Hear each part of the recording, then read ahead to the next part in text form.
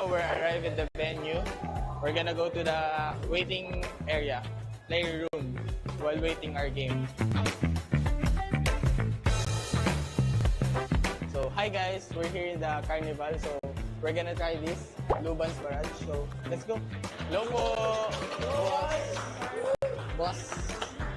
Hello po. So paano po yan laruin? Targets here. Siyempre gagamitin po natin yung Luban's na pa rin po nito. Nanalo na ba kayo? Yes! Ay, nanalo na sila. Go, Carl! Go! Kaya mo yan! Let's go, Carl! Baliktad. So 1.9 kuya. Meron pa, meron pa. Sayang. Isa pa. Meron pa. 4 bullets more. So ngayon tapos na tayo dito kay Luban. Tatanungin natin kung ano yung experience nila. Ikaw kuya, ano yung experience mo dito? Ayun, yung pagbaril mo sa Honor of Kings na badge. Yun lang. Ayun. Masaya naman. Oo, masaya naman. Ikaw kuya? Ayun, katulad nyo, masaya and siyempre, nakaka-thrill. Nakaka-enjoy po. Enjoy it. So, ayun guys, tapos na tayo dito. Nag-enjoy naman ata sila. So, ayun. Thank you po. Salamat po. Thank you po. Ingat po kayo. Thank you po. Ingat po. Salamat po. Thank you po. So, we're done with Luban's Barrage. For now, we're gonna try Yishing's Boardmaster. So, let's go.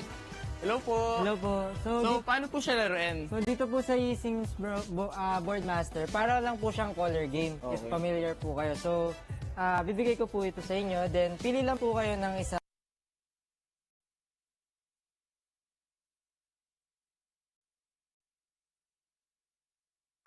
Then, if yung pinili nyo pong color is aakma po sa color na lalabas po dito, meron po kayong sticker. Sticker na. Then, if hindi man, meron tayong 3 tries.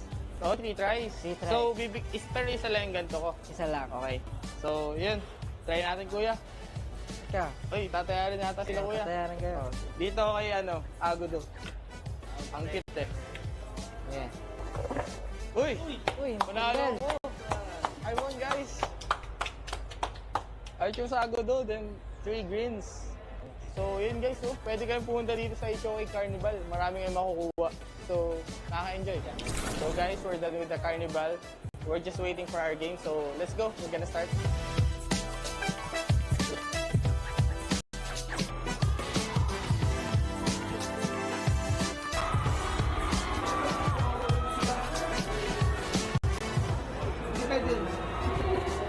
Isip tayo ng basketball first team, basta huwag tayo manilibugan sa dapat.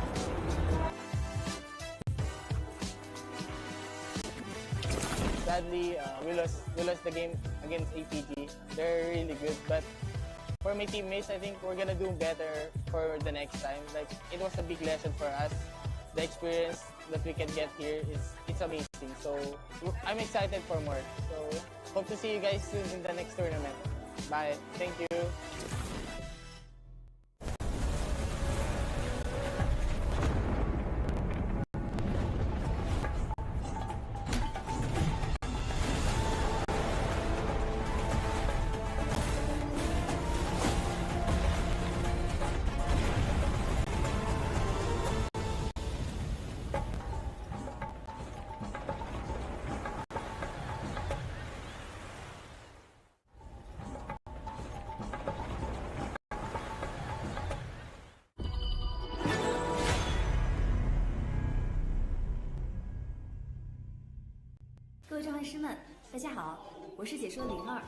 Hey everyone, this is Jipu. Hello， 大家好，我是成都一超的 Cat。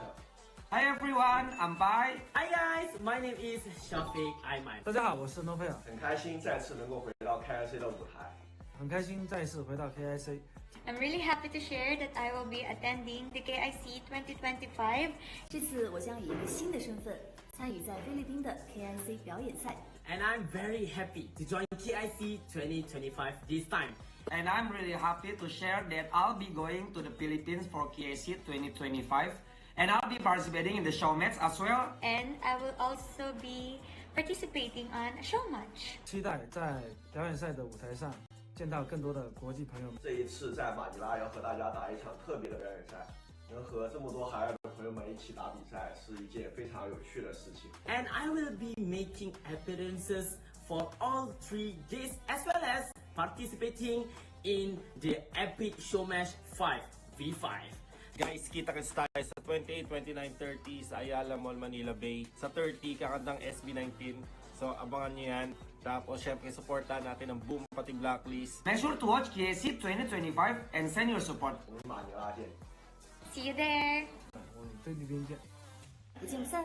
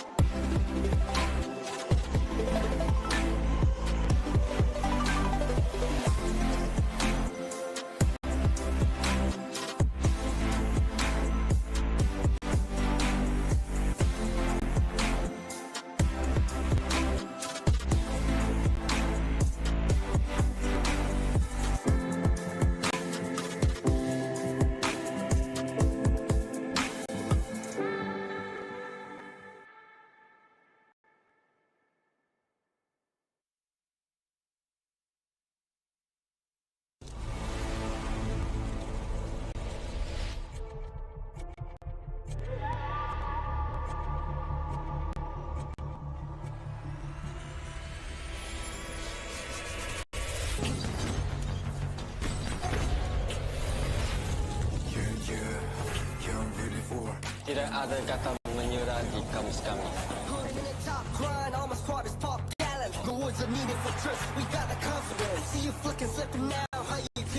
Bersama palagi, kami ang PKL.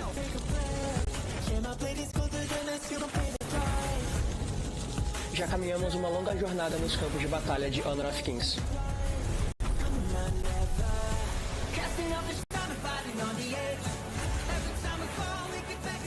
Semalam telah berlalu, hari ini kami buru kejuaraan.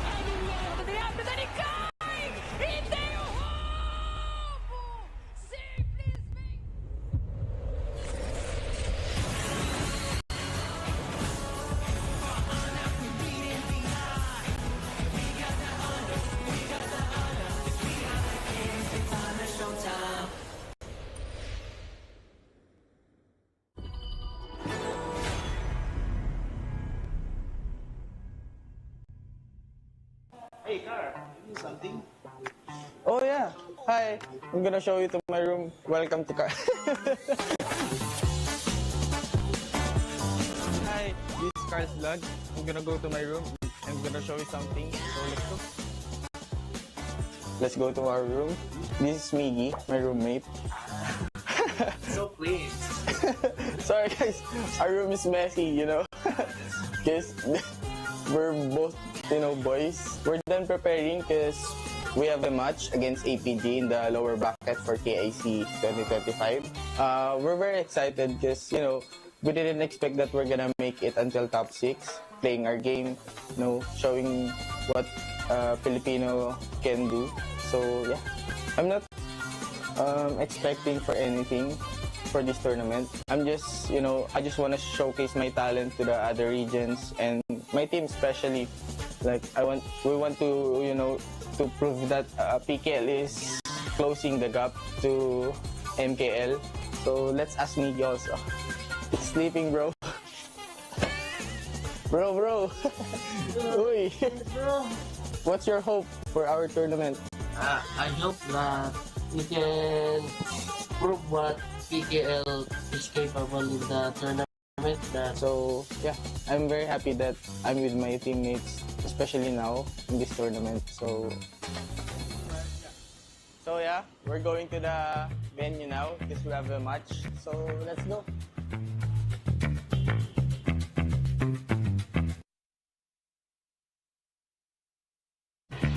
So now we're arrived at the venue. We're gonna go to the waiting area, playroom, while waiting our game. So hi guys, we're here in the carnival. So we're gonna try this Luban's Barrage. So let's go. Hello po, boss. Hello po. So paano po yan laruin? Sa simula sir, we have targets here. Siyempre gagamitin po natin yung Luban's and pa rin po nito. Nanalo na ba kayo? Yes! Okay, nanalo na sila. Go Carl, go! Kaya mo yan! Let's go Carl! Pabaliktad! So 1.9 kuya. Okay. Meron pa. Sayang. Isa pa. Meron pa. 4 bullets more. So ayun, tapos na tayo dito kay Luban. Tatanungin natin kung ano experience nila. Ikaw kuya, ano experience mo dito? Ayun, yung pagbaril mo sa Honor of Kings na badge. Yun lang. Masaya naman. Oo, masaya naman. Ikaw kuya? Ayun, katulad nyo, masaya and syempre, thrill. Nakaka-enjoy po. Nakaka-enjoy. So, ayun guys, tapos na tayo dito. Nag-enjoy naman ata sila. So, ayun. Thank you po. Salamat po. Thank you po. Ingat po kayo. Thank you po. Ingat po. Salamat po. Thank you po. So, we're done with Luban's Barrage. For now, we're gonna try Yishing's Boardmaster. So, let's go.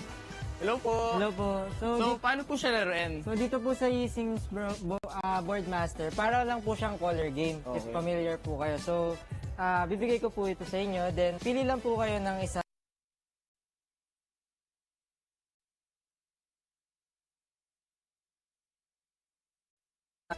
Then, if yung pinili nyo pong color is aakma po sa color na lalabas po dito, meron po kayong sticker. Sticker na. Then, if hindi man, meron tayong 3 tries. Oh, 3 tries. 3 tries. So, pero isa lang yung ganito ko? Isa lang. Okay. So, yun. Try natin, kuya. Ika. Uy, tatayarin nata sila, kuya. Tatayarin kayo. Dito ako kay, Agudo. Ang cute eh. Yeah. Uy!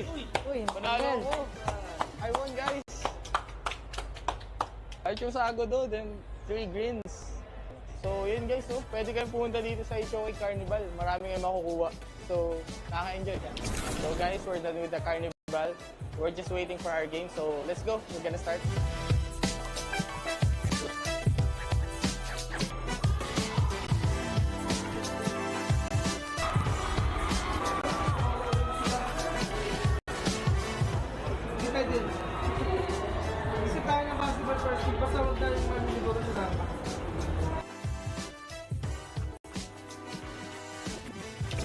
Sadly, we lost lost the game against APG. They're really good, but for my teammates, I think we're gonna do better for the next time. Like, it was a big lesson for us.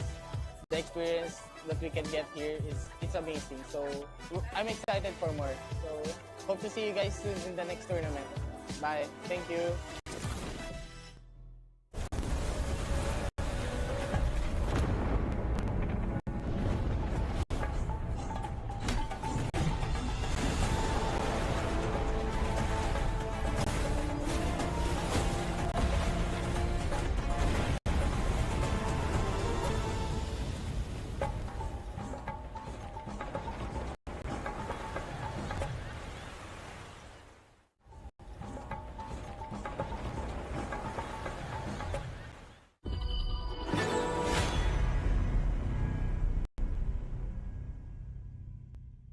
各位障碍师们，大家好，我是解说02。Hey everyone, this is Jipu. Hello， 大家好，我是成都一方的 Cat。Hi everyone, I'm Bai. Hi guys, my name is Shafiq Aiman. 大家好，我是 No Fair。很开心再次能够回到 KIC 的舞台。很开心再次回到 KIC。I'm really happy to share that I will be attending the KIC 2025. 这次我将以一个新的身份参与在菲律宾的 KIC 表演赛。And I'm very happy to join KIC 2025 this time. And I'm really happy to share that I'll be going to the Philippines for KIC 2025. And I'll be participating in the show match as well. And I will also be participating on a show match. 期待在表演赛的舞台上见到更多的国际朋友们。这一次在马尼拉要和大家打一场特别的表演赛，能和这么多海外的朋友们一起打比赛，是一件非常有趣的事情。And I will be making appearances for all 3 days as well as participating in the epic show match 5v5. Guys, kita-kits tayo sa 28, 29, 30 sa Ayala Mall, Manila Bay. Sa 30, kakantang SB19. So, abangan nyo yan.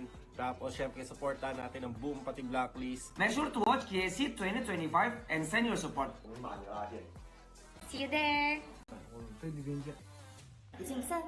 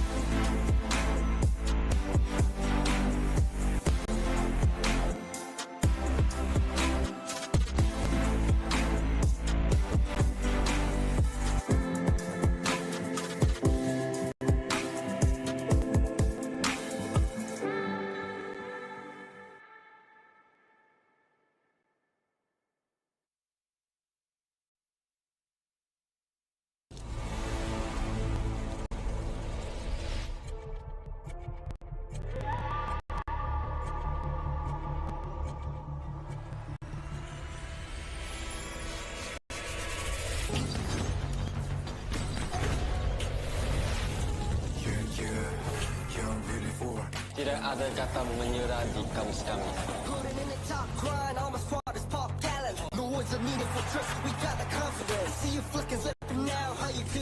Magkakasama palagi.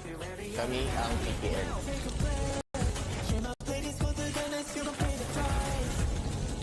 Já caminhamos uma longa jornada nos campos de batalha de Honor of Kings.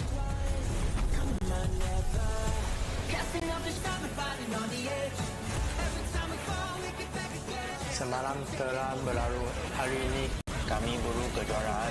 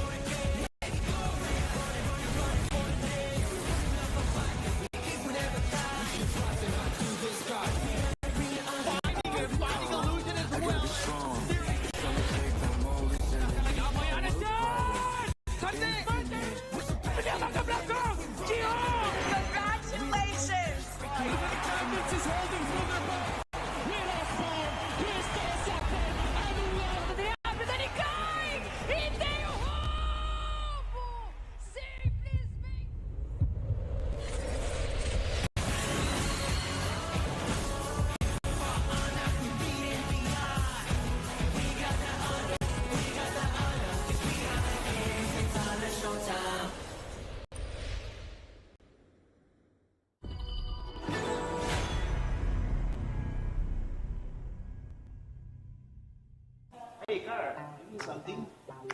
Oh yeah. Hi. I'm gonna show you to my room. Welcome to car. Hi. This is Car's vlog. I'm gonna go to my room. I'm gonna show you something. So let's go to our room. This is Miggy, my roommate. So please. Sorry guys, our room is messy, you know. Because we're both, you know, boys. We're done preparing because we have a match against APG in the lower bracket for KIC 2025. We're very excited because, you know, we didn't expect that we're gonna make it until top 6, playing our game, you know, showing what Filipino can do. So yeah, I'm not expecting for anything for this tournament. I'm just, you know, I just want to showcase my talent to the other regions and my team especially. Like we want to, you know, to prove that PKL is closing the gap to MKL. So let's ask Miggy also. Sleeping, bro. Bro. Uy. What's your hope for our tournament? I hope that we can prove what PKL is capable in the tournament. So yeah, I'm very happy that I'm with my teammates, especially now in this tournament. So yeah, we're going to the venue now.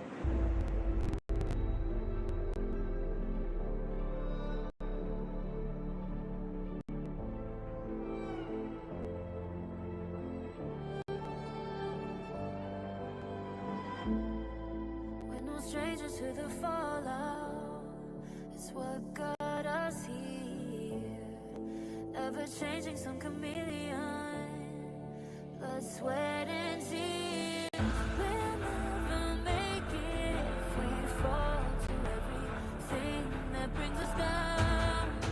With a comeback is now. Blood, sweat, and tears. Fight for what we want. Nothing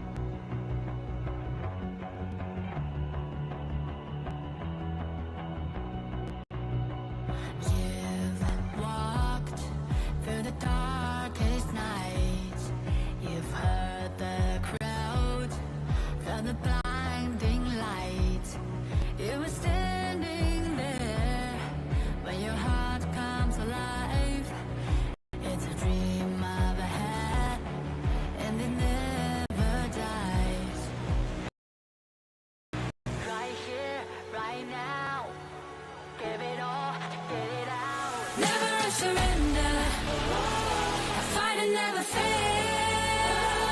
I am a contender, a challenge I can feel. The smallest lies become the brightest enemies, relentlessly. And even if you fall, you gave everything to be a king.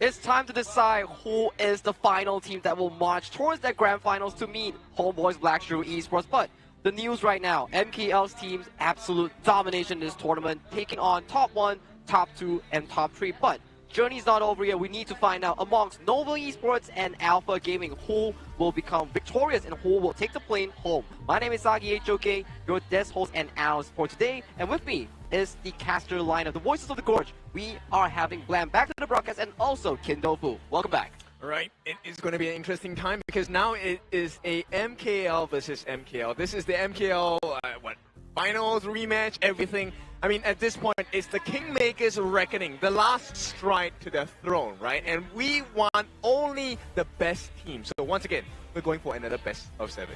Exactly. Potentially another full best of 7 here. I mean, we've been literally starved of them in this knockout stage. We haven't had a single one given us to us just yet since that 4-day break. And it is going to be MKL mashup between APG and Nova Esports. Both teams almost playing 5 games, could go for another 7 games here. But you have to really observe the tempo that's going on behind these players' minds. With Alpha Gaming getting a decisive and dominant 4-1 victory over Black National, the same cannot be said for the side of Nova Esports. They suffered a 1-4 defeat against HBSC, and that also opened up the flaws of the Nova squad from the side of HBSC. So that is an exam paper with the answers given over to the side of Alpha Gaming. I would even go as far to say they got a big whooping over there. And we'll take a look at the stats here. Still pretty close between the two teams, but you know, Alpha Gaming did fall quite a few times, so they have a little more average deaths per match. Yes, here, obviously, it's very, very neck and neck here. Obviously, there is not a lot of difference here, like you were saying, Kim, but obviously, average deaths do go over to the side of APG. Maybe something not to be too proud of, considering neither of these teams play the Athena. That is true here, but so far in this tournament itself, the Athena has shown signs of defeat, where before the 4 days break, we were seeing like, okay, Athena is pretty damn strong. What are teams going to actually do with it? But today, Nova Esports, they did decode one of the strongest Athena users here, known to be HBSC. Yes, and that's going to be quite an interesting point to pick up, right? So, Athena, there is a potential to take it away. Yes, taking another Athena away has been one of the common bans so far within the knockout stage since we've resumed, but head-to-head is going to be none other than CY and Yulong in the head-to-head mashup here. Obviously, Yulong with the objective securing being about 4% more on average, but the damage coming through here is definitely on CY's favor. But overall, less damage, but more kills. And I do think that these two players share about the same hero pool. They both really value the picks, like the Luna, such as the Pei, and also the likes of the Musashi and Tachibana here. So I'm very excited to see what kind of priority will be given over to in this first game draft. I think this is more about how effective are you, right? The picks would naturally come because you can't ban everything. Obviously, as the game goes longer, there will be more heroes you won't be allowed to play. Number one, because of global ban pick, and secondly, of course, because of the picks and bans as well individually. So it really is, when you get the heroes that you want, can you make it count towards the scoreline? But the best thing is, obviously, it is a new series, so these teams can play those heroes that they played in the previous series. Obviously, they are not still at the behest of the global ban pick, but first team coming to the stage very soon is going to be Nova Esports. Already taking an L, but looking to get a dub. Let's go and look at the boys in purple.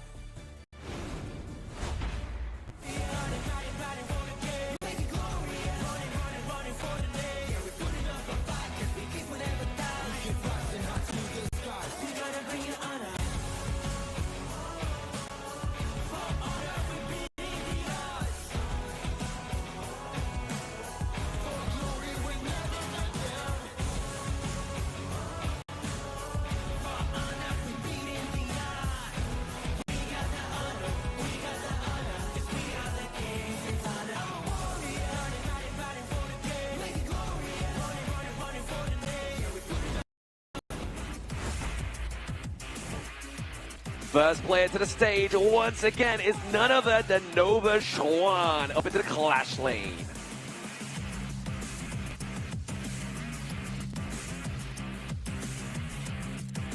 He may have 2 letters to his name, but he's looking for those 5 kills onto the gorge. It's CY.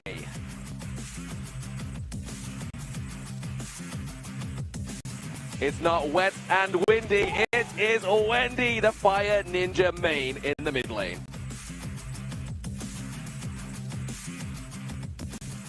And coming into the farm lane, it's the Fire Power himself, Muchi!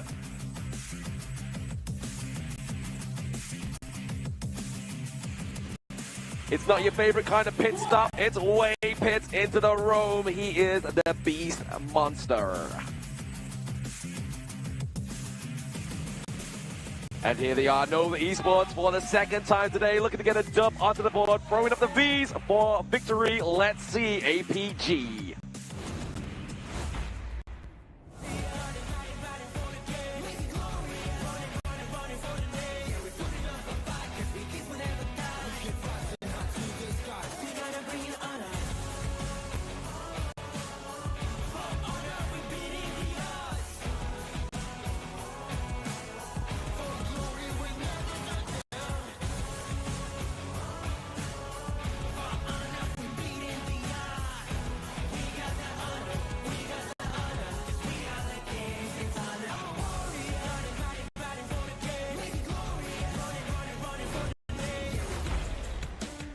One more series, let's take a look at APG in the clash lane, Xiang.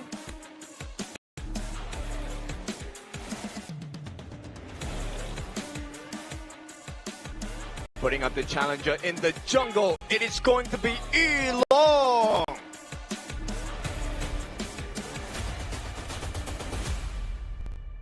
Let's go right down the middle. Welcome APG Shishan.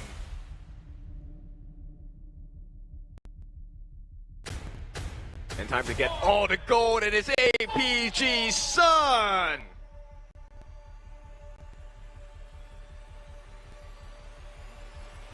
And the one that will cut you really deep, it is APG Saber.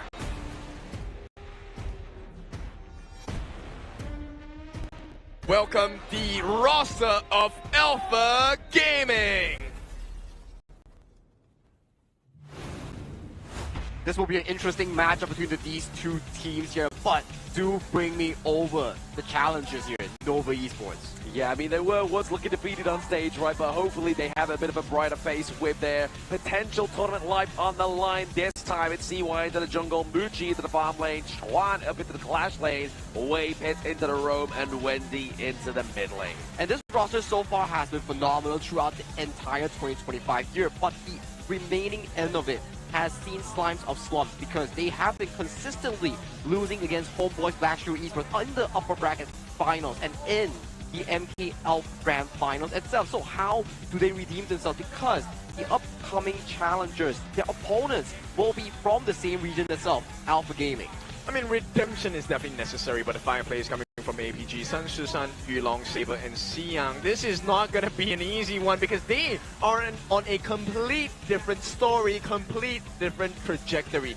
They have gotten here with a 4-1 win, the complete opposite of Nova. So do they take that momentum, bring it into this final series of the day, a best of 7, and give them another 4-0 defeat? I mean, that's the thing, right, as well. They've already played for Tournament Life already once before, so they know they can perform under pressure. APG coming to the stage for the 2nd time. But if we revisit back to the upper bracket semi-finals that they really played against each other, it was really systematically for the side of Nova Esports to debunk the playstyle coming in from Alpha Gaming here. So I do think that remaining of these 2 teams, whoever goes towards the grand finals, is no longer about the team identity. It's about who brings the more so of the consistency coming in towards the series. And who lets pressure get to them. This Correct. is where you really get to see the true colors of a player, of a team, because the times will get difficult, right? And this one has to be the most difficult time because the difference between winning and losing is about $70,000 USD.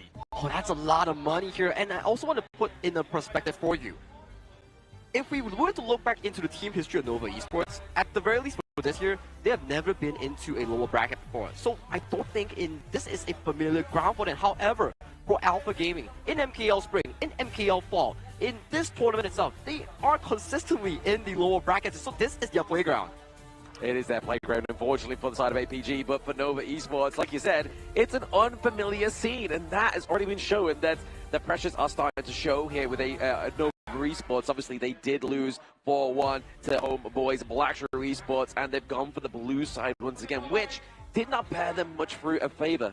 But it's still a Nova selected side, right? Whereby if you see blue side, they will oftentimes prioritize a pick such as these fews, Guan Yu, the Arlie, or even the likes of the Mai Nui. All these are priority picks here coming in from Nova. When they get their hands on these picks, it's how they formulate the suitable draft for their specific players. But I think the biggest difference here is the fact that, look, I think we've watched Nova today. That synergy is not coming through so far, right? They have landed the stuns, unbridled outburst by Wei Pit many a times. That game was fantastic. But where is the follow-up? This needs to operate on a team level. And APG, right based on the results of the previous series, APG is looking a lot stronger. Very strong indeed, APG. Were very dominant, very clean as well, right? Obviously, they were the team to take down the final PKL representative, unfortunately, for those in Manila Bay, but there's still people in the audience, still believers within these two teams. And also you can see HBSC players sitting there. They want to know who will be the eventual opponents of them coming into tomorrow's grand finals here. But without further ado, this is the lower bracket finals here. Winner of this series will be sent straight up to that grand final spot to face up against homeboys Blackshore Esports. And loser goes home. Once again, I don't know, I've said this so many times today. And with this being said, nobody gonna start the bans first. The Dharma not allowed for Xiang. Xiang has been on fire today, finding many openings onto his opponents. And APG, they respond in kind. The long pick is not going to be opened up, which means that there is a potential of an Arnie going to the hands of Muchi. Ali coming through for the side of Nova's Muchi. I mean, we've seen some dominant performances with the Parasola so far within the KIC 2025, and it's definitely still one of those T0 picks, but APG not giving over that War Saint, the Guan Yu, over to Xuan. One of the best performances so far in this year has been Xuan on that War Saint here, so removing that makes a ton of sense to mitigate that tempo here, but you do give over the Parasola early towards to Muchi in this game. Number one here, for APG, you have a lot of angles you can explore. The Direnjie, the Mai Nui, all these are available options coming in towards this game. Yeah, right now, game number one, the pool is so open. Or as you like to say, Blam, the ocean is very deep for this one. And APG, they straight away snap pick the Mai Nui, the Fire Ninja, along with the Spark Mace. These are the two combinations that the Arnie is really scared of. This is very comfortable draft thus far coming in from Alpha Gaming here. But you know Nova Esports, you give them the early, they will come in with the All-Run and Diadea. This is their go-to strat every single BO7. This is also a repeat of what exactly happened in the series of themselves. Yeah, CY getting that Ogrun's pretty crazy, right, with the Diadea as well. Obviously, a lot of sustainability here for the side of Nova Esports, but APG are going ferocious with the Byron, with the Mai, and with the Yukio Tachiyabana. He's definitely feeling it. He was the one that made that insane outplay in that Clash lane just now against Black International. So bringing that momentum in towards this series, definitely a good sign of confidence for Alpha Gaming in this game one. I like this. High risk, high reward, right? Ukyo Tachibana, the Swift Strike, we've already seen. Damage output, insane. Lifesteal, insane. But once you CC him, he is a goner. And right now, that is the one thing that Nova doesn't really have in terms of shining. You want the Diadea to lock onto him, but who is then going to handle the Mai Nui? Exactly. We're not talking about CCs in emails. We're talking about that crowd control here onto the side of APG. And like Sagi was saying, that outplay onto Blacklist where Just Chi went back into re-engage and that triple kill came through was scary. But then you've also got to be looking out for the Fire Ninja as well as the Storm Mace as well. But APG are looking to take a little bit more control off the board here and take the board master off from Nova Esports. You definitely see these two teams playing towards their comfort draft in this game alone. Of course, that Alpha Gaming here. No one is how is a stranger towards Shizan on that Fire Ninja Mai Nui. He's been one of the best performers so far on the pick, sharing the title with Wendy. So these picks coming in towards this game is already looking very spicy for these two teams. These bans not for this game. This is about the late game. Right. I'm talking about late game of the series, right? They are wanting, inviting the channel pick. It doesn't matter if it's an unfair matchup. The main important point is we get rid of the consort U because we want you to use that later on in the series. Yeah, speaking of later on in the series, the consort U being banned out here, the Woodland Ranger, but then also obviously the Motsu here coming through as well. Still, obviously, really good setup against the Orgrin here. Soul Guy, the Peacebringer, is definitely using those cannon blasts to make sure they come from the bar, but it is going to be one of those counter picks into the mid lane. If you want to keep the Mai checked in, it's the Milady that you are wanting to cast here. Well, Mecha Boss being locked in here. This is also one of those signature matchups that Blam has featured so far. So, with all the Mecha minions that you spawn, the Mai has actually one of the worst wave clears in the mage roles itself. So, you're essentially locking him in lane and making sure that Shisan, you want to roam, then say bye-bye to your tower. Now, this is a very important part, right? The macro game is so important for both teams. We've really seen how much you can do, especially when you don't have towers to defend against, right? And this is going to be a situation where if they find and make the right moves, Nova, this game number 1, could end really quickly. It could indeed, but obviously the pack leader coming through here as well. We're going to have the minions going up against the Spirit Wolves, so there is going to be some additional adds onto the Gorge in this game number 1 between Nova and APG, but looking at this draft here, obviously CY, we know he's a maestro on his Orgrin and the Mayin. We're looking at obviously getting that takedown onto the potential Chano here. I think Alpha Gaming's draft, it's like what Kin mentioned here. Yeah. Very high risk, but the reward comes in plenty. If they can get the game going, utilizing the Fire Ninja, utilizing the Peacekeeper, facilitating the tempo coming in from the side of Yulong, the game will go really smoothly for them. But on towards the other end of the spectrum, if they fail the early game, it's going to be a landslide, obviously going over to the side of Nova Esports. I mean, this then places priority in the mid lane, right? You want to make sure that this Milady or Mecha Boss does not get the kind of growth they're looking for. Because if they go greedy on Nova and they just go for the initial Scepter of Reverberation pick, then you get a free burst. That is 1 ulti, 1 death. But at the same time, though, obviously, if you use that ulti onto one of these heroes onto the side of Nova Esports, that CC is a crucial lockdown potential here, potentially on the Yukio Tachibana. That could be the case here. And one interesting thing that I actually thought of as well, after seeing the mods that's being picked up by Saber, you kind of think like, oh, the mech minions are actually going to potentially block all those pesky cannon blasters coming in from the Peacekeeper here. So all these are theories that we can bring up in the drafting alone. But with both sides locking in 10 heroes here, we will be going into the lower bracket finals, game number 1 between Nova Esports and Alpha Gaming. Yes, the MKL representatives fighting for tournament life on the line in this best of 7. It's going to be Nova going up against APG. Nova onto the blue side, APG on the reactive red here. APG just coming back off a fresh victory against Blacklist International. All right, and we're going straight to a pause. That's going to be the most exciting part of this day because this is going to help you build the anxiety, build the suspense for the match, because now we get to explore a little deeper into the details of the draft here, right? So let's explore this Swamp Seer skinned Milady pick against the Mai, and we're obviously with the Mortar as well. There's one thing that straight away in the mid lane they did for this Milady, which is they waited for the minions to show up before they drop those robots. I think that's a very important. A lot of people might overlook it, but saving your minions and bots to be able to form the Mega Bot is one very crucial part of Milady's gameplay. And also, the composition, I really want to dive deep into the side of Nova Esports.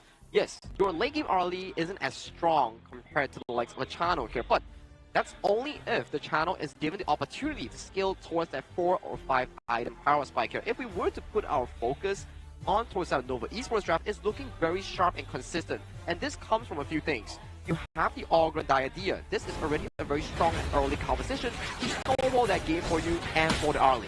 There we go, a very small tech pause there, just to build up the ambiance in the stadium between these two teams. But obviously CY trying to contest those balls, but then Saber's just like, hang on, have a raid check, baby, those balls are ours. That actually is a very important part of the game, right? So actually making sure that CY does not get the growth that he's looking for is very important. At the same time, he protects the camp. Yulong gets the growth that he's needed in this game so badly. Still and secure comes in for the side of Xuan here, which means APG, yes, they made the correct calls, but they don't get the rewards. They're not reaping the rewards of these reactions and their rotations right now, but they were able to get that space right. Obviously, very much not contested here by the side of Nova Esports, so definitely making the rotation back down to the bot side or even to the mid here, as you see now the Fire Ninja, Wendy rotating background. Right, I want to take a look at how this rotation will impact. Wendy coming in. Now, this is not the usual Wendy hero that we see, right? Normally, he's very aggressive with the Mai Shiranui, the Fire Ninja. He's making this aggressive plays as well. But that risk is a lot higher with the Mecha Boss pick, right? The Milady, not very mobile. A lot of risk taken when you dive a little bit too deep. Exactly. If you are lost into the source on this pick, it's definitely going to be at your own despair or even demise. But here comes Xiang swinging with the Storm Mace. Wow. They get the CC. They get the lockdown already, and CY gets taken down. And ABG, I think they're still fresh off of that series win against Blacklist International. They're taking that momentum, bringing it into game number 1 of this lower bracket finals BO7. That's what I was really scared about, and even more, Muchi should be scared here as well, after using the parasol back to behind that T1 safety now, but Saber with Shishan here, getting caught out to that brush, going to idea using that bit of farewell, but at the same time, Muchi looking pretty low, the Wolves coming through, but they answer the call, they get the trade. Can they get Saber as well? The Peacebringer may actually end his maker, and it is the takedown for Waypits. Important win for the side of Nova here. The trade was absolutely necessary, but even with that, APG still lead by about 500,000. And this is going to be very important for the side of Nova. They need to match the pacing on the side of APG, because if they don't, this Mai Shiranui especially for Shushan and Yulong on this Swift Strike is going to snowball out of control. That recent CD key really threw me up there. I thought it says we goop, but it's actually we go up. So if you put that into game, it's going to give you gilded skin here for Jing. We're back into the action right now. APG actually only ahead by around about 500 gold, which at this point in the game is not the difference maker. And you know what? The formula is gold sharing, right? This is the reason why so many members actually group up in the lane. This is to be able to share the gold that is given to them, as well as the EXP. So APG, they're pulling ahead. They're trying their best too, but Nova, because they know what the strength of the competition is. Look, the blocking of Cannon Blast, so effective, slows down the push potential. They get that group up. Go check EXP, they keep up. Exactly. It's going to be hard to get those kind of blast hits when you have the extra minions kind of blocking off the airwaves of the enemy team, which would have been needed in that mid lane when CY got took down, but it was just so much CC at his feet that it just meant that he was going to be pretty much dead to rights here. But we're looking at Muchi into the bot side of the map. He does build that spark for Jagger. He's looking for that attack speed. He's looking for that lightning. Yeah, right. The question here for me is APG has a lot of control, right? You have the knockup from Shushan, who's at the stun from Yulong as well. Ooh. A lot of potential for the kills, but let's take a look at this one. 4 minutes in, this is the rest, so it looks like Nova actually might not be too keen on this one. Yeah, absolutely not. You see CY trying to rotate to the mid lane there, but a takedown onto Wendy is almost at a crucial point there, but it's going to be the hard link for Wendy that keeps him alive. And at this point, Xiang's just doing Xiang thing. Right? He's making sure he's soaking all the damage so that APG can come in for the counter strike. And for now, it's looking like it's the winning formula for now. They've extended the goal lead. Still less than 1,000, but closing in. Yeah, Xiang's literally swinging that mace like he's in a dark room and there's a ghost he's trying to like exercise with it or some kind of thing. But it's definitely doing the job right. It's keeping the way the members of Nova Esports. They do not want to face the Storm Mace himself. I'm very curious about his item. It looks like Wendy's actually going for the Mask of Agony. No, but it's the half build for the Venomous Staff as well. Exactly. I mean, it would make sense as well, right? Obviously, the healing from Xiang, and Yulong would definitely be at a detriment here now, but obviously Destiny counter.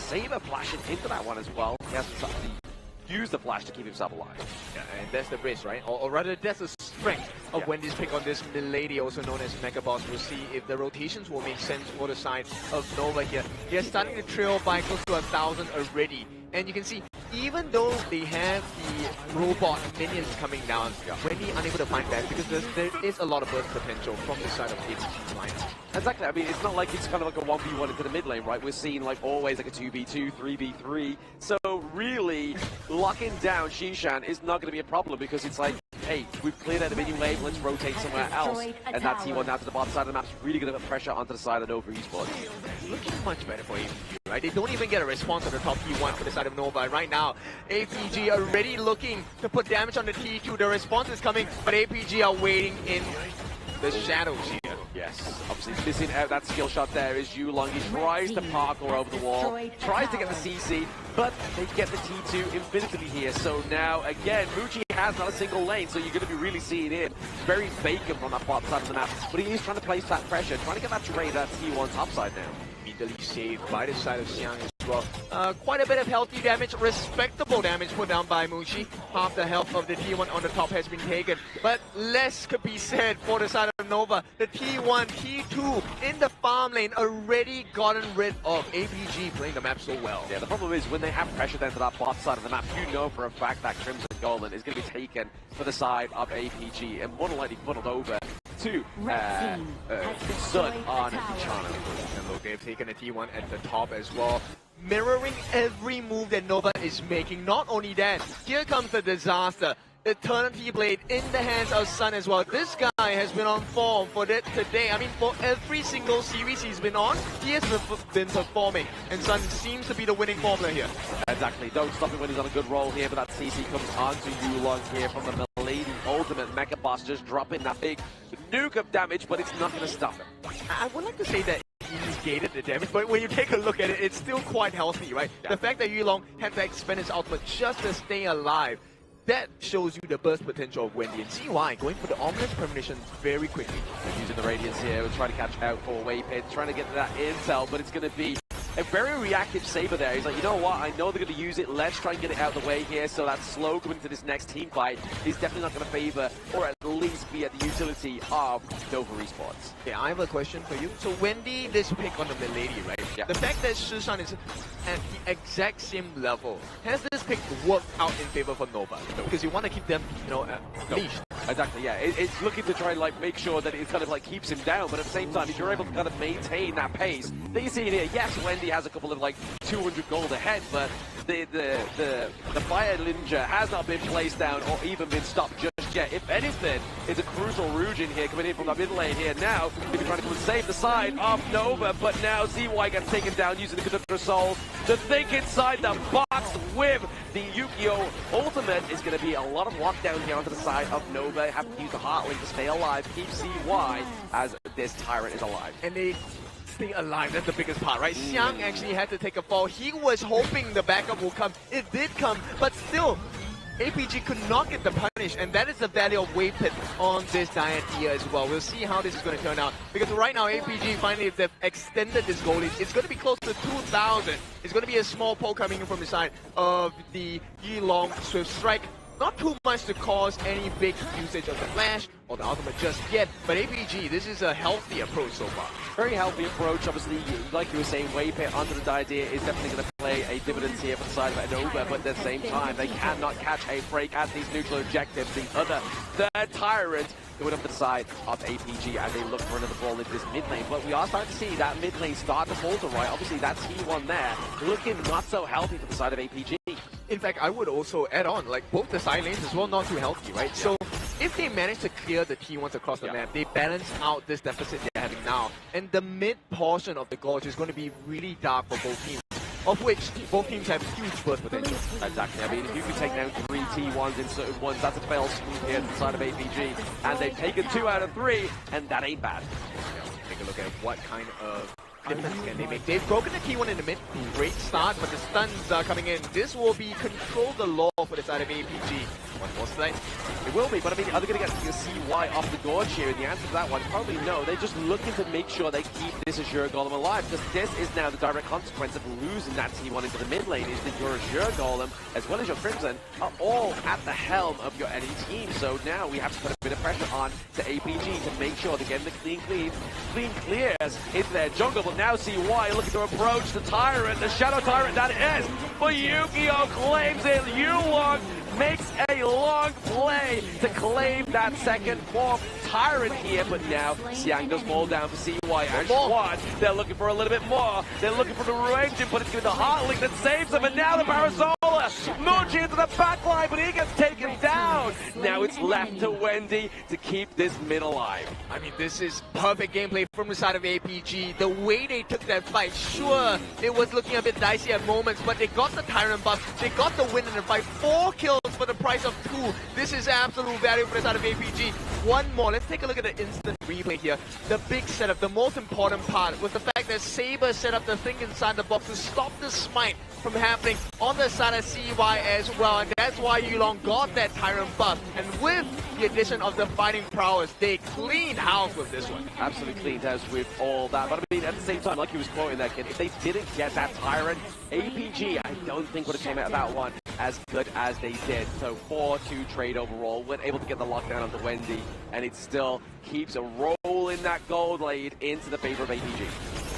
You know what, at this point, if you're unfamiliar with what Premier HoK looks like, this is exactly what it looks like. One small mistake, a second of a difference, might cost you the game here. Absolutely, as you can see, that T2 into the top side of the map looking pretty damaged now, so you're going to see that that's going to be one of the main focal points of the side of APG in this next 5 minutes. They're looking to open that T1 into the mid lane and do get it now, but Nova are doing well, right? They're keeping alive and taking those Crimson Golems, but now Yulong finds himself in a sticky situation in the L crush. Speaking of L's, there could be more here onto the side of APG, but maybe the turnaround could be it, but it's not. It's going to be, they went as Shishan into the backline, overextended there. Now Mooch gets taken down as well, so 2-1 trade overall.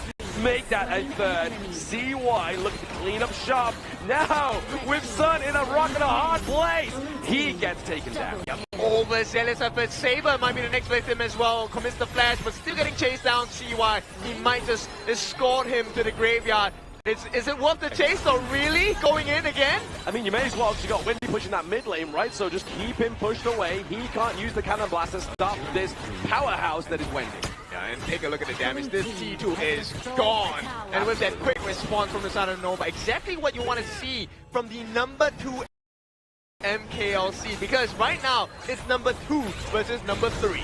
Exactly, 3 is definitely lesser than 2 when it comes into rankings. You want to be second place, not third, but APG have definitely shown themselves in this one. Yeah, they have, but right now that advantage has gone all the way into the hands of Nova as well. Nova now, with one fell swoop, can actually take down the T3s in the mid and, you know, open up access into the crystal. They could do, right? Obviously, they are literally laying waste to that mid lane. Was hoping that that was going to be what APG was looking to go for when they got that 4-bang onto their side for that 2 trade. But now, Nova's just like, you know what? We'll show you how to play this strat. We'll take a 4-man, we'll take a T2s, and now we're looking to open up that base. But now it is going to be Siak jumping in, but it's going to be the kill going up to Sun now. So Wendy, the cruise control when it comes to taking those turrets has been taken out of Nova. Yeah, that's the blood potential that they're looking for. But right now, it's really the tank, right? CY also has the blood rage, a very important marker for him to survive. And right now, APG, they're making a beeline. They're trying to distract Nova from the actual objective, which is the Tyrant. But at the same time, they steal this away. This will be great for APG. Yeah, to get this double Tyrant, it's going to be huge here. We obviously see that CY, he claims the smite and claims Siang as well. Sun, Shishan looking pretty low, obviously scaring off to the backside of that team fight, but Sun now maybe at the falter here. He does use the leader's stance. He uses the ultimate of Chano, but just to drive away Nova. Alright, the Souls of the Wolves have come to the aid of the side of APG, but Nova, they have a saving grace. They have the Shadow Overlord at this point, so this is going to help clear one full wave and one full lane of minions away from the side of APG. Now, can that be the turnaround condition for the side of Nova? I mean, you can imagine Nova's looking for a few pickups here onto the side of APG, dropping down into the mid lane, and then just look to open up that base a little bit further here. Because you can already see it, Bucci as well as Wavepit, they're trying to escort that Vanguard down to the bottom side of the map just to try and get an extra bit of T2 goodness from the side of APG. I mean, if they can balance this map pressure, it's going to be huge. Bucci does get it for the side of Nova, which means they can now make a decision. Do they want to go back or do they want to bait APG into another unfair fight? Or they might just take away their Juggle and they try and do it, but Yulong gets a smite there. I mean, we talked about the smite successes on both junglers, and of course Yulong has been pretty much up there against the other junglers across KIC 2025. Absolutely, and Maestro in his own role, but it's going to be the Vanguard being placed top side of the map here, so looking just to recreate that pressure. Now, in the opposite lane, obviously as the Vanguard charges through down to that high ground turret into the bot side now, we see all eyes are on the side of the last standing T2 here for the side of APG. Not going to be easy at all. Wendy is already at level 50. You're going to hit that final marker of EXP. Nice block by the side of the Maple down from Muji. This could be the defining moment of the game. They very much could so. Obviously the Path of Passage just going to use that to try and like bait them into a bit of a team fight. Once once again, he's just trying to make way, trying to get that zapping damage onto the side of APG, but Yulong having to use that ultimate to try and keep away that Vanguard of the T3 territory that's forcing their way in. Yulong gets the HP heal back, but maybe with the Conductor Souls, it's going to be enough to drive him out of that T3 territory. Xiang looking like he's in a hard place here. Going to get Chuan into that mid lane, but the Ruenjin catches 3. But can they get any kills from it? No. Xishan falls, Xiang falls, Saber falls, Yulong falls, Sun falls. It's a teammate for Nova, and they take game 1.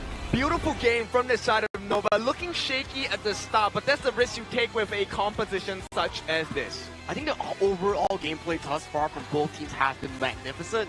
The early play coming in from the Maishu Nui Mozi and also the likes of the Ukutachibana has put a lot of pressure against the side of Nova Esports, but that's the cruelty of a high-risk, high-reward composition. If you don't get a strong enough lead to get your ball rolling into a 3,000 to 4,000 goal lead, it's insufficient to combat a well-rounded draft like Nova. Yeah. So is it the ice cream that kind of saved Nova just now, during the break, or is this the fatigue setting in for the side of APG that is taking effect in this game number 1? I mean, that might be the case, right? Endurance is definitely an issue when it comes into Honor of Kings. I mean, it's one best of 7. You managed to finish out in 5 rounds, but now you have to try and finish this one even quicker if you want to keep yourself going. And unfortunately for the side of APG, they lost game number 1 after a defiant early game. And sometimes we talk about scrims, right? Like, scrims doesn't matter everything, but scrims also trains your endurance, but that only trains you of how many games you can play in the stress-free environment. But this is audiences looking at you, big muffles on your ears, so it emulates the experience that you are under super high pressure here. So I don't think these scrims really give you those sort of high-stake moments for you to really train the long-term, long-series endurance. Yeah, and here is the difficult, but the bare minimum for them to win this entire series, the shortest way to do it is a total of 9 games. Right now, because they have been given the first L in this best of 7, it is still 9 games.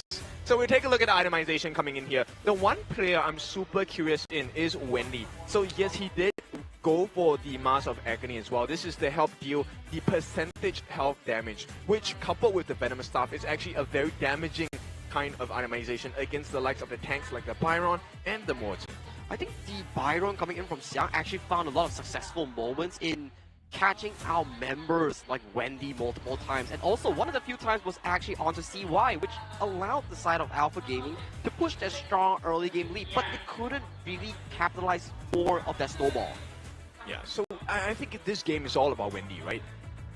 When Wendy finds success, it is rare that Nova don't win a game. And especially, take a look at the damage dealt. 133,000 worth of hero damage dealt over to the side of APG. Yeah. They came back in such a strong force. I mean, the fact that obviously Nova only took 1 Shadow Overlord compared to all the domination in the early game of the 2 Tyrant, Shadow Tyrant, and even an Overlord here for the side of APG just shows that if you stick to your guns, if you get that prime opportunity like they did in that mid lane, you can just make sure you're getting and banking that victory in game number 1. It's all about the late game decision making and all those big team fights, right? As we see towards the side of Shisan, we prize him for his Maishu Nui. The early game was looking fantastic for this young player here, but the key engages towards the backside, especially the late games, wasn't as consistent to find those multiple few members. Especially, I remember a crystal clear moment where he used the Ruenjin flash and he caught no one in the bottom lane. Yes, actually that was the same exact moment I was going to point to. So not only did he use his Ruenjin, he used his ultimate as well, but it went in the entirely wrong direction, did not hit a single Kachosen. And this is not because Shusan is bad, but this is because there's so many targets you have to choose. That's the difficult part here. But let's award the first game MVP here to Muchi here. His early was literally Maple dancing on the battlefield here, piloting that Parasola to a full extent. Absolutely, the damage coming through here. 24% of that damage dealt and 20% of it taken, but you can imagine a lot of that was mitigated by that Maple dance, but the 537 KDA also puts him in the blitz, especially with his macro play. 13,000 gold, 6 slotted. This guy was a monster for sure. Yeah. And Muchi continually proving that they are still one of the strongest teams in MKL. That number 2 stands for a reason. Now APG, now this is just game number 1. So let's take a look at how they're going to be able to change this insight and maybe shift their fates to get that fated rematch against Homeboys Black True Esports. I mean, that would be the dream case, right? Obviously, getting back up into that upper bracket, getting into that grand finals for tomorrow, and getting that revenge, because obviously it is a revenge served, this best served cold if you are Nova Esports. And these are the moments that the model actually puts in so much value for you. And Son going in for a Hail Mary dive onto Son, making a 1-for-1 exchange, giving back some of the lead into the hands of Nova from the early age.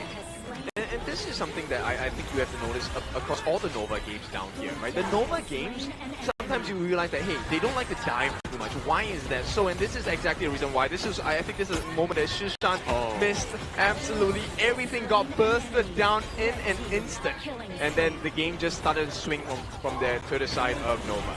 That could have been a game changer if he actually found the correct angle on towards the backline members here. But due to the fact that he missed out that engager, the landslide of the lead that Alpha Gaming has generated really came back to these moments. Because you see, even if Shisan got a beautiful engage, there was no one to really follow up with that big play. They couldn't find a finishing flow, and I mean Nova, when you give them a room such space, and you know, with the advantage they had, not just in gold but EXP as well, you know the result is not going to be easy to look at. Not being easy to look at is obviously the updated bracket right now for APG. They obviously just taken a 4-1 over Blacklist, but now Nova is showing that they are looking to stamp their second place within the Grand Finals, but also the MKL once again. And this was the exact same way in the match number 7. Nova Esports started off the game with the Arlie Diadia and also Soul Guy combination. And in the same fashion, they got the game 1 win. It's a bit of a deja vu to revisit into this lower bracket finals. So the number 4 goes to which team? Well, only time will tell, right? Like Black usually says. But with this performance in mind, and as we know, Nova is a very, how would I say it? The word to say engine starting team. Like if you place your foot on the correct footing in towards the VO7, they come in fast and strong. Yeah, they've got good clutch control, whereas APG, sometimes they do have a good smooth start within the car ride, but then they're like, you know what, let's floor it and let's see if we get the win, and then that's where you start to stall the car and stop on a hill and you start rolling backwards. I mean, the silver lining for this is I feel like Yulong is not playing his number one picks in the jungle, right? The Ukyo Tachibana, they were kind of experimenting, okay, is this worth the counter matchup against the Ogren? You want to get the stun, get the big burst, and hopefully before he even gets his Conductor Souls off, you have the knockout from Susan on that Maishu Nui, right? The Fire Ninja. But now, with this being said, this leaves the entire pool of mega early game hero-centric for the jungle available to Yulong. I mean, in that game, potentially they could revisit into the heroes such as the Musashi. Because why?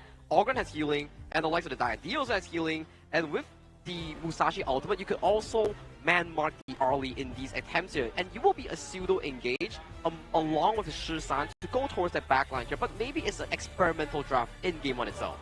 Right, let's see. APG, they pick up the blue side, so there's something they definitely want to wrestle for. Now, is it going to be the Arlie? Is it going to be allowed, right? Or do we just focus on the jungle, give the dangerous pay that we know Tigress into the hands of Yulong and let him tear the team to shreds? Yep, let him cook with the Tigress. Could be the potential pickup here for APG onto the blue side. But I mean, we've seen some Dolias come through today. It's actually not been the most devastating in terms of combos, and it's actually been expanded pretty early within the drafts as well, right? Well, within the series, shall I say. And then we actually get to see when the Dolly comes through, we see the contestation of the Yang Jian, so that combo does not come through in its entirety, and we're still yet to see the Dolia and Nutsa combo come through. I think we saw Dolia Nutsa in the previous series on the hands of Blacklist International. Didn't work the best of the magics, which it's the same case like you mentioned here, Blam. Like the Dolia hasn't really found much success in today. Maybe they need a deeper pool, you know, but with that being said, it's going to be the Maishu Nui as the prior ban for the side of APG. Now, this is going to open up the potential of the pay pick, but does Nova give it over, right? Do you have the confidence to deal with the Yulong pay here if you're Nova? I think there's a lot of options to really visit into. Like, we were introduced the fact that pay, yes, is very strong, but there are available counters in the form of a Musashi, in the form of Ogren is expanded, yes, Musashi, and also the likes of a Swift Strike in the form of Ukutachibana. Ooh, okay, so betting out obviously one of Wendy's big picks, one of Schwann's big picks here as well, obviously the Byron for themselves, but now they're looking to obviously put a bit of an aim here back onto maybe even Shishan with the combing. Okay, so they pick up the pay. The Tigers now looking strong for the side of APG. Will be locked in. Do we get the counter pick Ukyo Tachibana or do we get the Jing as well? I think Nova. Oh my god, there we have it. It's gonna be the Athena, Rome, Hubbard, and lock-in for the side of Nova Esports here. So interesting enough, this will be a fascinating one coming in towards the series itself. Oh, very fascinating. I mean, even in the introduction, I was like, hey, neither of these teams play the Athena, and then Nova's Exactly. like, all right, bet, we'll pick out the Athena for you here, Blanc. We'll show you how we do it in Nova Esports. But again, it's Muji getting the Lung here, which we've seen, obviously, a lot of promise from him with previous series. But also, if you're Alpha Gaming, the way you view the game itself, of how Nova Esports beat HBSC, one of the best Athena Rome users in the tournament, you start to have a general idea. Get that double smite in for your jungle and roam, and pick a utility mage in the form of Shi or Lady Zen, and make sure that all the gold is funneled back into the pockets of Yulong. I like the answer to this because if you get that Silky imprint from the Shi second Wow. skill onto the Long, it can potentially force out the infinite faster. That's a very big ultimate to waste on a second common skill. But Nova, I like this answer, like the Luna pick. Is it going to be enough though? It's very scary. Obviously, we've seen CY actually demolish the Athena in the early series, but now he gets to pair it up with the Boom Blade itself. So, will we see a little bit of the same story of the last series, or will APG overcome this Athena? It will be a very interesting early game, at the very least, because if, let's say, your jungle is in the control of Wavehit's Athena, it means that Pei and also Saber on the Beast is just going to be rampaging in towards your own jungle. So it's a trade-off of jungles and who gets damaged harder in the mid-game itself. So, do we look at more control for the side of APG? Because Luna suffers against CC, right? And if you do get the knock-up, stun, whatsoever, with the burst potential of the Pain, as well as the catch potential of Shi, I think that might be more than sufficient to get rid of the CY Luna. Well, we got some card collectors in the audience here. I mean, where are they getting these cards from? I don't have a single one of these cards, but I would love a pickup here. But speaking of pickups, we're getting the white anchor once again. This has been the most in one day where the Arthur comes through here for the side of Nova Esports. So that's going to more likely go over to Schwan. Yep, another performance coming in from Schwan's white anchor here. Another debut pick coming in for the series itself here a second time. And the floorboard marks it a very early priority on towards the draft for the side of Alpha Gaming. I love this answer from Nova. Now you have two different members that will always be in the front lines to, kind of base Shishan. I want to take the imprint. Give it to me. I'm going to just anti-CC my way out. Speaking of anti-CC though, obviously we're looking for more crowd control onto the side of APG. So when that boat hits, maybe that Burning Sun Arrow is going to be following quite close in suit. But I mean, on top of that, they have the Unbridled Outburst here from the Beast Junk Bait as well. So there is a lot of control onto the side of APG. So if we are looking at damage-wise, maybe they're looking for the prize pony, in better words, the Dragon Loom. Daji will be hovering here. So this might be a knowledge dem Daji, and the only usefulness that it provides will be on that spell 2 here. Anyone that leaps in, the Sun Sun coming with the bolt, when he jumps off the boat, he will get stunned. The Page jumping in with the pounce will get stunned by the Daji here. So a very interesting Heart Seeker pickup here coming in from Nova. So you can see the focus is 2 players here. Muji and CY as the primary damage dealers here. Sean and Waypit being the disruption for the team. Both teams, they're carrying a butterfly net right now, right? They're going to be swinging in the garden. Someone will catch air, someone will catch a bunch of butterflies here. It really comes down to which CC is more accurate, which CC is going to be followed up by their team members. So this really shows you in this game number 2, who is the better team.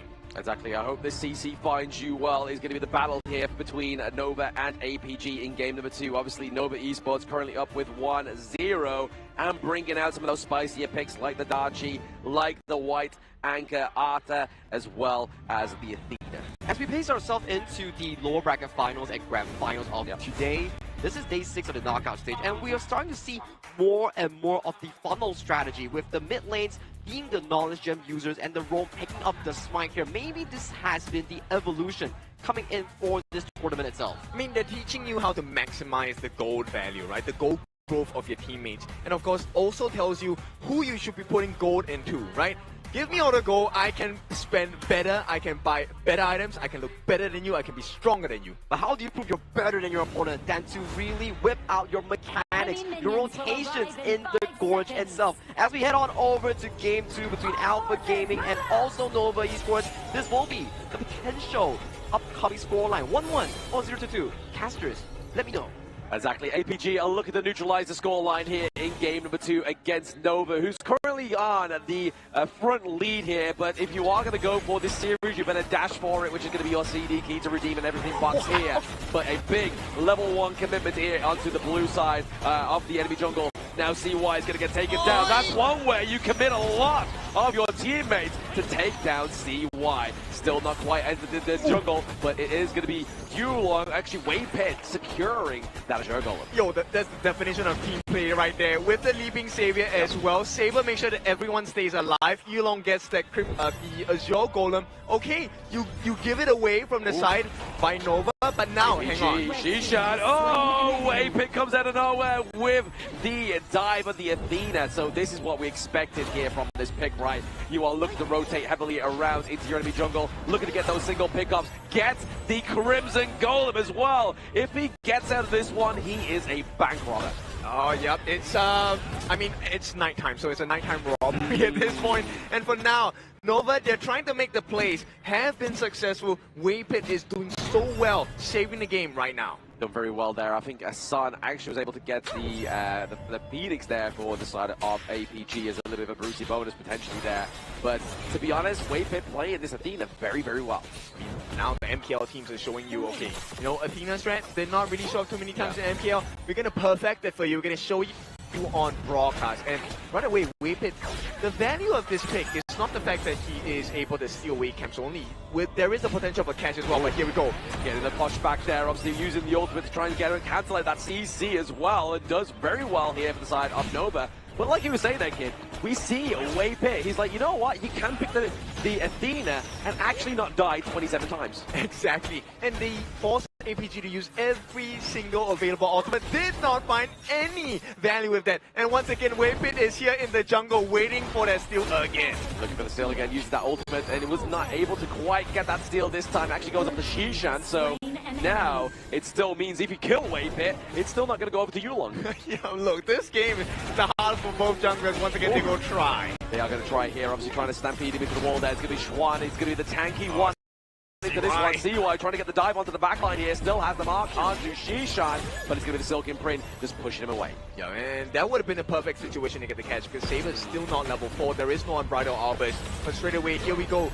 The secure by the side of Saber means a Waypit will not be able to steal another camp away. Still, this slows down Yulong by a bit. Oh, absolutely. He's looking just to put the damage onto Yulong as well as Shishan, but now he's taking that 2-3 and that 3v1 fight now, and obviously that's going to be enough to take him down. He heard you. He was like, no, we're going to get 26 steps. But with that being said, Nova, they're still hanging on closely. And with all the steals happening, this is not what you want to see on the side of APG, right? You're supposed to have a goal lead, a massive EXP lead. It's not happening. Nice setup though. Oh, nice setup there by Saber with the Stampede. Follow through as well. Wendy gets taken down under the Dachi. Not looking too hot now, but CY maybe get hit by that boat. And here it is. He gets claimed by the Sunset. Nice play by Siang. Yeah, and APG respond. Great response. Now, can they make the gold better on their side? They need to get more gold value across the map. But Waypit, that is the whole reason he exists as in this game is the Athena. Just buying time, being a nuisance. Buying time, being a nuisance, and also maybe try and potentially feed up one of the sides of APG so that becomes a little bit more of a prize pony when you get that shutdown, but he's still looking to go and commit here to get the takedown onto the Azure Golem. He was able to do it, but will he leave the jungle? Answer is no, but now gets hit by the turret. Alright, they do feed it over to the side of Yulong. He will secure back that Azure Golem now. He has both buffs. CY on the other hand only has the Azure Golem to work with, but if it's a Luna, that's exactly the buff you want. Exactly. Out of the options, you would just go for the Azure Golem here, but maybe trying to get the dunk here onto Shishan. He has to be careful into that mid lane, but now he's going to take down that Tyrant, and the jungle was nowhere near it. It was all thanks to Saber and Sun. Yeah, we'll see what this engage is going to be like. Once again, the Tigress is the Burning Sun Arrow with the boat as well. Gets claimed alive for Fuji and the T1 as well into the bottom side of the map, but Shishan does meet his maker, and that is CY CY. CY looks to go and claim another kill onto Yu Long, but close, but no cigar here. Yeah, almost never does it in esports, and there we go. This is a potential turnaround here. CY waiting in the brushes. Yeah, a bit of brawl into the jungle here, but what out the Unbridled Outburst, gets hit by the stun though by the side of Sun, but still not going to be as devastating as that Unbridled Outburst. Crazy, right? CY, that bait was masterful. And of course, with that being said, Nova now trying to regain control of the Gorge, and they're able to do it because the goal lead is negligible at this point. Oh, very negligible. Like literally, what, 600 gold at this point? Obviously, yes, they have the T1 down to the bot side. They do have the pressure here for the side of APG, but really now we're going to be seeing a bit of a performance here from Muji, maybe trying to get a bit of a macro play with a bit of a trade into that T1 top side of the map, whilst Waypit is just distracting the side of APG. But now that Burning Sun Arrow is really going to claim and slow down the pace of Nova with this wall. Speed ahead, but Yulong falls as well as Shishan. They're looking for Saber as well. That's going to be a 2-1 trade for the side of Nova. Yeah, but giving the life of Waypit in exchange for Yulong Shishan, that's a big trade. I would take it any day. And once again, they are still having access into the jungle of APG. So this is not good news for the side of Alpha Gaming Nova. They love this. Yeah, they have no sign of stopping here on the side of Nova Esports. They're just looking to make sure and put pressure on, because that's the way you keep APG locked in that Pandora box. Oh yeah, I mean, keeping them leashed, that is the #1 objective on the side of Nova, because you want to give room for this Luna to shine. CY needs all the time he can get. And the one curious thing for me is, look, Wendy, he has only fallen to once, but the value of him just being in the lanes also makes sure that Muji has space to farm. He will be the saving grace. Yeah, saving grace here for the side of Nova Esports will be Wendy, but obviously Waypit just once again just making sure he's able to try and get and slow down Yulong. Yes, he's kind of like distracting a lot of the members of APG right now as they're trying to amass this pressure into the mid lane, even maybe to the bot side here. Waypit actually playing this Athena very well, but gets taken down by Saber. Yeah, it's all about information at this point, right? We talked about it. Arrow! Ooh. Oh, there we go. The anti-CC movement by the Wave Breaker here on the side of Xuan. Yes, obviously the white anchor, using that white anchor to be a CCMU target to take that Burning Sun Arrow to the chest there, but now it's giving that T1 down to the bottom side of the map where they're creating the pressure of Nova Esports. Maybe they're looking to scout out this Crimson Golden. This has to be all the stunts in the world, right? Xiang, he said Seal is going to be very important. They have found their potential target. Now, what's the choice? Oh, APG committing a lot into this mid lane. They definitely don't want to lose their OT1 before they try and take the strike here onto Nova. Taking down Waypit is not going to be the prize pony here. But the Burning Sun Arrow onto Wendy, and then the Unbridled Outburst, but not getting the kill. They use a Stampede, they get Muji, they're looking for a little bit more, but it's going to be the burst damage come from Wendy getting the takedown onto Xiang. So currently a 2-1 trade overall, but Xuan is having a hard time getting out of this fight, but now CY with the re-engage, looking to pick off the low enemies of APG. He gets the double kill. Now Waypit's back into the mix, and now they're looking just to punish them in their own jungle. Yeah, just a little shy on timing there. Waypit, if he had come up a little bit earlier, I think that outcome would have been extremely different. But here comes the reward. You do have to lose the life of CY, but you get the life of Sun. That is your main carry potential in the late game for the side of Alpha Gaming. Oh, absolutely. Taking Sun off the Gorge here, I mean, giving a little bit of a reassurance to Muji. Muji did fall in that team fight, but very early, and now is back onto the Gorge. But definitely trading and taking down that carry is going to alleviate some of this pressure into the bot side of the map. Yep, we are about slightly more than 60 seconds away. Waypit steals it. He does, but he had to contest 2 smites, right? Obviously, Yulong was like, hey, I may try and go for this. Saber's not quite here. I don't have that same advantage. Yeah, I mean, this is still an L for the side of APG. L in the form of learning. They have to take a look at the timing, and now looking for an opening. Muji does get quite a bit of burst damage onto the life of Shishan here, and that's going to be a little bit concerning, because if you take a look at what kind of buffs you want to filter to the team, Shishan wants to have Sun given the Crimson buff, and right now it's not going to be looking good, because Nova, they do have the lead in terms of both CY, top of the table, close to 2,000 ahead of his counterpart. Yeah, almost 2,000 ahead of Yulong there. Is definitely not where you want to be if you are APG, but I mean, they do have Sun quite close behind, just a little bit ahead of Muji at this moment in time, but that could all change with a turn of a tide here for the side of APG. They're behind by around about 1k gold lead now and looking to get into this shadow objective territory.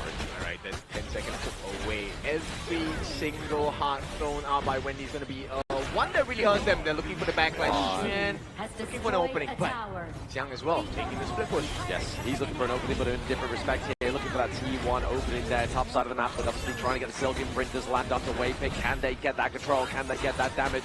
It's not going to be quite enough here. He's going for a bit of a re-engage right now. Saber taking the brunt of that team fight. It is actually going to be Waypick being taken down there. The boat just connects onto Schwan. They're looking for more damage. It's going to be a bright Olympus that separates Muji from the rest of the clan. But now, CY, he's looking for Shishan. Shishan is on the run. He has very little health, but really, Yulong is the target. He escapes and prowls over the wall. Oh, he does not get the reset. CY, they've changed the targets now. Saber tries to TP home. They know he's here. It's in trouble for the Beast. He has no unbridled outburst and no rage. That means it's going to be bye-bye night here for Saber. Yeah. Easy and straightforward kill, but APG, look at the response. They go straight for the Shadow Overlord. Yeah, feint of hand here on the side of APG as they go for the Shadow Overlord, but now we're seeing that Nova are going to go for that Shadow Tyrant as well. As if they do need any more damage going to these team fights, they're going to get it anyway. I mean, I think they might.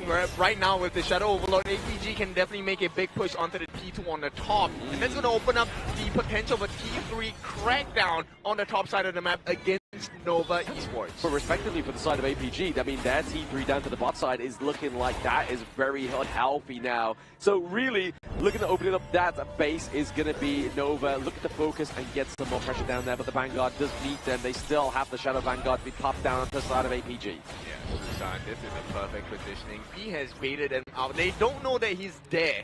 And I mean, if he had got his hands on CY, this would completely change the game in APG's favor. Oh, absolutely. Getting CY off the gorge here means that your backline is now safe.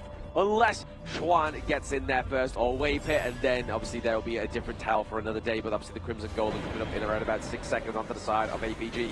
Will this be a point of contention here? I'm not sure, because I think APG, they found a bigger target, which is T2 at the top as well. Can he get the steal stolen by the side of Muji as well? Yes, Muji getting some more of that damage into the Crimson Golem, but like you were saying, top side of the map has been opened up a little bit more here. Setzel connects on the Waypit, but if you're going to sacrifice somebody into this team fight, it's going to be Waypit, not CY. Oh, they got him. But all the crowd control comes through here from APG. They get the lockdown onto the Moonblade. They get Waypit as well. Damage really going to be relying onto Wendy and Muji here as Schwan takes the brunt of that damage. But he gets a takedown onto Siang, but that is not going to be a good enough trade here. They have the minions going into the mid lane. It's not. APG are the better team. They can break the T3 on the top. The defense comes through. The Howling Wind as well. They want to get a start. Can they finish the job? No, they cannot. Oh, no. Yulong stays alive ever so slightly, but obviously Waypit needs to come back now. If they don't, that crystal may fall here. We could potentially get a neutralized point here for the side of APG. We are going in. Wendy caught away from the team fight, flashed out as well, but only 2 minions to take down is going to be a saving grace from Nova Esports. Yeah, Nova survives. The fans are calling for the defense. Nova makes it happen, but at what cost? The jungle, Crimson Buff has been filtered, funneled into the hands of APG's Sun, and this guy has not really missed the mark today. He's not missed the mark, and obviously he has a little bit more of a tankier build, building that Succubus cloak towards the end, right? So looking at kind of mitigating a lot of that damage from CY and Wendy. It's looking a little bit crazy, Brev. 7-1-3 for this Sun. And Hoi late game is, I mean, Solara's late game is just a totally different monster to handle. Oh, absolutely. The late game, as long as he got the position in, as long as he got the front line, which he does have in forms of Saber and Siang here, he will be absolutely fine, just smashing that basic attack button. Yeah, and right now it's a 1.4 thousand goalie going in favor of APG.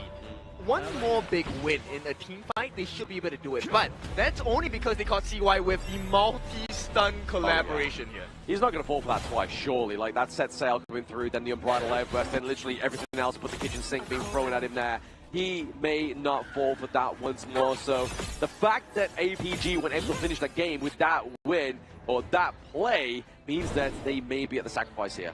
No, I think Yulong was pretty fast. He went out to buy another sink and threw it down onto CY again.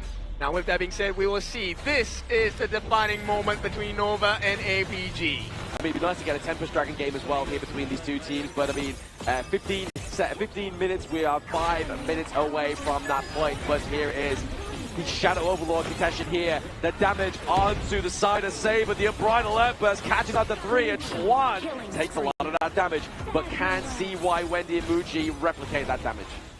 Can't do it. The white anchor is not going to be strong enough, not tough enough, but they do manage to funnel that Crimson Buff into the hands of Muji. Right now, it's a race to the neutral objectives. Who gets it? APG already started. Half health, they should be able to secure this. Yeah, easy secure here for the side of APG. Now they have the Howling Wind there going full speed ahead, and no set sail coming through now as well, looking for the sunk down onto CY. He finesses, but the boat obviously connects into the back line there, stops the barrage from Muji and Wendy. Yep, CY, he had to take a fall there. This was a very uncomfortable situation, and it feels like APG have found their groove. Change and switch up in terms of objectives here. They're going to go for the T3 at the bottom. The defense is tougher for the side of Nova. Yes, obviously there is a minion wave crashing into the upside of the map, but that's going to be met naturally by those enhanced minions for the side of APG as well. So really, APG want to be focusing all their eggs into this basket. Yeah, this is late game Hoi, guys. Late game Solaris, he melts towers. And right now, just the crystal stands in a way to tie the series up. Looking to tie this series up to a 1-1 victory here, but that burning sun arrow is not going to quite connect here. But is it just going to be a little bit of a divide so they know where the teams are going to go? They're either going to go left or right, but they got nobody. No, it doesn't matter. APG, they have a lot of time on their hands. With 25 seconds before the Primal Bond is taken off their bodies, they can go for the buffs first. Now, Yulong's going to work on this for sure. Crimson is going to go into the hands of Suffer, but they got a catch. They tried to get the catch there onto Shishan, but it wasn't quite enough damage now. But once again, we have Wave Pit into the back line here, just soaking a lot of damage using the ultimate from the Athena. Yep, okay, Xiang did burn out the flash as well to set sail. So right now it's a prime position for Nova to turn this around if they can find the appropriate stun. CY does have the reset ultimate. Right now, Wave Pit, he is looking for the potential steal, but everyone is here. Will he live up to the hero title? Will he become the Sacred Warrior as he tries to soak a lot of that damage? He tries to get the steal, but it goes over to APG. And this is going to be imminent pressure coming in. The arrow! Yes, it lands, but it's going to actually not land onto anybody because Shawan's able to get that CC immunity from that first skill. Yeah, I mean, he took it to the head, and right now they need more than that. They definitely need more than a headshot right now for the side of APG, and Nova are taking a lot of brunts. It's going to be Saber using that Unbridled Outburst to separating the members of the side of Nova Esports. Looking to neutralize this game point is going to be the takedown of Wave Pit, and there it is. CY falls as well. Double kill going up to APG. Game 2 Crystal goes over to MKL third seed. This is where the better team thrives. You want to have the control, you want to have the layering happening, and the controls stun by stun. APG climb their way back into the series 1-1. And I'm starting to see the flaw of the Athena roam thus far. If you cannot get a sizable lead in the early game, your mid game is just the Athena running through multiple members and trying to get minimal value kill just to get their HP bar. And then when you look to retreat, you cannot retreat. You're always in a 4v5 situation here, and that composition coming in from the side of Nova Esports puts so much pressure on the side of CY's Luna to overperform in multiple situations there, where in early game, yes, we saw a lot of CY moments. It was a CY show, but once you miss that one ultimate refresh, it's over. Yep. So does this mean we have found a solution to the Athena strat already, right? We just make sure that the goal gap isn't too big, right? And we work our way onto finding value of the enemy jungler instead. CY had a very difficult game. I think it's more of an experience ride rather than it's more of a shock factor, right? Like when the first Athena came through, obviously within the KIC 2025, that's where teams was like, oh, wait, how do we stop this? But then the more you become aware of this, the more you become susceptible to it, it becomes easier to actually overcome, as we've seen from today. Teams are more prepared in actually handling the Athena strategy. Like you say, the shock factor has been mitigated, and teams have went back to their drawing board to know and to really research, like, okay, the Athena role, what's the #1 core strategy? Okay, we need to start giving back the kills and buffs towards our jungle, and then our jungle will start to take up more farm coming in from our mid mage that is going for the roam item here. So these things come into a slow step where jungle resource stolen, the gold will be coming back from the mid lane wave that will be sacrificed by your mage. Yeah, and the value of making sure that your jungle has a big lead is the fact that Yulong down here dealing a total of 146,500 worth of damage over to the side of Nova. I mean, they dealt with the stuns, the Burning Sun arrows. Xuan took quite a few of them for the team, but it's not enough. It's not enough as well. I mean, especially when Yulong has almost close to about 150k damage as well, right? That's almost close to 300k damage just between two of those heroes, which, when you look at APG's roster, you have the front line, you have the crowd control. All you need to do is funnel it into Sun and Yulong. This game was a very back and forth game, I would say. The early parts of the game was looking very Nova favorite, with CY just dancing in and out in those fights, single-handedly manhandling the side of Yulong on that pay itself. But one mistake is what differs you from a perfect player and a pro player, whereby a perfect player under a top tier situation is a very tough task to actually pull off, especially enemies will actually react to when you dash and make sure that you don't get the ultimate reset from the moon blade. Yeah, very good control coming in from the side of APG, right? Layering the stuns. We've seen the bolt set sail. Once that lands, you have the Unbridled Outburst, and then you also have the Silky Imprint coming in from mid on the side of Wendy as well. Susan, sorry, on the side of APG. Now, this all buys room for APG's stun, and he went full ham on the damage. GPM just slightly higher, 70 more gold per minute than Muji, but look at the damage. Almost double. Yeah, almost double there for the side of Sun onto the APG, but it's going to be Yulong showing us the shush when he comes through with his pay. Tigerus came through with a clear performance here, going up against a very hard distracted Athena. Obviously, he does get 11 kills, most of them being wave hits here, but definitely spread fine here. But the damage also 31%. It was a very well-played game coming in from the whole Alpha Gaming roster here. And yes, we do see Yulong as the prime MVP here, but I want to give props as well to three key members here. The Sun Ce coming in from the side of Xiang, and also the Rom here coming in from the side of Saber here. I believe their setup has been really beautiful in this game. Unfortunate that Hall is not here because he doesn't like the Sun Ce pick as much as we do, but what a game to showcase the prowess of crowd control in this game of HoK. Oh, absolutely. The set sales really landed hard here for the side of APG. Really setting up this one, especially this one here. Yeah, Unbridled Outburst and everything on top of it just to catch down the CY. The CCG was beautiful, and the second round rotation here, the merry-go-round coming in from Xiang, really silenced CY, making sure that this fed Luna doesn't join the fight at all. And as of this point, the Luna has already been outscaled by the likes of Son and Yulong on the double marksman here, with 3 towers going down from the high ground. It's just a slow burn game, and the game win goes over the side of Alpha Gaming, equalizes you. You start to see the difference, right? When Xuan takes a fall here on the R-type, he's meant to be the main tank. He's also able to get himself CC immune when he uses his first skill. But once he's out of the fight, you can't tank the damage, you can't tank the stuns, and then APG, they're just on a tear across the Nova lineup. What a beautiful way to finish game number 2. Yeah, definitely tear in the score line right now. It's going to be 1-1 here between Nova and APG. Looking to try and beat that second grand finalist right now is these two MKL representatives, but definitely a surprise punch here from Nova, from APG in game number 2. I think this is where stakes provide you the motivation, especially when you're Alpha Gaming. You do not want to back out in such a fight, knowing that you're MKL third versus MKL second here. This is your shot towards glory. This is your shot to beat down Nova Esports, who has consistently outperformed you in your local region. I like that storyline because, you know, every time people ask, hey, okay, rankings, how do we get the better ranking? You do it by taking down the person on top of you. And right now, APG are well on their way after this game number 2. They're probably cementing their status as MKL number 2, at least in status-wise, right? It's not going to be in the books just yet because this is a different competition entirely, but this is the biggest one out of them all in KIC 2025. Yeah, this is the one that matters the most here as well, especially in terms of the prize pool, in terms of obviously trying to get that first FMVP skin within the global server, right? Like, this will be our very first one, and it will be a pride and a history marker whoever gets claimed that lovely bit of prestigious medal here. But now we're getting that updated ban picks here, as you can see. Some expensive draft, others not quite as expensive in these picks. I would say that Alpha Gaming's draft, aside from the pay and also the Zhangfei, the game 2 itself is not that expensive compared to the side of Nova Esports here. With the Luna and both the pay being removed from the pool, I would expect that these two picks might not see the daylight coming into game 3 to all the way game 6. Correct. Right, so let's take a look at this particular series here. They have 1 minute to kind of work through, number one, what kind of draft, but we'll take a look at the side selection first. So Nova going on the blue side. I think it's it's a switch up.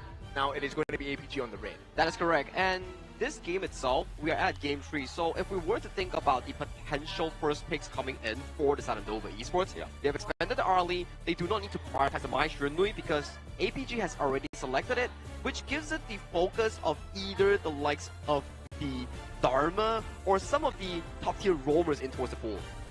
Top tier roamers. Do I hear Lapu Lapu? I mean, the Reef Datu is definitely a signature pick that is, very well versed in this KIC 2025. I think he has one of the highest win rates in terms of newly introduced heroes so far. Oh, absolutely. I mean, we've seen some massive MVP performances on the Lapu Lapu, the Reef Datu as well. So far within KIC, I mean, Saber is definitely no stranger to that pick, and neither is Waypip because it plays into their playstyle. They are known as the Zhangfei Maestros, right? But we get into game number 3 here between these two teams. Best of 7. We're almost at the halfway mark between Nova and APG. And there you go, the first ban Luna coming in. I'm not surprised if Alpha Gaming answers with a Maestro Nui or a Pei coming into this game itself. The question is, does Nova want to ban out the Athena roam or give it over to the side of Alpha Gaming? I'm not sure, man. Is this the game to pull out the Athena roam on the side of Nova here? I mean, Nova has already expended it last game, so for Alpha Gaming, it's really up to where they want to do so or not. Because, like Graham mentioned as well, the Athena roam has suffered few losses in only today, and teams have started to debunk it coming into the series here. And there we go. The expected ban so far, Lunar, Arlie for South Nova Esports, the strong picks that they have expended in Game 1 and Game 2, and Alpha Gaming, similar to them, the Tigress, and also the likes of the Maestro Nui removed. Yes. So I think this one is pointing towards a potential Yangjin or a Nerza pick, right? At the same time, this opens up. Remember APG's answer to the Nerza? It was the Miyue, right? So the Ravenous. I want to see if that's going to be a potential here. You know what? They're very comfortable. They will give it. They may give it here as well. Obviously, they've got the Hue one, but they're going to lock in the Yang Jian as this second pick here. So they don't want to give over that Dolia Yang Jian combo. But like you were saying there, Ken, it still opens up the fact of the Nerza combo coming through here. Or they can't even use the Lung anymore, right? Because they've already used the Lung onto the side of Nova. So you're not going to get that Dolia Lung combo either. Now, this brings into the question here, because you know for the fact that Alpha Gaming still have the Ravnus, Miyue coming in towards the pool, you can see the fact that Nova, they give up entirely on towards picking the Nerza in this phase itself. If they do venture into the second phase, that's where they can slowly but surely decide if they want to go for the Wild Spark. And let me machine gun through this particular portion, because now if Nova pick up the Dun for the double D combination here, APG respond with Agudo, which is a perfect answer against the Dun. And then in the mid lane, you just get absolutely destroyed. I mean, do you see the potential of the Masashi coming through here with the Dolia, right? Obviously, we saw it quite a lot within the KME. There it is, the Masashi being banned out here. Yes, so, no, we do not. They saw it coming. Well, we do, but it goes into the ban. Yeah. The players definitely agree on that specific statement here. They do not want to see a Musashi jumping onto you, and especially when you have the Yangjin and Yu Huan, these two are heavy healing picks that you do not want to be facing against Musashi here. So that leads to the question here. The pool is dwindling down for heroes that could realistically pair up with the Dolia here. Potentially we may look into the likes of a Nuamin or Gaia Moment. That's true. Burst damage is definitely going to be essential here. The question is, does Nova pick up the Nerza? Because I don't feel like that is the best solution here. There is the heals coming in, a lot of sustain coming in from the side of APG. I don't think it's ideal to pick on the Nerza here, because you see the way that Alpha Gaming is drafting, the Yangjin still remains as a flex pick, which means that it can either go to the jungle or they can save it up for the Miyue jungle that they are preparing in case of a Nerza. Exactly. Don't get to pick that anymore. Nova, they're going to try for the double freshly forged couple blades with the Dune as well. And APG ban out the Agudo, no! Yep. So they were maybe trying to be like, okay, maybe they go for the Agudo, maybe they go for that little bit more of a faster early game, a little bit more of that sustain onto the side of Nova Esports, but it was like, Nova was like, checkmate. We wanted this Dune, the double Ds do come here through for Nova in game at number 3. It looks very comfortable thus far coming in for the side of Nova Esports. You have the early game being funneled by the side of the Magistrate and also the Dune here. But they still, in fact, go for the Miyue Raptors here. there's still an option for this to go towards a clash lane here, because we've seen before Xiang play this pick, but still it's really up to how they want to shuffle this, and in the end it will go to the hands of Yulong for the second time in this tournament. True, but what happens when the Nerza comes out? Exactly. What is your answer? Maybe they have a different answer, whether we don't know about yet. Potentially, yeah. You know, they have all these interesting pickups that could really counteract these drafts, but there's also a consideration. Without the Dolia and the Nerza combination here, I do feel like it's not as strong, and you don't need a direct counter like the Miyue. That's true, but you know, I will give an addition to that particular draft when it happens, but for now, I think, okay, Miyue into the Dun, I think that's still a viable answer. Yang Jin can definitely jump on the backlines as well. 1v1 monster, as we know the Ravenous to be.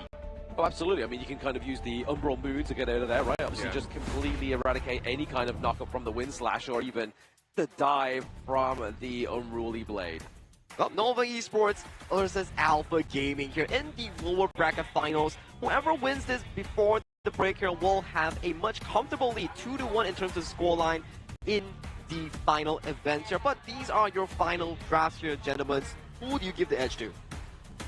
I give the edge to whoever gets the better stun, right? Okay, so let me make this clear first. If you're on the side of Nova, you should not miss those couple blades. Oh, absolutely not. If you miss those couple blades, that's a lot of damage output for the side of Wendy that gets completely mitigated. But then if you look over to the side of APG, they have the Nua, they have the Lung. That's a lot of damage that they can place on top of you. But getting into game number 3, this is going to be the decider as we go into the break after this one. Who comes out on top with a 2-1 victory is down to both these teams.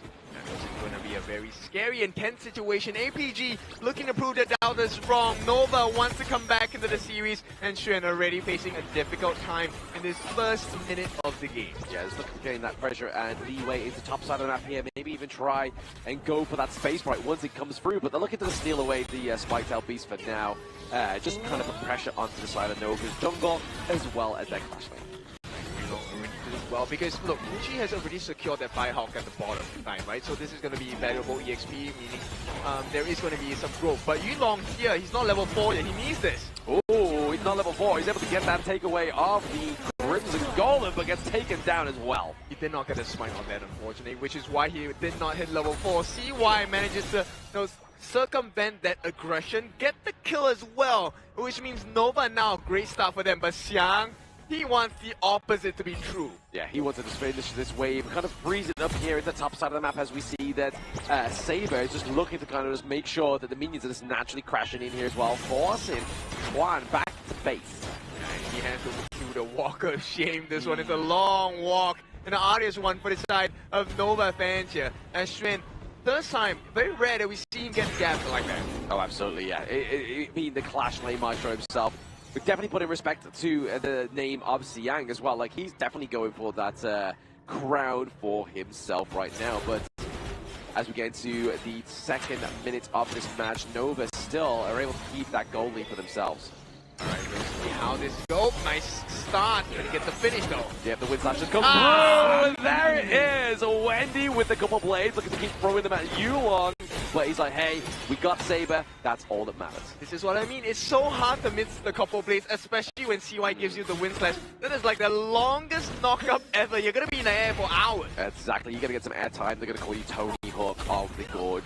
But it's unfortunate for the side of APG, but Nova definitely want to try and be a little bit more defiant in this game number 3 because they want to be leading this series before the break starts. They have to be, right? If you compare the mid lane matchup, Wendy against Susan, Susan comes online a little bit later. Wendy does have sufficient wave clear at this point in the game, also has the ability to push singular targets down, or maybe multiple targets when they're grouped up together on the side of APG. Yeah, that Annihilation is definitely going to put a lot of pressure onto the side of Nova Esports as we get through a lot of parts of this game, but right now, we are counting down to those the neutral objectives now, and obviously we've seen a bit of a tip-to-tap in top side of the map here. Schwan trying to contest that space fight for the second time here, but Xiang's like, nope, this one's mine.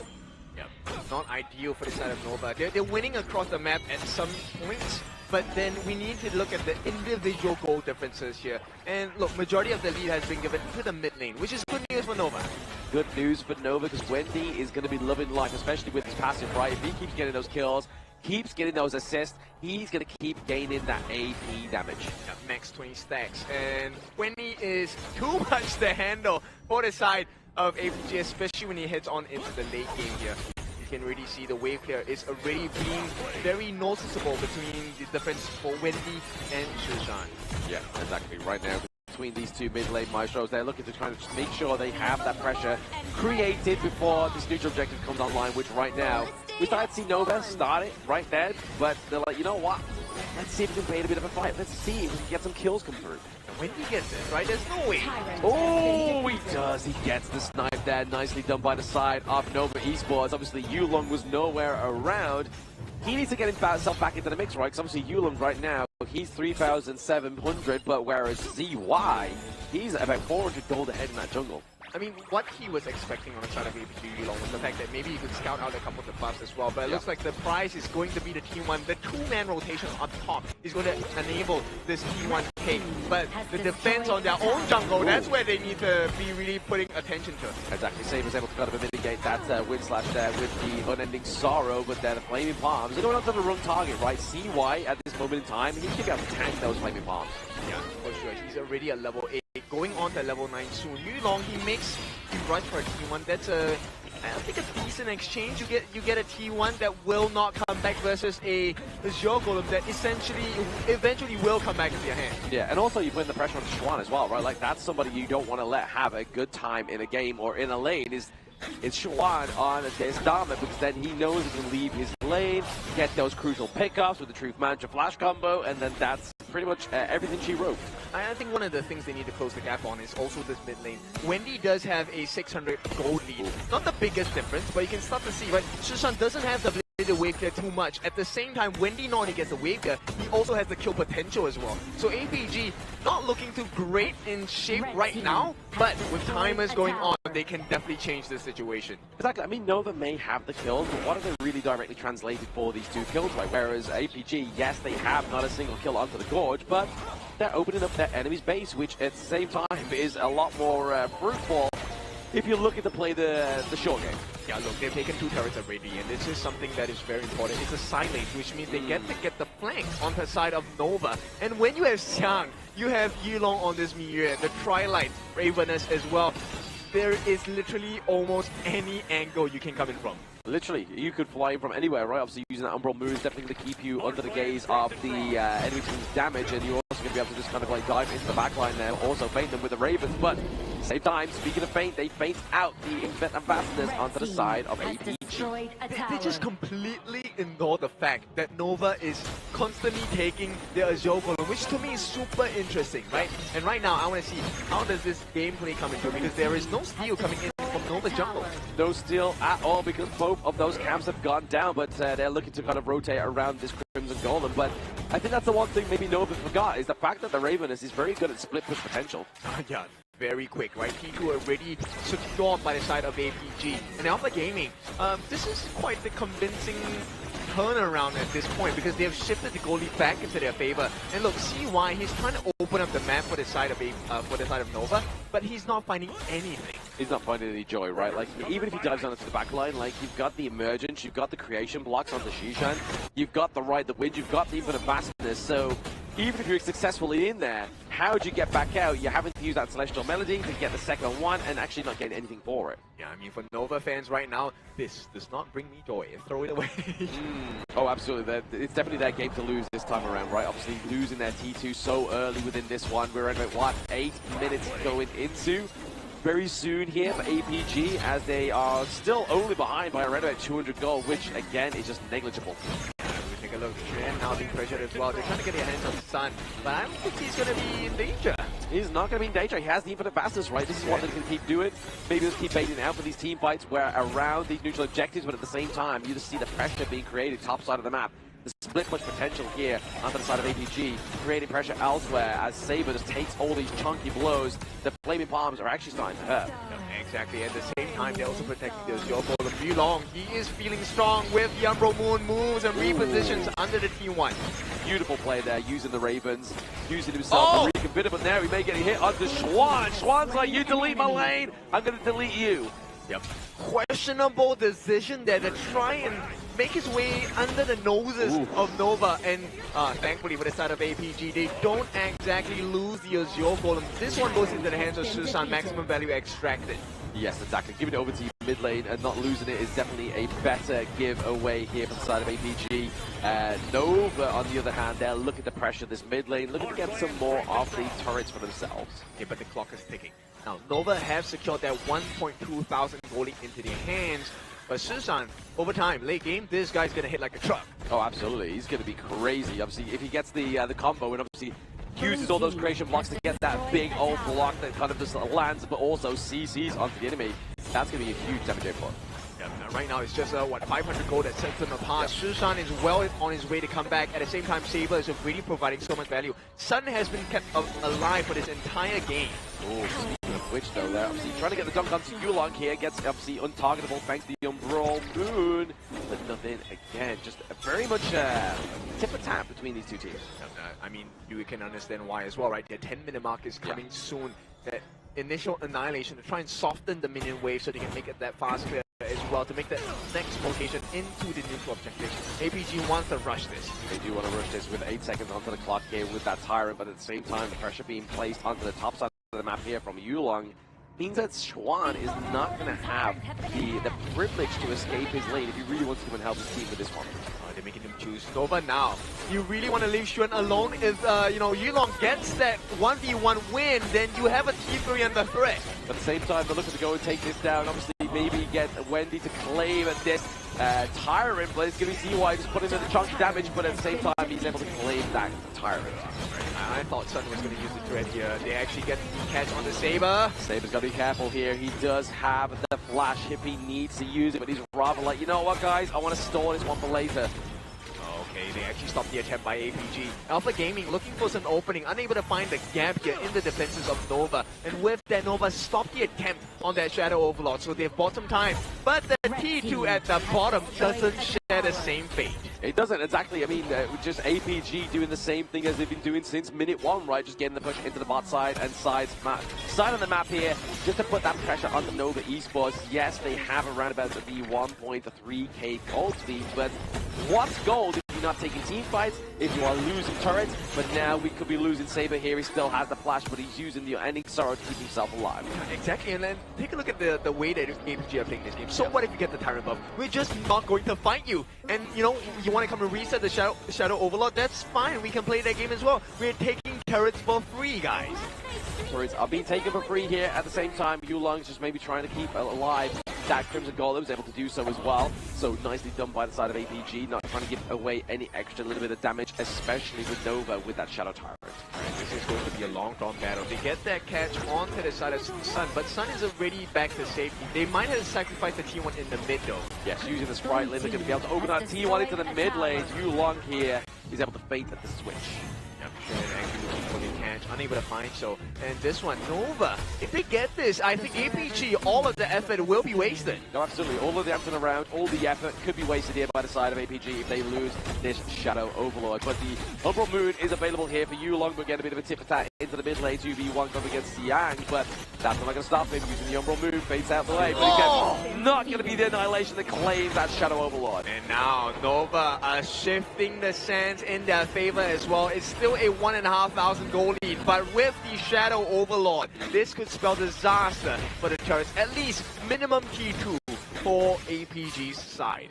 Yes, APG are going to be losing their monopoly in this game number 3. They definitely had the advantage early on, but now Bushi is a undrivable, unstoppable force into these T3s. Right, we're taking a look at what's happening here. APG going to make their stance. Whatever value you find here without the Shadow Overlord is big. Yeah, I mean, CY still is holding on to the Shadow Overlord, so even if Yulong goes down there, he's going to just eradicate that wave down to the bot side, as he has now done. He was waiting to see if he could just fly under the radar ever so slightly. Yeah, and here comes the real trouble. Shadow Overlord summoned at the bottom. Nova, they don't want to relent. They want to take value here, and the T3s are still under pressure on all 3 lanes.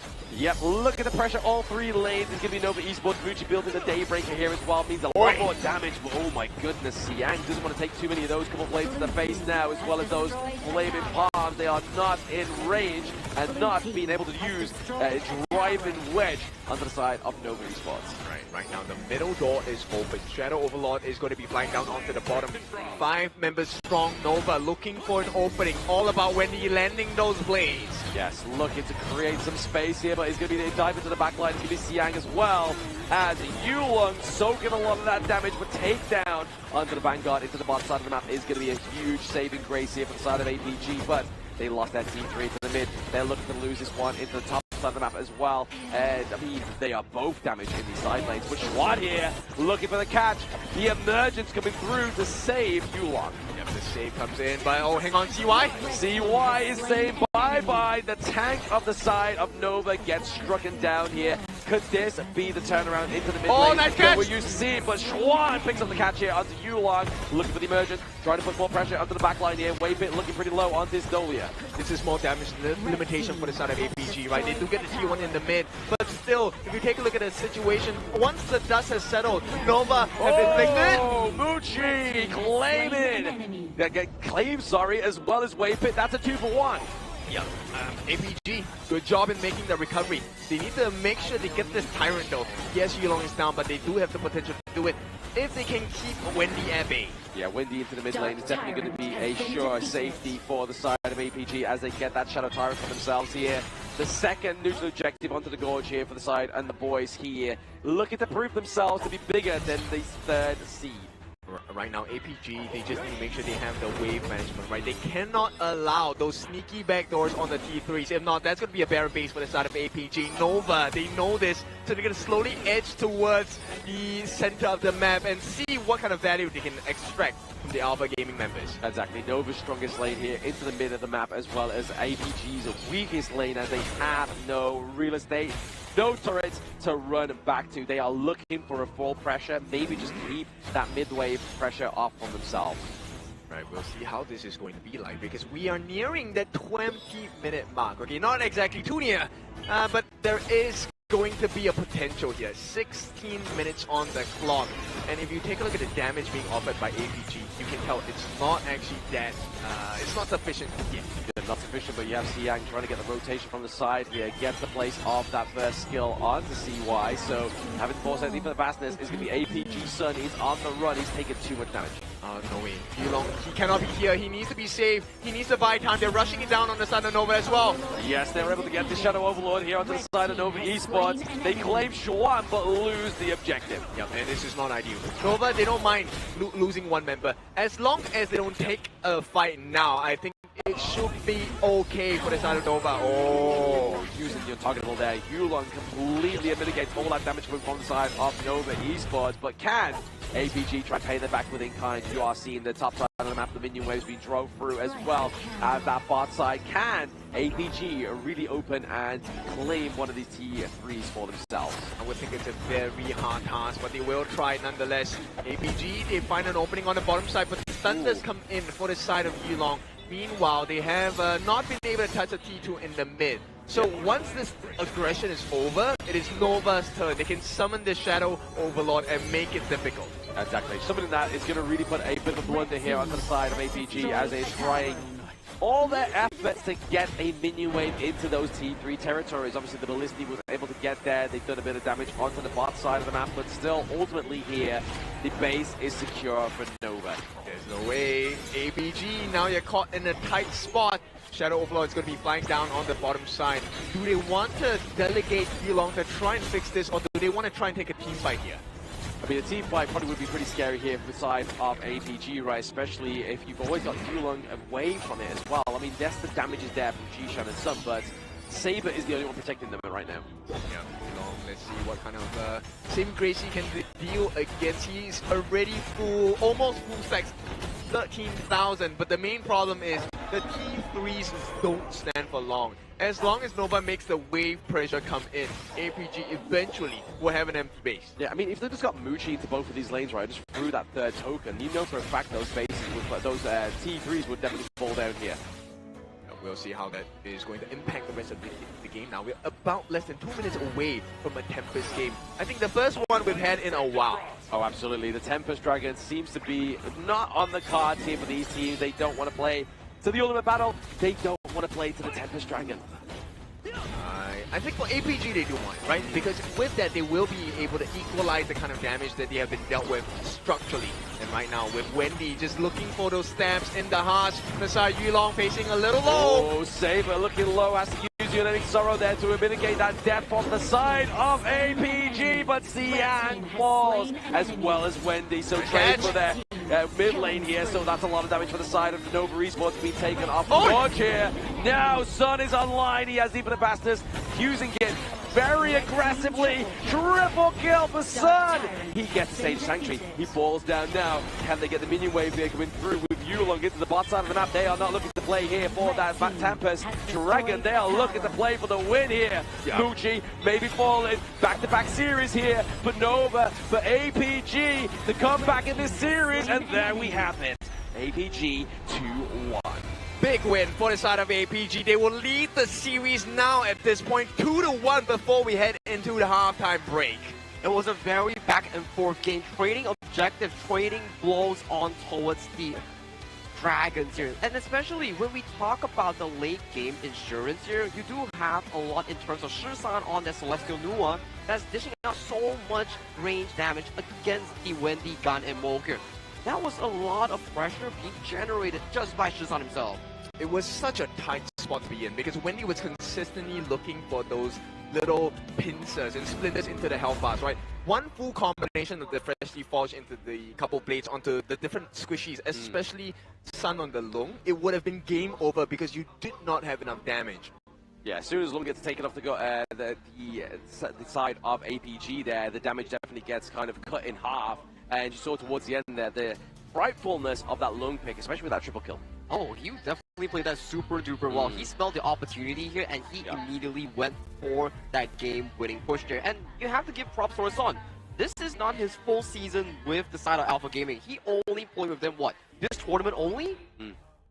Yeah, I think it's crazy, right? If you take a look at the amount of time he's had in comparison to the performance, this guy, maybe he needed that rest, right? Because he has been very consistent the entire game. 5-0-2, the probable MVP for the side of Alpha Gaming at this point. Yeah, and even Shishan here with a 2-0-5 as well with the Nua. But I mean, they are two long-range picks. The only person that was able to get into the backline was CY, but then once CY gets in, you're really just relying on Wendy to just be the driving force with those couple of blades, and unfortunately, Muji has to be within close range and just wasn't able to get there. It was a very difficult task for the side of Muji and CY here. Every time that CY wants to go in, you will see Yulong playing really well and baiting out more of these members towards the side lane here. Hence, they're stalling a lot of time to allow the double late game here, Shisan and Son, to skill towards those late game markers. And when they hit that late game, one annihilation immediately depleted Wendy's health bar on the Ganemo. Yep, this is where timing is very important. We were 19 minutes and 21 minutes into this game. This is late game status for Shisan on this Noah. We talked about this.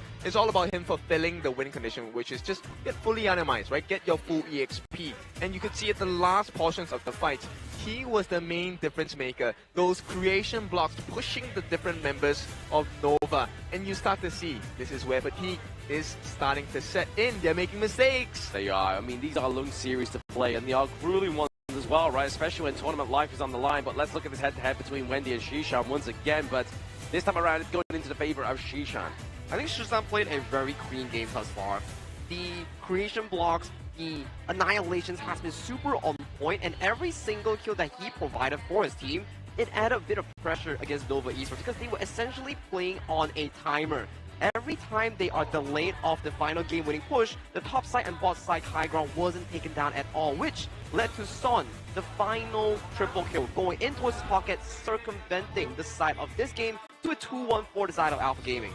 Beautiful game coming in, no deaths at all. Once again, a 0-death run from the side of APG. Alpha Gaming Sun here, 5-0-2. The amount of damage that he was able to do, really squeezing in during the important times to get the flaming palms of death onto many different members on the side of Nova, changed the state of the game in favor of Alpha Gaming. Exactly, especially this end game push, as we'll see in the highlights very, very soon. But Nova definitely had their card in the race here, right? Obviously, they were able to open up the base of APG much earlier than APG was able to do with Nova, but APG's son here with the aggression, just using the infinite fastness super duper aggressively. I like that. This was a very good catch coming in for the side of Alpha Gaming as well. And this was the final fight. Take a look at Saber here, flashing and stunning Wendy. And the teleport here coming in from Shisan, immediately forcing Wendy and executing. And as of this point, your long range reach is already removed from the pool. No Swan, no Wendy, and Amuchi and CY. It's really difficult to take on the long, big minion whip coming in towards this side. Definitely not, right? And with the Dread coming in as well. I thought for a moment this was going to be a little bit scary because with Muji, he could definitely potentially have cleared the lane and give his life in the process. But, of course, APG looking for the finish. There's no way you allow one farm laner to change the state of the game before we hit into a break. That's exactly. APG definitely looking for this 2-1 victory with a smile on the face as we head into the break and as we head from APG's last game where they took a 4-1 from Blacklist. They're looking to emulate this one onto Nova Esports. It's obviously to the detriment of Nova when they come back from the break to see if they can take this to a 2-2. I would say they're in a very comfortable state thus far, knowing for the fact that they had a dominating fashion win against Blacklist International, now coming against Nova Esports right now. The hands are still hot and it is proven in the objective exchanges and the team fights in the game. Right, we'll see how this is going to be like because we've seen teams recover after the break, right? And at this point, the halfway mark for both these teams, it is still very close, it's still very tight-knit. And then we will go and explore, okay, what is remaining in this hero pool? I mean, it's at this point for both teams, hero ocean, right? We'll see how this is going to impact the rest of the series because it's still a best of 7. But then, it has been a long day so far. The players need a short break before they can actually continue the series here. Because this has been, what, almost 10 games played thus far for both of these teams. Getting a breather will be very crucial for both Alpha Gaming and also Nova Esports to come back into a better mental state thus far. Hence, grab your drinks, grab your snacks, come back in about 5 minutes and we will see the epic lower bracket finale between whoever between Alpha Gaming or Nova Esports heading to their grand finals.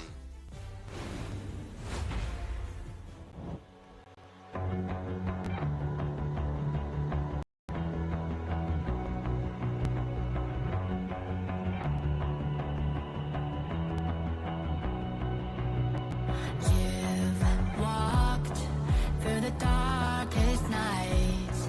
You've heard the crowd, felt the blinding light. You were standing there when your heart comes alive. It's a dream of a hat, and it never dies. Right here, right now, give it all, get it out. Never surrender, I fight and never fail. I'm a contender, a challenge I can feel. The smallest lies become the brightest enemies, relentlessly. And even if you fall, you gave it everything to be a king.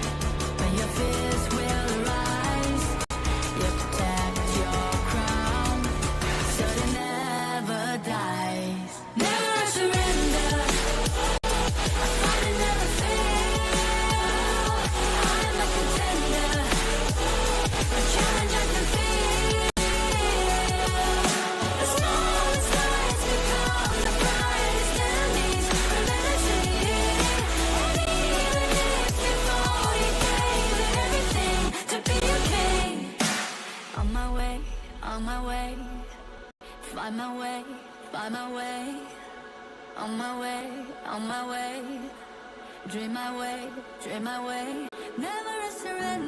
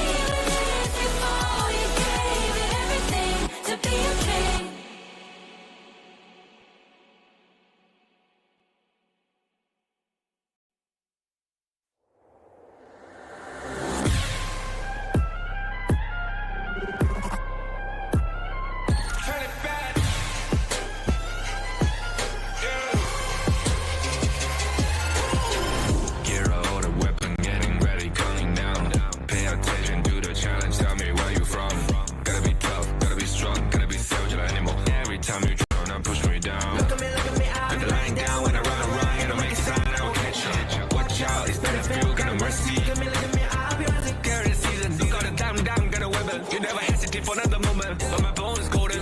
I'm invincible, just let him know. I can show you all the glory I own. To the drunk, go find a way to the palace. I'm waiting here. Go, live and rock and we go. It ain't no river, honey, baby. Storm is coming, light up your cold. It's my kingdom, fire, going up. We the kings, it's our honor showtime.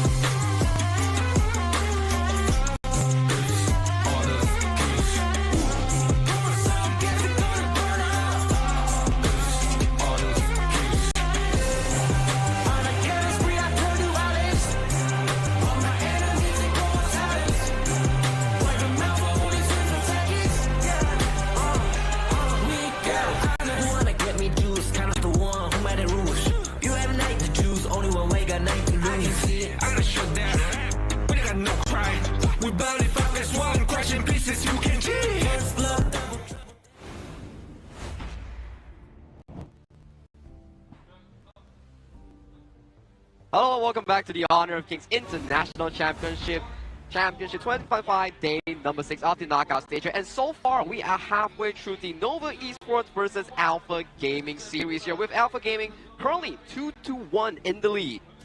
Right, we'll see what the difference is going to be here, because if you take a look at the expenses by Nova in terms of the jungle, quite a bit has been expended, right? You have the Augur and you have the Luna. These are two big picks coming in from the side of Nova. While their hero pool is deep, I think the cost of the jungle heroes being put out by the side of Alpha Gaming hasn't been as expensive.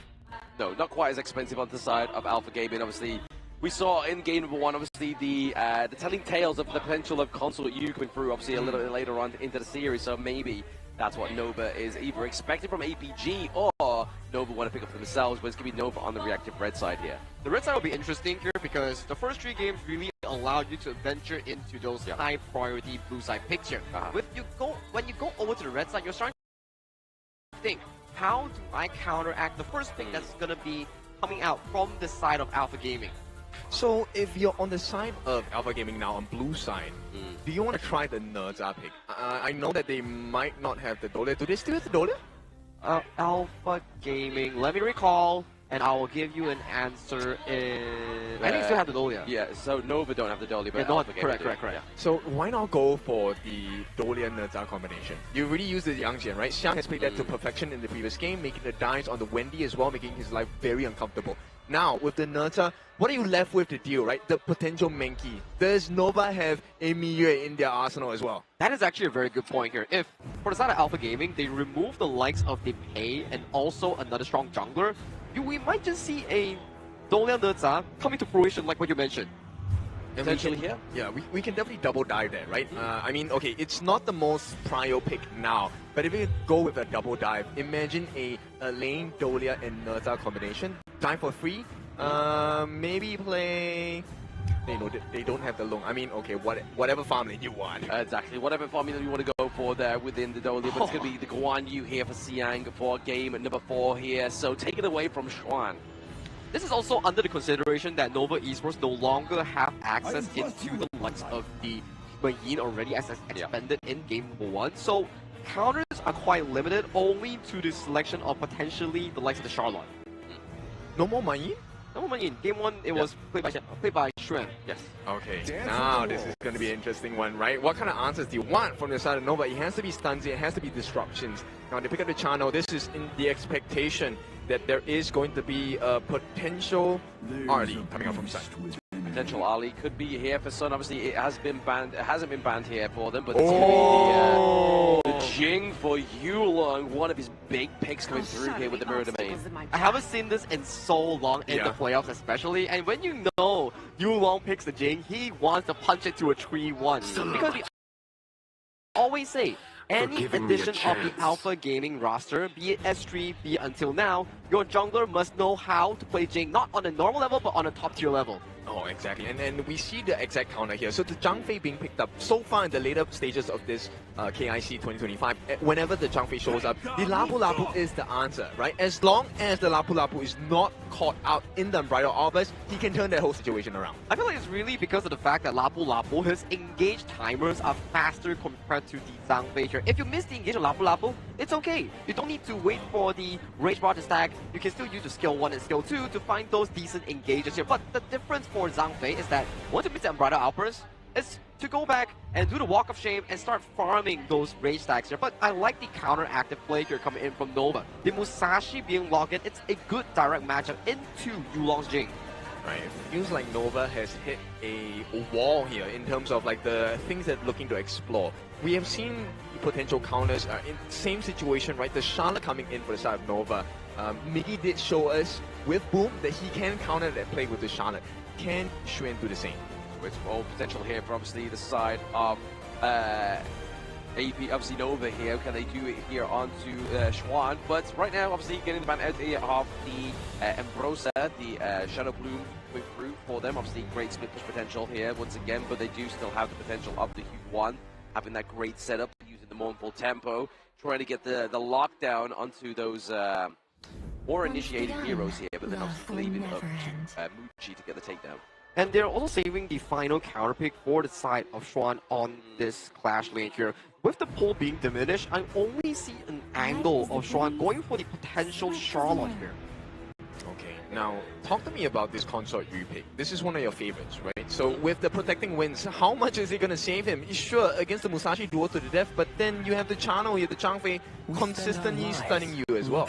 I don't know if that's going to be the prime target of obviously the Musashi, right? Like obviously, yes, if you go in with the duel to the death, you have still the extreme speeds, then you can use the bolting shot from console U to leap away, but the delivery here for Musashi and Lu Bang is going to be scary. I like the answer here coming in from Nova Esports here. It's like, okay, you picked the consort you want to mitigate any form of physical damage against me, bet I'll go for the Liu Bang here, go for the full magical build, and I will ride on towards the side of this Musashi on the hands of CY, and we will dive deep and try to find the assassination on towards these backline units. And there's more to come as well, right? So besides the delivery system of the Battlefield Command, you also have the potential that, number one, you have the heals from the Liu Bang Battlefield Command. You also have the heals from the Wendy ultimate on this G1 here. With the Unending Sorrow, this feels like if Nova group up, this is a death ball. They don't die. They don't die, they have the sustainability, they have the lack of the Herald State here from the Musashi as well, and then obviously also that big damage burst with the magic damage from Lu Bang as well as the taunt coming through also. So yes, team fight wise, obviously it could be a long outdrawn team fight here for the side of Nova, but is the engage from the Lapu Lapu really going to be able to kind of like upset this whole thing? I feel like it really boils down to execution here for both of these two rosters, Alpha Gaming and Nova Esports. Their draft is very consistent and very similar in the case where you have the key players here for Alpha Gaming. The engaged forefront will lie onto the Clash, mid, and roam, setting up the perfect situation for Yulong to enter here.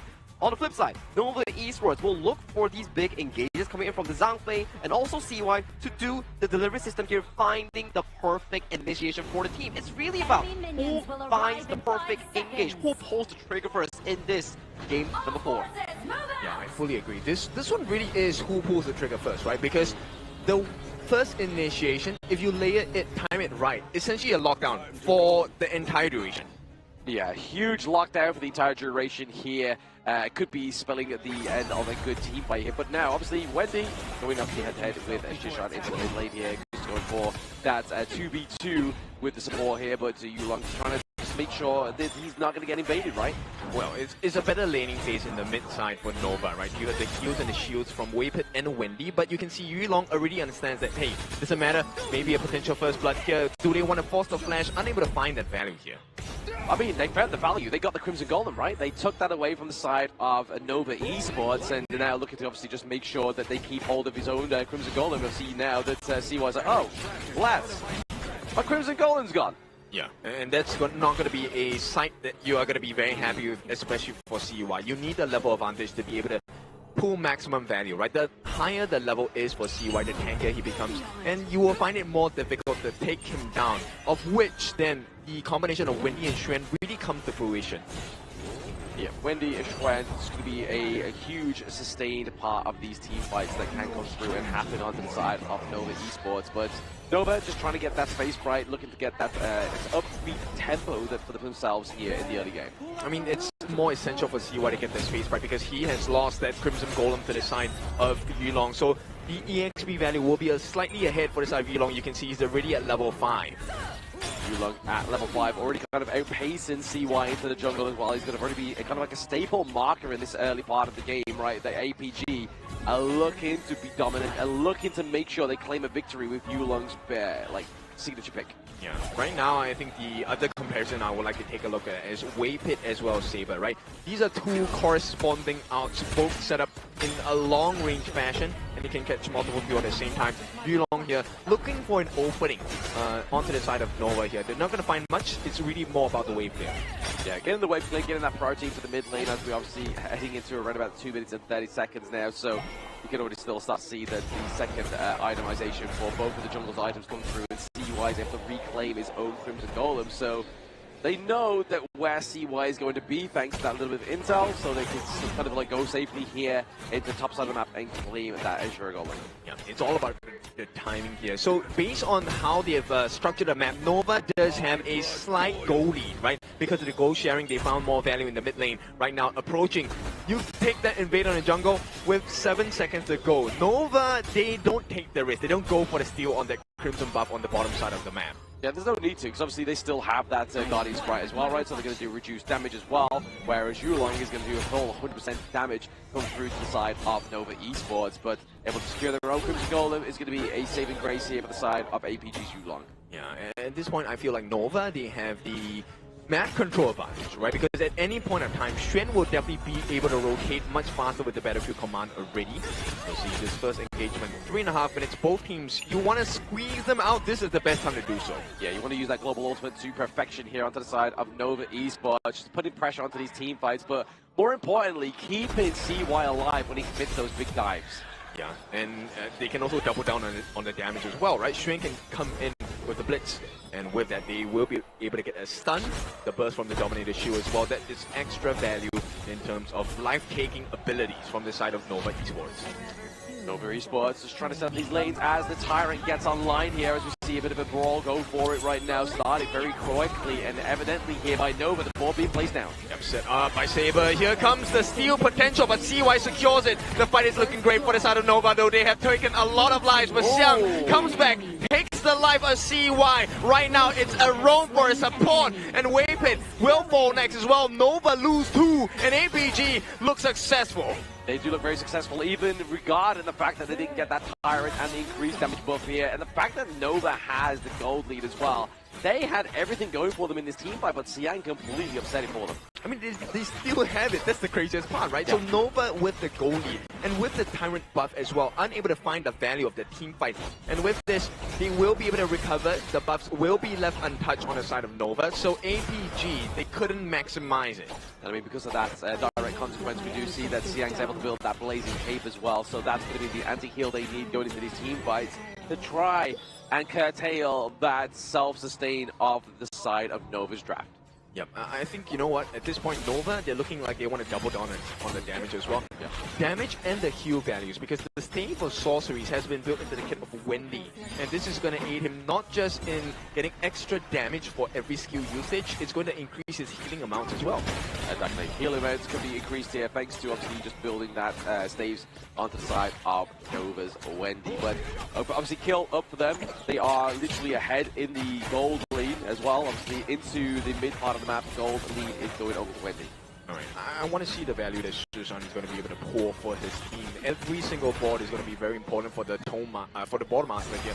And at this point, Nova, they're holding on to the lead close to 1,000. So this is looking good, even though they gave away 2 pretty big kills over to the side of Alpha Gaming. Yeah, they're just trying to maintain that gold lead, right? They're just looking to keep themselves into this horse into the race for Nova Esports, because they are down 1 game point. Like, they have to make sure they put in every right foot forward into this game number 4. Yep. I mean, over time, I still feel like Nova's draft is pretty strong because on the pick of Yulong for the side of the Mirage, right, for Jing, you want to be able to land down your skills on the Muji. But with the shields, the Leaping Savior giving extra shields to Muji, the Battlefield Command coming down if it's necessary from Shen, I don't think you get that one-shot burst you're looking for on the Muji. Oh, absolutely not, especially when you get the healing from Wendy, right? And also, obviously, the Battlefield Command from Juan, but it has to be used. Oh no, Susan, he's falling low as well, has been caught using the passive. He will not survive with the Battlefield Command. Wendy takes the credit for that kill, and right now it's a 4v5. Nova looking for more value across the map. They are. Obviously, Siang was looking for a rotation down there to go and help his buddy Zhishan on this board master, but get taken out. Obviously, not being able to use that flash thanks to that Unbridled Outburst. And this is a big deficit, right? Shishan was safe because he had his passive. Now, he's out of the passive for at least another 150 seconds. That's a long time. Nova can press for more. Yeah, very long time within Honor of Kings here, so looking to keep himself in a great position, or maybe just use those boards to zone out these NA teams. Is the potential here from Shishan on the side of APG, but they don't want to lose his T1 in top side of the map. Yep, they force the ulti from Wendy. Nothing too big for the side of Nova. Right now, as long as they don't take another fight, it should be A-okay. Sun, on the other hand, has other plans for the side of Alpha Gaming. They want to force this T1 down and look for the trade, but immediately Xuan makes that TP down. He's going to try and mount the defense. Unfortunately, not going to be in time. The rotation does come through. Nova, you can take the T1, but do you survive the escape?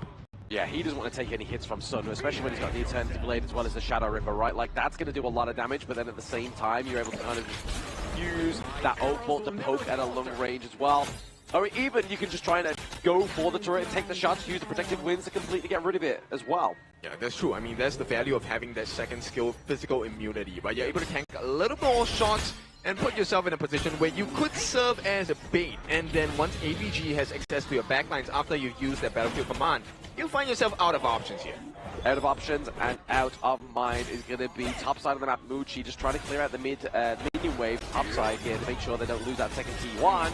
They're going to try and go on the CY at this point. Nothing too big. They did have to commit the Yulong ultimate at this point. So CY now in a better position. Border going to be laid down. They got the stun. Still unable to find it. CY secures the Tyrant for the side of Nova. And right now, they just need to maintain this lead. They still have a goal lead. They have the next buff for 80 seconds. Waypit and Wendy. These are your defensive structures on the side of Nova. Until you take them down, Muji and CY are going to be unstoppable. Absolutely, they're going to be safe here. CY, Muji are just going to be basically hiding behind Wendy and Waypit at this moment in time. Even Chuan as well, right? Like, obviously, that's a lot of the defense you have on the side of Nova Esports. ABG, they look for the response immediately. Shishan helps to secure this, even without the presence of Yulong, and this is going to be valuable for the side of Alpha Gaming. They have managed to keep this gold gap to less than 1,000 at this point. And Nova, until they get that kill onto the important members like Sun or even Yulong, I don't think this is going to change. No, it's not going to change at all. Obviously, they need to get the right pickoffs here for the side of Nova Esports. Like, just take the team fights and dismantle the part of APG. They wish they haven't quite yet found that right momentum or even way into the team fight. I think the biggest thing here is like Xiang hasn't found an opening as well. He does have the previous chance, which I feel is going to be pretty vital in the team fights, but I think it requires the usage of Waypit's ultimate, the Unbridled Outburst, to really find value. Oh yeah, exactly. Try and get rid of the Unbridled Outburst, then go in, use the bridge charge, try and get the lockdown onto, say, for like example, either CY or Muji there, but obviously Chuan took a lot of damage, used the Battlefield Command to get out alive. Right. Now with that being said, this is the 10-minute mark. This is a true wrestle between the teams. If you get this Shadow Tyrant buff, you win the fight. CY gonna be pushed back for a little bit. They will try to reset this Tyrant. In the meantime, you can see Xiang looking for an opening on this. Yeah, dropping down Spritelets really stops it, kind of like resetting any further out of range of Nova Esports here, but then they clear out the Spritelets. They use Saber here to make sure it resets. Also using the mirror image on the side of Yulong to see if there's any potential catch angles here. So Yulong trying to work down on it. CY coming back here, both at level 14. Shields coming in from Waypit. Waypit using the shields, keeping his teammates sustained in this long drawn fight for the Tyrants. Obviously Daybreaker being built here by the side of APG Sun is definitely just going to amass more damage. But look at those traps, man. They are waiting for the side of APG, maybe even Yulong, to proc all these walls. Oh, they actually have one. No, Nova take the T1 in the mid. Right now they can open up the map as well. Saber uses his dash to get out. Nova, they are patient, and the patience might be rewarded here. It could be. Patience is a virtue here for these two teams, and they're looking to start to be a patient team around this fight of the Tyrant. Oh, they wanted the ball. They can see why they're trying, but a save comes in from Waypit as well. All the damage in the wall on the backline. Saber not gonna survive. Flash comes in from the side of Muji. They see the ending. They see the opening as well. And with that, 3 kills for the side of Nova as Alpha Gaming make a mistake.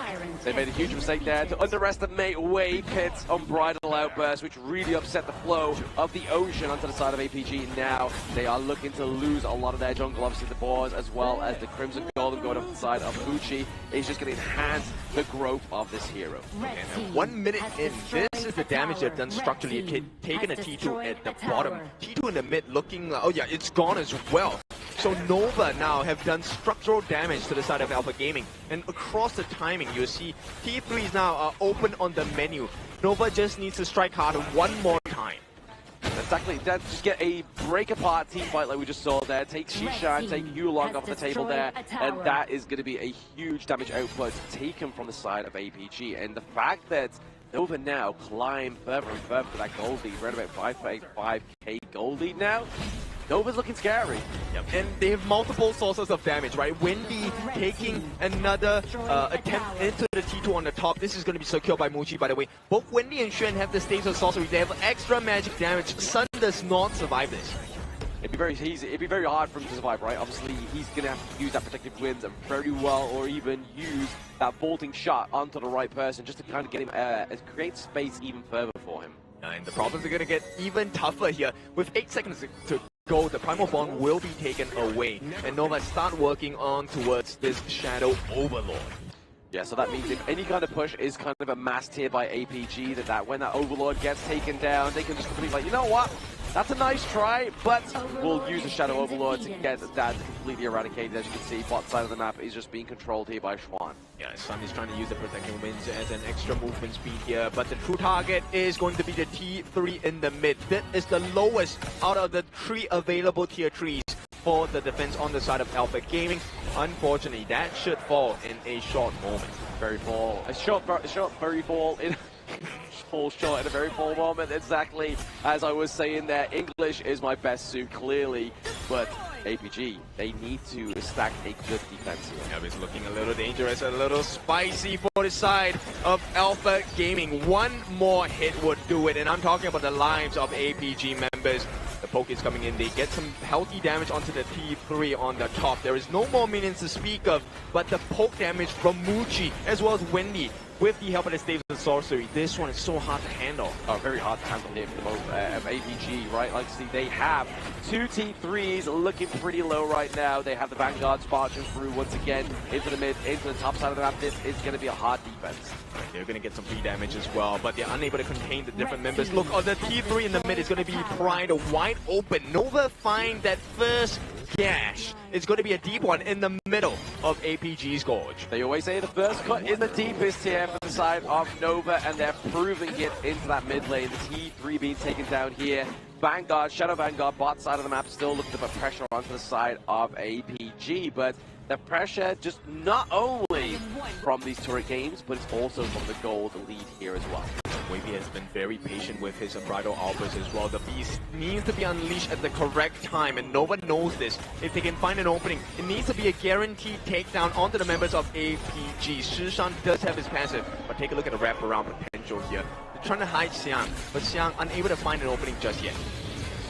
Just yet into the backline, round about that Azure Golem as well. Maybe look for a big crucial fight, but at the same time, they have the minion waves into the mid lane crashing in, right? They have the enhanced minions. Like, what's the playstyle here? The Unbridled Outburst connects. Yep, they set it up onto Saber, but Xiang is wrapping around there. They caught the catch onto Muji. No, they don't. And this is going to be danger for the side of Nova. They have Prior over the Shadow Tyrant, and this is going to be 90 seconds of fighting prowess. Xuan has been making work at the top side of the map as as well. APG caught out, CY makes a dive. The heals come through, and the kills might not, but the chase down CY as well, finishing the job here.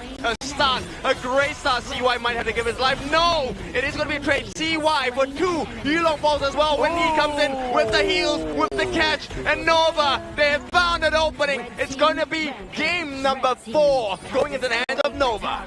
Yes, a beautiful finish there for Nova Esports. Wendy coming in with that flank there, getting a double CC onto the enemy team and just allow that damage to formulate and get that crystal takedown for game number 4. And so far in the story of this best of 7 series thus far, it's really about mitigating the loss in that early game and bringing into a 10th-minute mark. Whoever gets the best out of that 5v5 will dictate the game in a much bigger tempo here. And that fight was escalated at the front end for side of Alpha Gaming, but in the end, it was the Musashi Liubang combination bringing in the escape route for CY, nuking anyone close to that Musashi. Yeah, just out-tanking, right? The heals, the damage coming in from the side of Alpha Gaming actually is pretty scary. But when you're dealing with like the Leaping Saber shields, you're coming in with the Battlefield Command heals as well.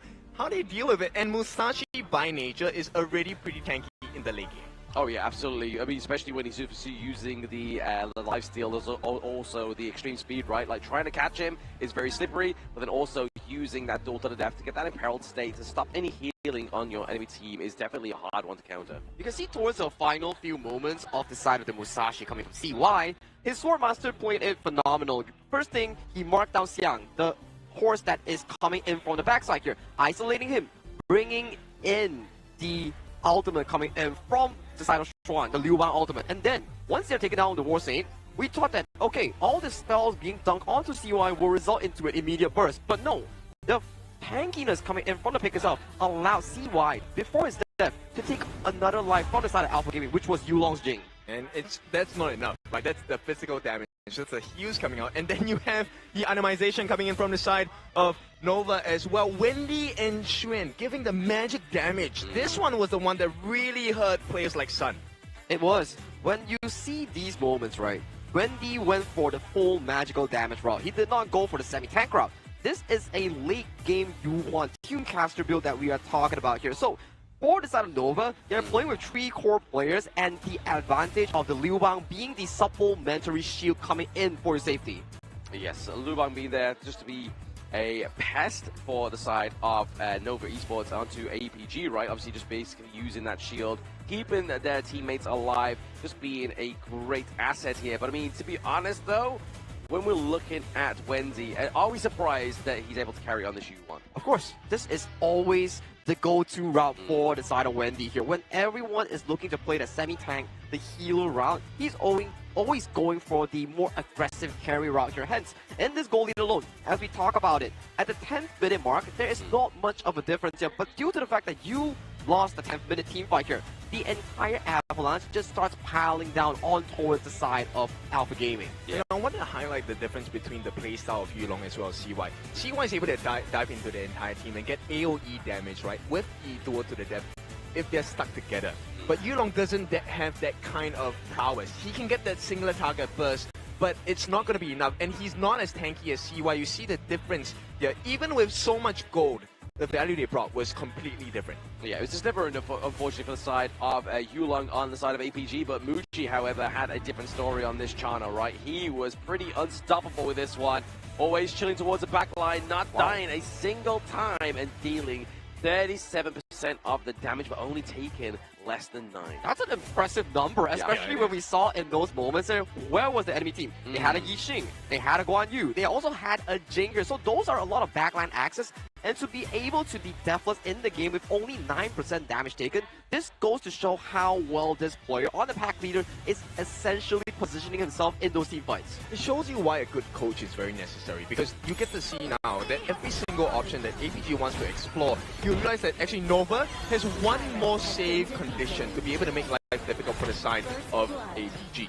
I mean, that's a bit of an upset for the side of APG, right? Yulong not getting a dub on that Jing is definitely going to be a salt in the wound here, as they were a point with a head, but they are now neutralizing once again thanks to Nova. But this, for Bridal was fantastic. Immediately disengaging the side of Nova Esports and then allowing Xuan and CY to deal the final blows on towards the enemy team. That lead led to this monstrous of a Musashi here, single-handedly diving toward the backline here, tanking again Yulong and assassinating him before actually falling here. And after this point, Wendy's really trailing behind with the Morphle Temple, finding onto 3-man for the final moment here, which leads to this game to become a 2-2 all. It's really all the shields and the heals that are surviving. CY doesn't mind giving his life because he already done the deepest gash possible to the side of APG, right? Taking the 3 most important members straight away in the fight. And this one, a well-deserved win. I feel like, you know, Nova, maybe they have found their strides here. Maybe they have found their strides, or maybe they are literally just dueling to the death with that Musashi ultimate. But now we get a neutralized lead here into the bracket. Nova are now 2-2 against APG. Do they take another 2 victories, or do we go 3-2, 3-3 ultimate battle? Oh, minimum 6 games on our hands here, gentlemen. So we will have a large potential of going into that ultimate battle that we talk about. Game 7, everything removed, going back to that classic blind draft here. That will be very interesting, especially we haven't got one in the recent days. Oh, that's true. But you know what? We will wait until we get to that Correct, point. correct. Right now, I think the thing we have to explore is, okay, you have not found the value you wanted with the Jing pick. Does this hurt your confidence as a jungler? Because this was supposed to be prime Yulong, right? We were supposed to see him come out as a monster, destroy the likes of Nova, especially Muji. Confidence now on the side of Nova should be at an all-time high. Well, for the very least, if we were to look into the mindset of these players here, I do think that confidence has always been there. The only thing that is not there potentially is the stamina, because it's been a long day for both of these teams. Nova is the first to arrive in the venue, and they've stayed here for all 3 best of 7 so far. And if you're APG, you're playing back-to-back BO7s. Exactly, it's scary, right? APG definitely starting to show a little bit of a blunder here within their performance, because they're having to play back-to-back games. But so far they've done well, right? Obviously they're keeping it to a 2-2 scoreline, but they need to do more if they want to be the second grand finalist within KIC 2025. It will be stakes at hand right now. I think the biggest difference here is the fact that Lapu Lapu was picked up, did not get the win. Oh, that's I think this one really hurts Alpha Gaming. And it really boils down to Game 5 and Game 6, where we talk about it. We saw the global ban picks. In Game 4, after the game has concluded, 20 heroes are now default banned away from both sides here. And once again, Alpha Gaming taking the reactive red in towards their pockets here. As we really talk about the BO7 setting, the first few games, it favors the blue side for the strong blue side picks, OP picks. When you go towards the red side, it's when you go into the Game 4, Game 5, Game 6, where the red side, it's an easier side to formulate a better draft. And this is where you come to a situation where, look, the difficulty is going to increase, and you have to start looking past the old mistakes, right? If you keep hanging on for Nova and APG about, hey, you know what, we didn't make the full use of this particular pick in the previous games, you're going to be caught in the past. Right now, you want to aim for the future. I think they need to look at what is the next best step to kind of hurt the confidence, but also to be able to dominate the competition.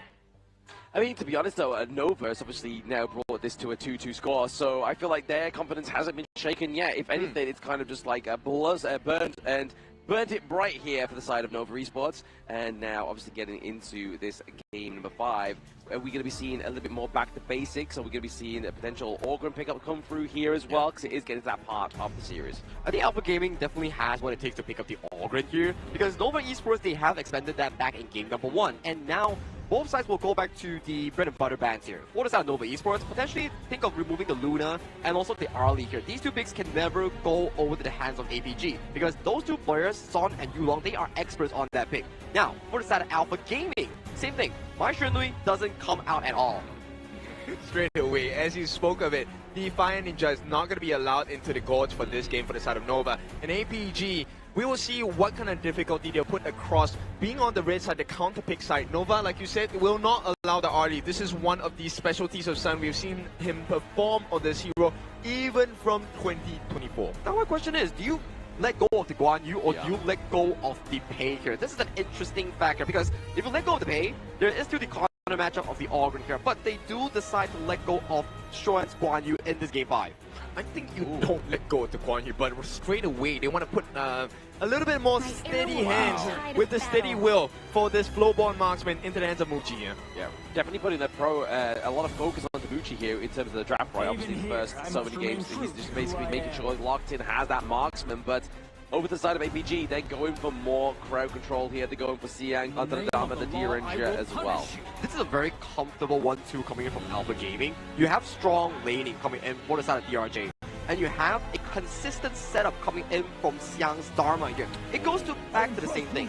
Whichever Clash Lane gets the better flank, whichever Clash Lane gets the better opening, wins the game for the team. And you know, if that situation does not present itself, then it becomes more of the clash lane. It's okay, I'm going to stop you from reaching the point where you need to be. And that is going to be sufficient enough because the rest of my team, we're going to win the 4v4. Yeah, the Motsu pick coming through here is definitely going to be able to stop that one. Oh, there we go. Uh-oh, Athena, the Sacred Warrior, coming through again today. This is going to be an interesting one because so far, in today, Athena Rome has yet to find a singular win in the BO7 setting here. So I'm interested to see how Alpha Gaming decides to pull this off. As we know, the introduction of the potential counter of the Athena Rome there is a few prerequisites. Number 1, your Rome needs to be able to bring spine. Number 2, your mid lane should be a utility mage. Oh no, and okay, technically the Motsu can go into the mid, but you really want the Peacekeeper in the mid here? Probably not, no. I mean, you're definitely losing a lot of utility, or even potentially a lot of a carry potential, right? Obviously, we are seeing the ban out of the Newer as well as the Mai Sure Noise, so... And the coming here as well for the side of APG, and then obviously Shishan, he got the use of the Yixing, the Boardmaster last game, so banning this one out is just going to mitigate the control of the battlefield here. And surprisingly enough, in the recent pick and bans of this final lower bracket here, there's a surge of amount of the Kongming being the ban phase here, and this is targeted directly towards the jungle Kongming. This is so difficult. Now, APG, they're going to pick up the potential Lady Chen. Do they go for the Ogren pick with this? Or do you go for a little bit more of an assassin type to try and, you know, ramp up the farming potential on the side of APG? I think Alpha Gaming, if they go for the Ogren, it makes a lot of sense here because it gives you a very comfortable situation that you can still consider full damage Ogren. Yeah, I mean, that's a Blacklist approach, but they could definitely go for the full damage Ogren here, but it looks like onto the side of Nova, they may lock in the Agudo here, and even the Xiao Qiao, as we're seeing here, being placed for the side of Nova, so they're going to have that huge AoE damage. A little bit of a long-range poke as well, thanks to Xiao Qiao. Oh, wait, there we go, Princess Frost. So that is the prerequisite. I'm still waiting for the lock. Okay, so it won't be Xiao Qiao here coming in for the mid lane. So my question is, how do you realistically play the early game coming in from the Agudo? Because we know, Agudo's first clear, it will be very beneficial if you can release the first jungle monster, be it the Spike-tailed Bees, be it the Crimson Golem here. These are the available options here. But if you have an Athena constantly harassing you, that's a lot of pressure being put on towards the side of Nova Esports. I mean, we saw one of the potential answers, right? Which is, let's ignore the Athena altogether. We just gank the hell out of the opponent jungler instead. So this one might be a little bit scary for Yulong here on the Fade, but at the same time, if APG finds success with the deterrence and irritants of this Athena, Yulong becomes so much more stronger because he's going to have the level advantage, he's going to have the gold advantage as well. And once you push against the corner, who's going to love that? Nobody other than Xiang.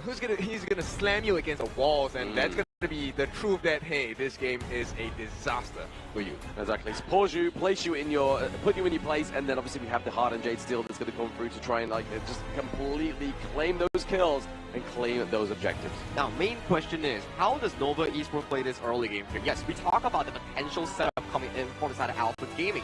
That's only if they can successfully convert the Athena lead generated by the hands of Saber into these monstrous gold leads that lead to landsliding team fights here. So that is the game plan for Alpha Gaming. So for Nova Esports, how do you realistically formulate a defense to make sure that the Agudo on the hands of CY gets a comfortable game moving on? I think you bring Xuan over, right? You bring Xuan, you try and get Saber using the push heroic charge, push him away from the buffs. Just buy as much time as possible. Once you get the smite, just leave and try to use that gold sharing mechanism on the top side of the map in the clash lane and try to recover farm from there. Now this is a very important game between these two teams. One mistake will allow your opponent to get the better of you, and also the series point is one of the most important BO7s in the lower bracket. Oh, absolutely. Tournament life on the line here for Nova against APG for the fifth time now as we go into the fifth game of this best of 7. There we have it. This is what I'm talking about. Just keep pushing away. And Saber now might have to give his life without even finding value. He can't steal anything right now. And this is what you want, Nova. This is a great answer. Very good answer to the Athena is just bully them and move them out of position so they cannot steal anything. And to be honest, it's not really going to disrupt the flow of Nova's CY either. Yeah, exactly. Now, this is then a question of timing, right? Does Yulong try his best? Can he actually find value? Can he speed up his jungle rotation? Because right now, Saber is not technically doing his job. He's supposed to irritate the members on the side of Nova as well. Yeah, I think the good thing here is the fact that obviously the Flowborn marksman down to the bot side, and going against the D-Ranger is a decent matchup anyway, so it's not like he needs Waypit down there holding his hand. Waypit's like, you know what? I will handle Saber for you. Yeah, and this is looking great for the side of Nova, right? And now Saber needs to find value here. Get a steal, get us something across the map. He only gets one camp immediately locked down. And now the entirety of Nova is showing why this Athena strat doesn't really work when you have the answers. Exactly. I mean, especially if you go to the ultimate battle as well, right? And you're not really expecting it, then now see that's where we start to see it be a little bit more fruitful. But right now, into the global ban pick, when you are picking the Athena around about that third, second pick onto your team, you can really formulate and find a way around it. Yeah, and this is where I like the pick on Wendy, right? This Xiao Xiao, one of the most biggest burst mid heroes in the game as well. This is one perfect answer to deal with Saber right now. Oh, Saber, once again, just going to take it down more and more, but for those obviously watching who has never seen an Athena before, this is the Athena distraction strat, and the more you die, the less gold you get. Oh yeah, exactly. Full value though, Yulong. Oh, he's playing with his life for this one. Stun comes in, not going to be able to find value in that, but with the respawn on the side of Saber, he's going to be able to get the knock up. Now, do remember, Saber, every time he respawns, he actually knocks targets up. Will be locked for the time being. Unable to buy a little bit more time, and Nova actually, even with all the distractions, they have a immense goal lead. 2.5 minutes in. This is more than 1,000 gold. It is more than 1,000 gold here for the side of Nova, especially so early. Yes, they got 5 kills, but it is going to all literally be for the side of APG Saber. So they are playing this one like as they are brawling. It's just basically Saber is offering himself to them. Yeah, exactly. And right now, I mean, the silver lining for the side of Alpha Gaming is Yulong is level 7. Once again, they can take the life with Saber, right? They don't really have to care about this at this point anymore. APG, now it's really about what other things can you do across the map? Because Saber is giving you the information already. He won't be able to do much aside from taking maybe 1 or 2 camps every few minutes. Which isn't going to be as kind of like demonstrable as he hopes it's going to be, right? It's not going to disrupt the flow of CY on Zagudo. Very fast clearing jungle in the early game, but when he get a kill onto Shishan, didn't see that happen. Yep, off cam, and this is now the start of a potential problem for the side of Alpha Gaming. You need to have the goal lead when you're playing this Athena strat, and time again, Saber unable to really give value to the side of Alpha Gaming. But there is a potential turnaround, right? Yeah. All these titles, the Rampage, Killing Sprees, if they get the shutdown on the different members on the side of Nova, that could change. Exactly. Are you looking at shutdowns onto Wendy, onto CY, or even Waypit, right? Like, he definitely landed the Cannon Blast to perfection, like, really stopping. And obviously the synergy with the knockup of Xiao Xiao as well. Yeah, we'll see whether that burst damage is going to be enough. Yulong trying to work down on this time and will get it here. Didn't have to commit. The ultimate actually uses his smite. He wants to make sure that this is not going to be a difference of smite ability for the Azure Golem. For now, Nova looking for a target. You know who they want. Ooh. It is going to be Sun. Everyone onto him. And even with the flash, it is still not enough. A killing spree for CY here. And the damage is not sufficient. Yulong, he may have the level advantage, but he does not have the damage. Yeah, but if we're going to pull it down to the bot side of the map, and Saber has now spawned into the backside of this team, he's going to do his best to try and keep, or at least get a takedown, and there he goes. Yep, one more catch. Xiang here looking for an opening. They get the finish. If he gets the call, it's going to be huge, and they get it! Combination unlocked here. Do they get the kill? They get one in the form of CY. They get Wayfit as well, but the response is immediate. Xiang going to be taken down from the likes of APG. And is that the maximum value you can extract? Because the goal lead has not shifted at all. Not shifted one single bit, but obviously they are going to get the takedown of CY, which means that you know for a fact that the enemy's buffs or camps, they're going to be a little bit free ride. Okay, Saber did steal that one. Did funnel that into the hands of Muji. Still, nonetheless, not the biggest loss. They did buy some time on the side of Alpha Gaming. But the biggest issue here is that now you get to see the combination. You have to keep your eyes on Xiang. You commit 4 members onto Sun, you get the kill. So what? We can turn that fight around immediately. Which is a good call for the side of Nova, right? Like, if they felt to Xiang's just amazing play there with the True Mantra, then didn't get anything single back, like no recall, no quick response, then Nova would be in trouble. Yeah, and the timing of which Nova chose to take that fight has been great, because you don't maximize the value of the Rampage. The gold difference, it's really minuscule. They have just cut it down by what, 400 gold at this point. Yes, exactly. They're just trying to like make Sun, he's gonna try, gets picked off again. Strength looking for the opening. Sun, he is caught in no man's land. CY finishes the job. T1 is the reward as well, and Nova are looking strong. Yeah, very strong Nova here, taking that T1 down to the bottom side of the map, but you are seeing a bit of a quick response here from APG Xiang. Getting that T1 top side, but do they have a farm lane left after this brawl? I don't think they care. Look at the damage on the T2 as well. Nova is just making plays after plays. Alpha Gaming, they are the ones trying to catch up even with the Athena roam. They are trying to catch up. I mean, they should be the ones that's kind of like, hey, Nova, let's slow you down. Let us be ahead in terms of that gold. And right now, Nova's like, yeah, all right then, let's see what you can do. And unfortunately, it's just not coming into fruition. Yeah, I mean, they are looking for the wheel clamp here, right? But it's them who have their legs clamped on the side of Alpha Gaming, and this is not ideal for them. See why he has not been troubled at all. So far, the only time, I mean, it's been, what, a singular buff stolen by the side of Saber, and even then, it was funneled back into the hands of Muji. Exactly, putting it into the marksman, probably not something you should be proud of here, especially when it's going to be the flowborn marksman. As you can see, Muji building the Doomsday already as well, looking very frightful with the itemization already. Yeah, this is not ideal. I mean, okay, Saber, did he actually get that? He did, right? So he went into the hands of Wendy with that one.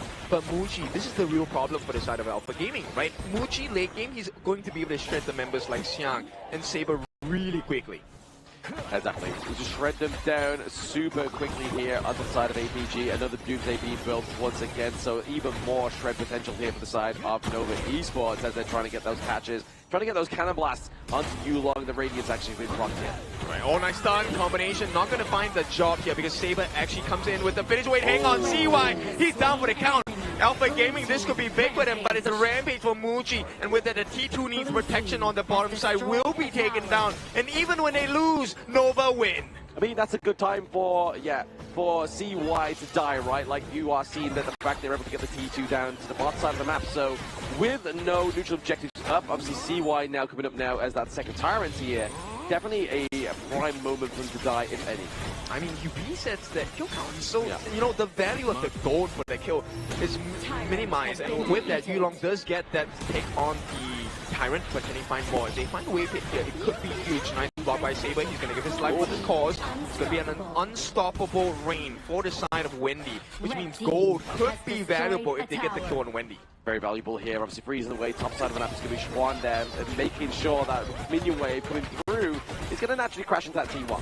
Ah, this T1, I think it's gone. Nice, a knockout by the side onto Shishan as well. Oh no, what is Wayfit doing? He had to expend the Think Inside the Box, a wasted ultimate at this point. A little bit unfortunate, but they are potentially going to get that T1 at the top side of the map, so they are still going to be able to get that prize that they were looking for, and the T1 into the mid lane is not looking too healthy either. Yeah, it's not, and that's one of the most important turrets in this game, right? The moment you have that taken down, it opens up the map for the rest of the members on the side of Nova. Your camps will be under pressure. Once again, they're going on to CY. He's going to use his role to get out to safety, but the damage has been done. Alpha Gaming, they can't protect this T1 in the mid for too long. They can't protect it too long here. Alpha Gaming are going to have to give it up at some point in time. their side lanes are not looking too healthy either. Obviously, Muji's able to get that T2 down to the bot side also. He's just looking for that pain game. That Arrow Storm is going to hurt. Yeah, it's starting already. He's at level 13. We need to take a look at his gold later on. Let me just actually take a look at that. He's at 7,000 gold already, halfway there. He's halfway there. He has the Shadow Ripper looking to build into the Daybreaker as well, so that's going to be a lot of damage coming online very soon for the side of Nova Esports, but now they're looking to contest the Shadow Tyrant. 10 minutes in, this is where Nova wants to get the finishing blow. Nice stuns onto Saber as well. This is where Xuan has shined so many times, but on the sidelines, Xiang as well, looking for the openings. They're going in. Can they find the angle? Sam will be knocked back. They have him under control. Nice stun. It's going to be Saber giving his life, but Wendy has fallen. CY as well, and here comes the finishing blow. All they have to do is to finish the job. Waypin unable to land the stuns, unfortunately for him. And with a nice movement, they will not be able to find the kill, but the T1 is for the taking, and Alpha Gaming win big. Yes, a big opening here into the mid lane, not even getting that Shadow Tyrant. They was just like, you know what, let's commit to this fit. Let's commit to the fight. Let's get the takedown of Nova Esports, and that's exactly what they did here. Yeah, 10 minutes. This is such an important timer for both teams.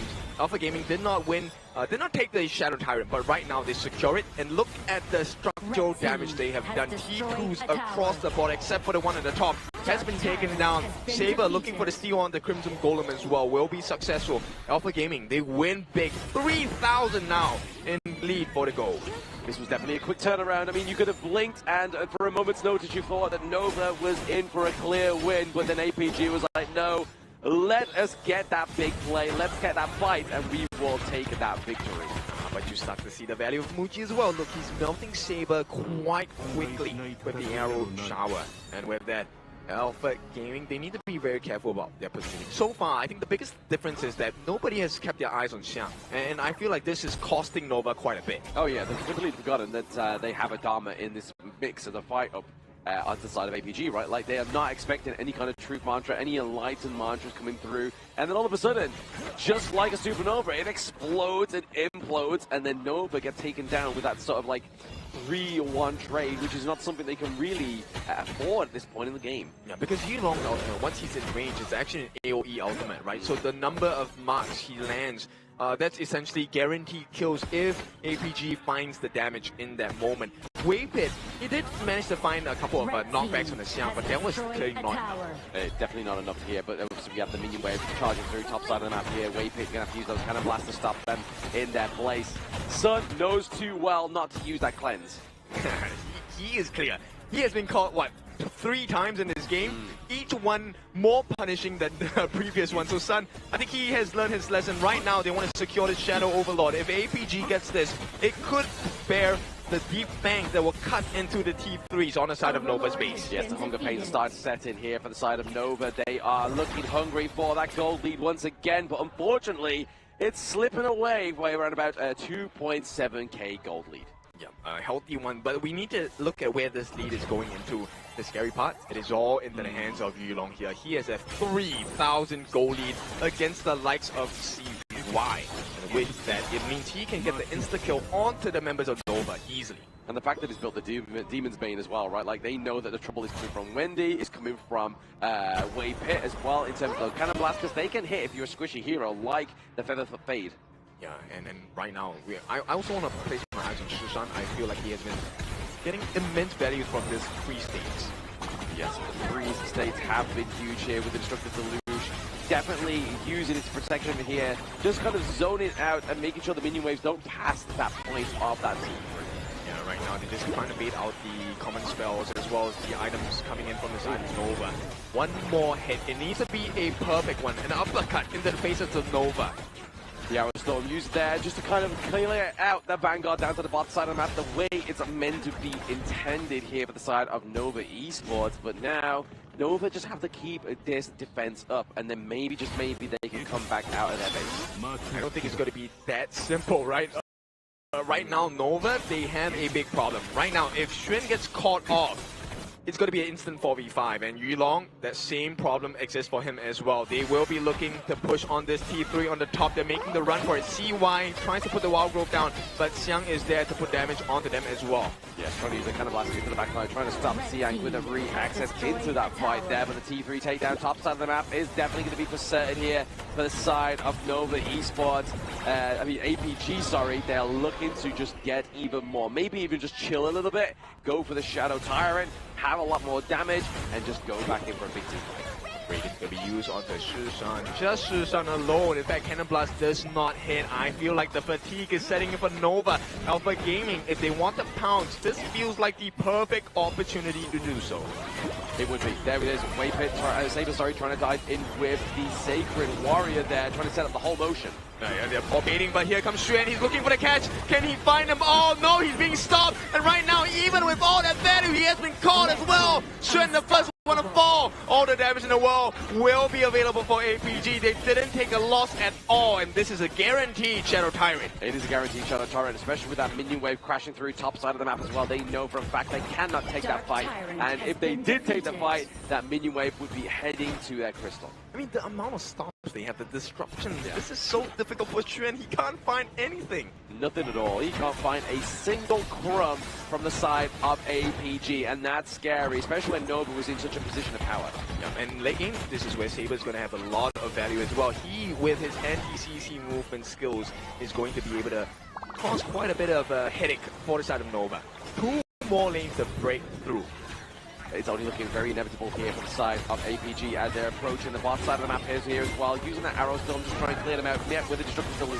Oh, but the damage on the T3, the bottom side is going to be taken down. There is no response from the side of Nova. Just pokes and prods. They cannot finish off any member on the side of APG. But APG is able to finish up that T3 down to the bot side of the map, right? That's basically what they came for into this little brawl, this exchange. And I've just noticed, obviously, HBSE are watching this match closely. Very close, and this is very important because this is going to be a preview for the grand finals of tomorrow. Another best of 7 between one of these 2 hopefuls here.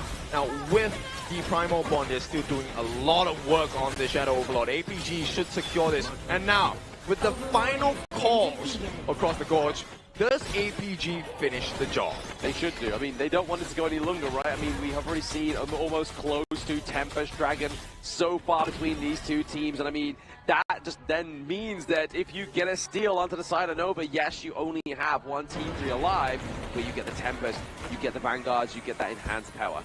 And this is a team lineup composition on the side of Nova Esports that actually does quite a bit of turret damage as well when allowed to. So you see this defense holds right now. Challenge is going to be issued by Alpha Gaming. Shadow Overlord flying down in the mid lane. Flying down into the mid lane, looking to take that fight there as well, obviously with the singular last standing T3 here for the side of Nova Esports. APG with around 4.8k gold lead is going to be negligible at this point. Everybody is pretty much near 6 slotted.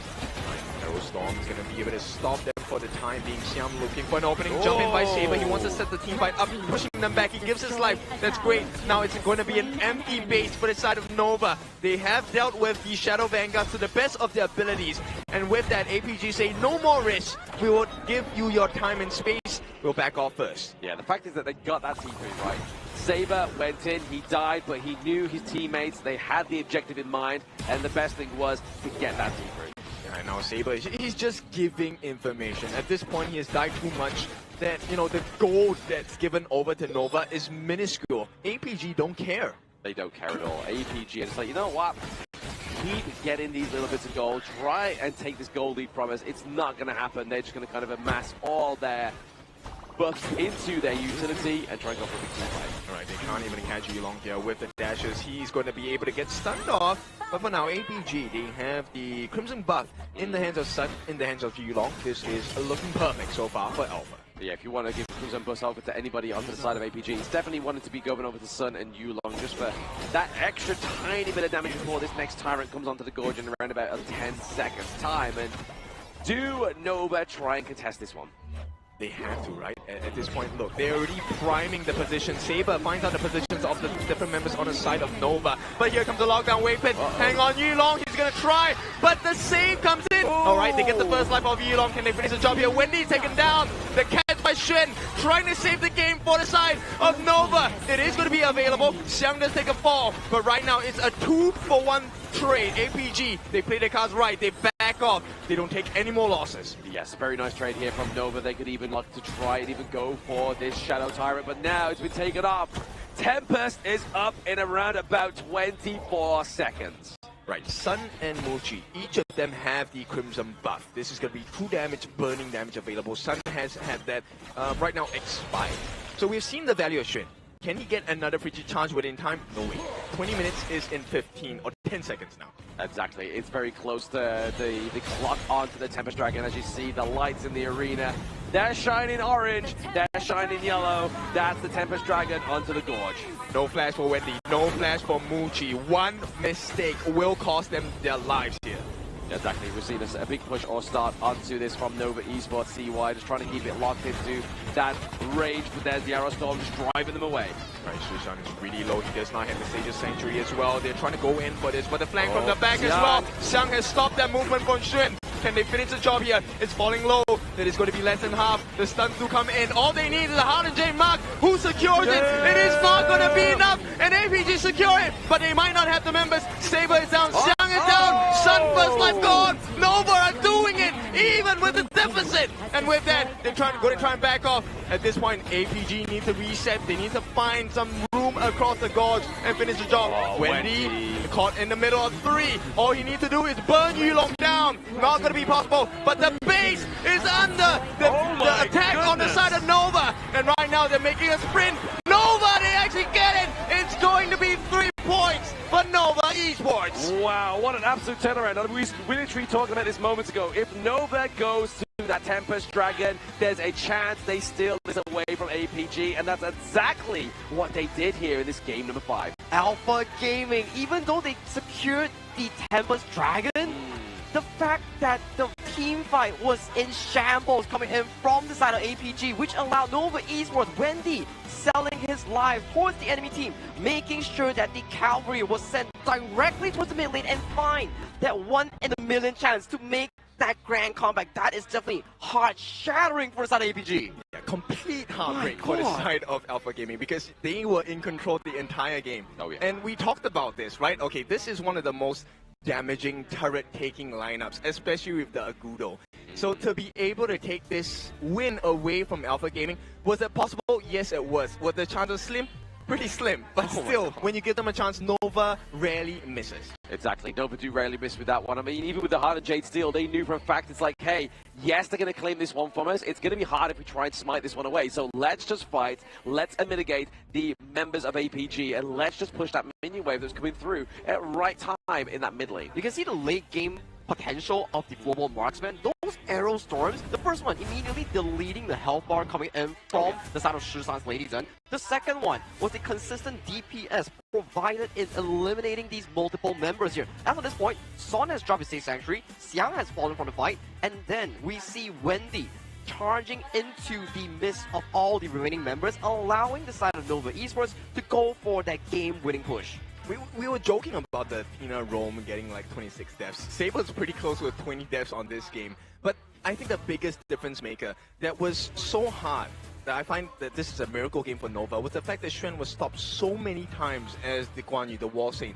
He flanked a million times. Xiang was there a million times as well. And even though they got that Tempest buff on the side of Alpha Gaming, it really came down to the wire. That last team fight made the world's difference for Nova. But this just shows the utility of the Arrow Storm from the Flowborn tank, Flowborn Marksman as well, right? Like, that's the real thing that put a lot of pressure onto the backline of APG, that sorted them away and deleted them in that last team fight. But look at that.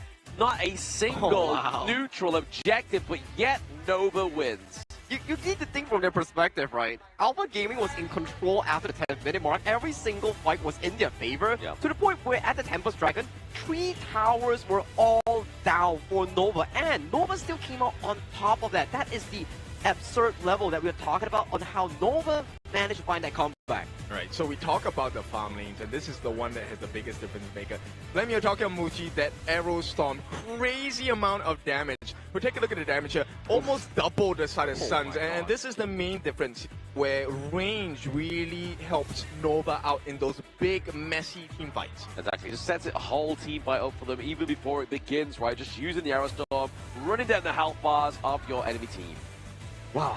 Well, I don't know who's going to be MVP, but definitely Muji is going to be one of the candidates here coming in towards this game, but it will be awarded towards CY here. Without its consistent performance in towards the middle to late game stages here, we wouldn't have come so far for Nova Esports on the Agudo Wild Rider to find that game comeback of a push.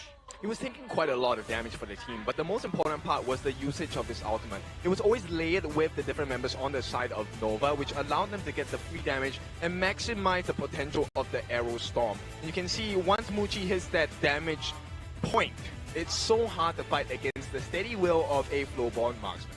Yeah, very hard, very difficult here, especially when he's just given the space, creating the space, and just using that go-to mobilization just to take the brunt of the damage of APG.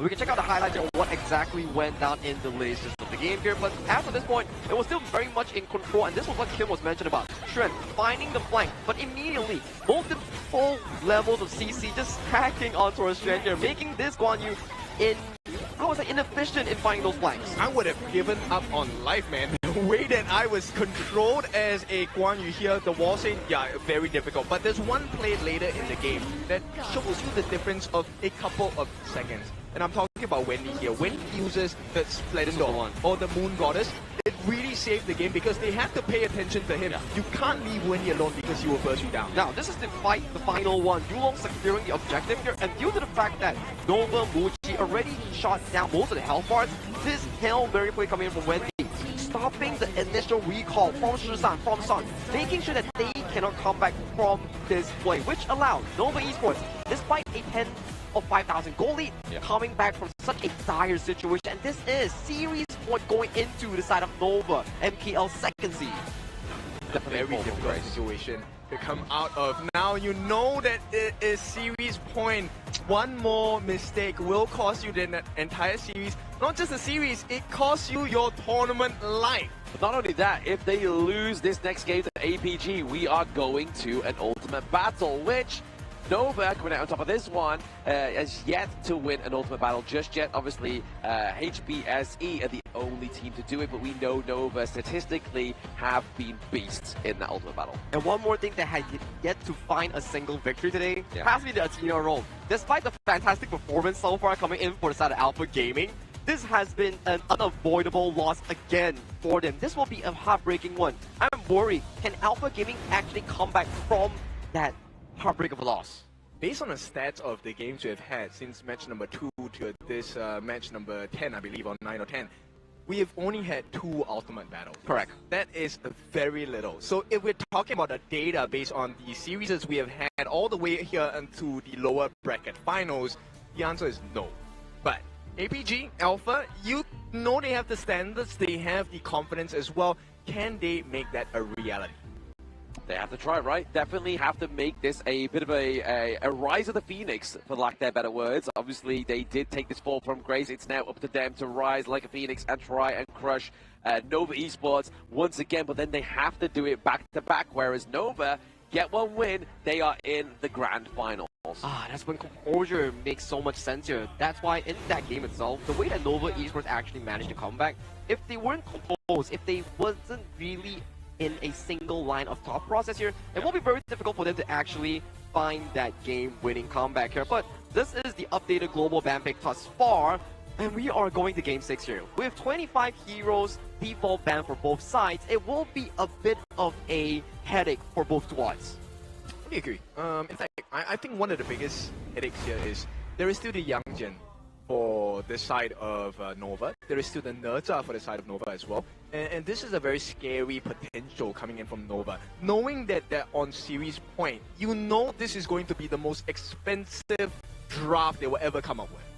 Absolutely. Very expensive draft just to try and get this point through to them onto the board here. And Nova, once again, onto the blue side. So APG want to choose that red side once again.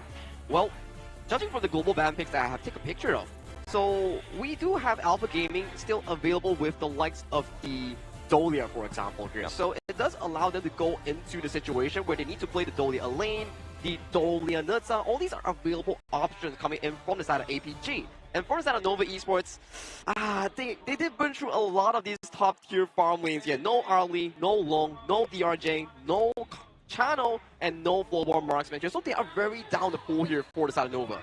I think they pull a page out of the Homeboys Black True Esports page, book.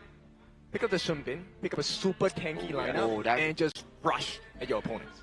Yeah, I mean, but the last time, obviously, we got the Sunbin, the Time Bender. We also had the White Anchor, which has obviously been used onto the side of Nova Esports. So they have to be careful with this one. What did they pair with it? Did they go for the Bai Chi? Oh, we have not seen that. I like that. I like that. We haven't seen that in a while. Exactly. Yeah. That's a KME special here. So we do get on into game number 6 here between Nova Esports looking for that deciding win and Alpha Gaming looking to bring it to an ultimate battle. All right, we'll see. This one comes down to the wire. APG have a chance to make history here. Lower bracket finals. Can they bring Nova deeper into fatigue, deeper into game number 7? All they need to do is to win game number 6. And what they won't do is allow the Luna or the Mai Shiranui to come through at this point in the game. And I can assume that the pay will not either. Yeah, as of this level in towards the tournament here, all these top tier picks here will be really renting a spot in the pick and ban spot itself. And there you go, Blam. You're paying the Mai Shiranui, Arlie, Luna, consistently banned since, what, game 3 and game 4? Yes, absolutely. But it's going to be the Mighty Conqueror coming through from the side of Nova. Another big pick here for Schwan, but does it get flexed into the jungle for CY? Oh, that's a very good info, right? Because one of the junglers thus far, I'm not mistaken if it's Twisted Mind's Queen, he was the one who played the Mighty Conqueror in towards the jungle and had relevant success. Very good success, to be honest. But APG, they're kind of teasing us. Stop it. If they really had picked up the Luban number 7 there, I would have gone crazy. But at this point, it is going to be the Marco Polo, so damage over time. Long extended fights will be the answer for Alpha Gaming. I am Ogron. Yes, exactly that. Obviously, the Marco Polo may be here to kind of try and maybe bait out. If they are saying, like, hey, this party is going to go up to the top side of the map, maybe they try to go for the monkey here. Oh, the monkey here does do pretty well against the side of the Ogren here. Sufficiently tanky, a very decent front line that can allow the Lady Sun on towards Muchi and Xuan on the party to go for those big team fights. It's looking like a monkey for me, right? Now you have the board, you have the rolling raid, frag grenade, and the Fatih just chops you and slices you from afar. But APG, I like this answer. The Charlotte is definitely something that is going to be worthwhile, right? Not only can he mitigate those stuns, he can kind of have huge damage reductions, allowing for that insane dive potential. I think the thing that I always find very exciting here is when Siang picks up the Charlotte, do we get the KC 2024 5-man knock-up from the ultimate like we saw last year? Is that going to be a case here? Is that going to be a potential for APG? Every little thing down the line here as of this point, especially game number 6, you need those miracle plays to push yourself into the tie series here, or to potentially push yourself into the grand finals here. Every single play, it counts into the books itself. So what would you like to pick up in the mid, right? Like, one of the things that Yixing suffers from, right, the ball master, is long range. That is something that he is going to suffer with. And Shishan did use Ganemo, no? He used the new one, but Ganemo is still available for the side of APG here. But always, the Yixing versus the Ganemo matchup is like a cat and mouse game. Do I snipe you first, or do I lock you in the board first? That's true. Okay, so Shishan did use the Ganemo in the previous series, so I'm kind of confused. Yeah, I feel we do see a repeat of that. So yes, but they want to play the long game. They want to drag this out, but okay, Ganemo, Shishan, he found some success with it. Do they lock it in? I feel like this is one of those big options here that he has to go for, because this was one of the few picks that you have relevant success in towards this day itself. Ooh, okay, CY Fade. Is it going to be successful? This is something that could really hurt them, right? The life bars on the side of APG are relatively low, and now they bring out the Lapu potential. This one is going to hurt. Deadly here from the side of Nova Esports. Waypit finally getting another tank pick come through as well, and obviously crucial team fight engage also here. So it does mean that the Mighty Conqueror is going to go top side of the map, and then obviously the Fade Pantherfoot come through here. But oh, a late Dolia pickup here with the Ganemo. They're putting a lot of confidence and a lot of trust into Shizan in this final potential game here. If they lose this, there's a lot of pressure being thrown onto it, this is what we call pressure forging heroes and diamonds here. But going to the towards the side of Nova Esports here, we have the Fade and Yixing combination. And I'm looking into the Lapu Lapu. Is Wayfair gonna go for the smite approach and be the funnel? Oh, that's true. That's a consideration. But I think at this point, I think the flash works better, right? Because you want to be able to deal with the Marco Polo, or maybe even catch out the Gun and Mo, Smith and Blade for Shusan unawares. We all know that Shusan is one of the most adrenaline-based players, and when he is on form, he is literally unstoppable. So right now, that is a win condition for the side of Alpha Gaming. Can you funnel all of the resources and make sure Shusan survives, gets the pressure off of him so he can land those blades? That's what Tom could tell, right? Obviously, if those blades are going to land, if they are going to be as feisty as we need them to, because APG obviously Lord only knows that they need this point to keep themselves into not only the tournament, but a potential bracket promotion into the Grand Finals tomorrow.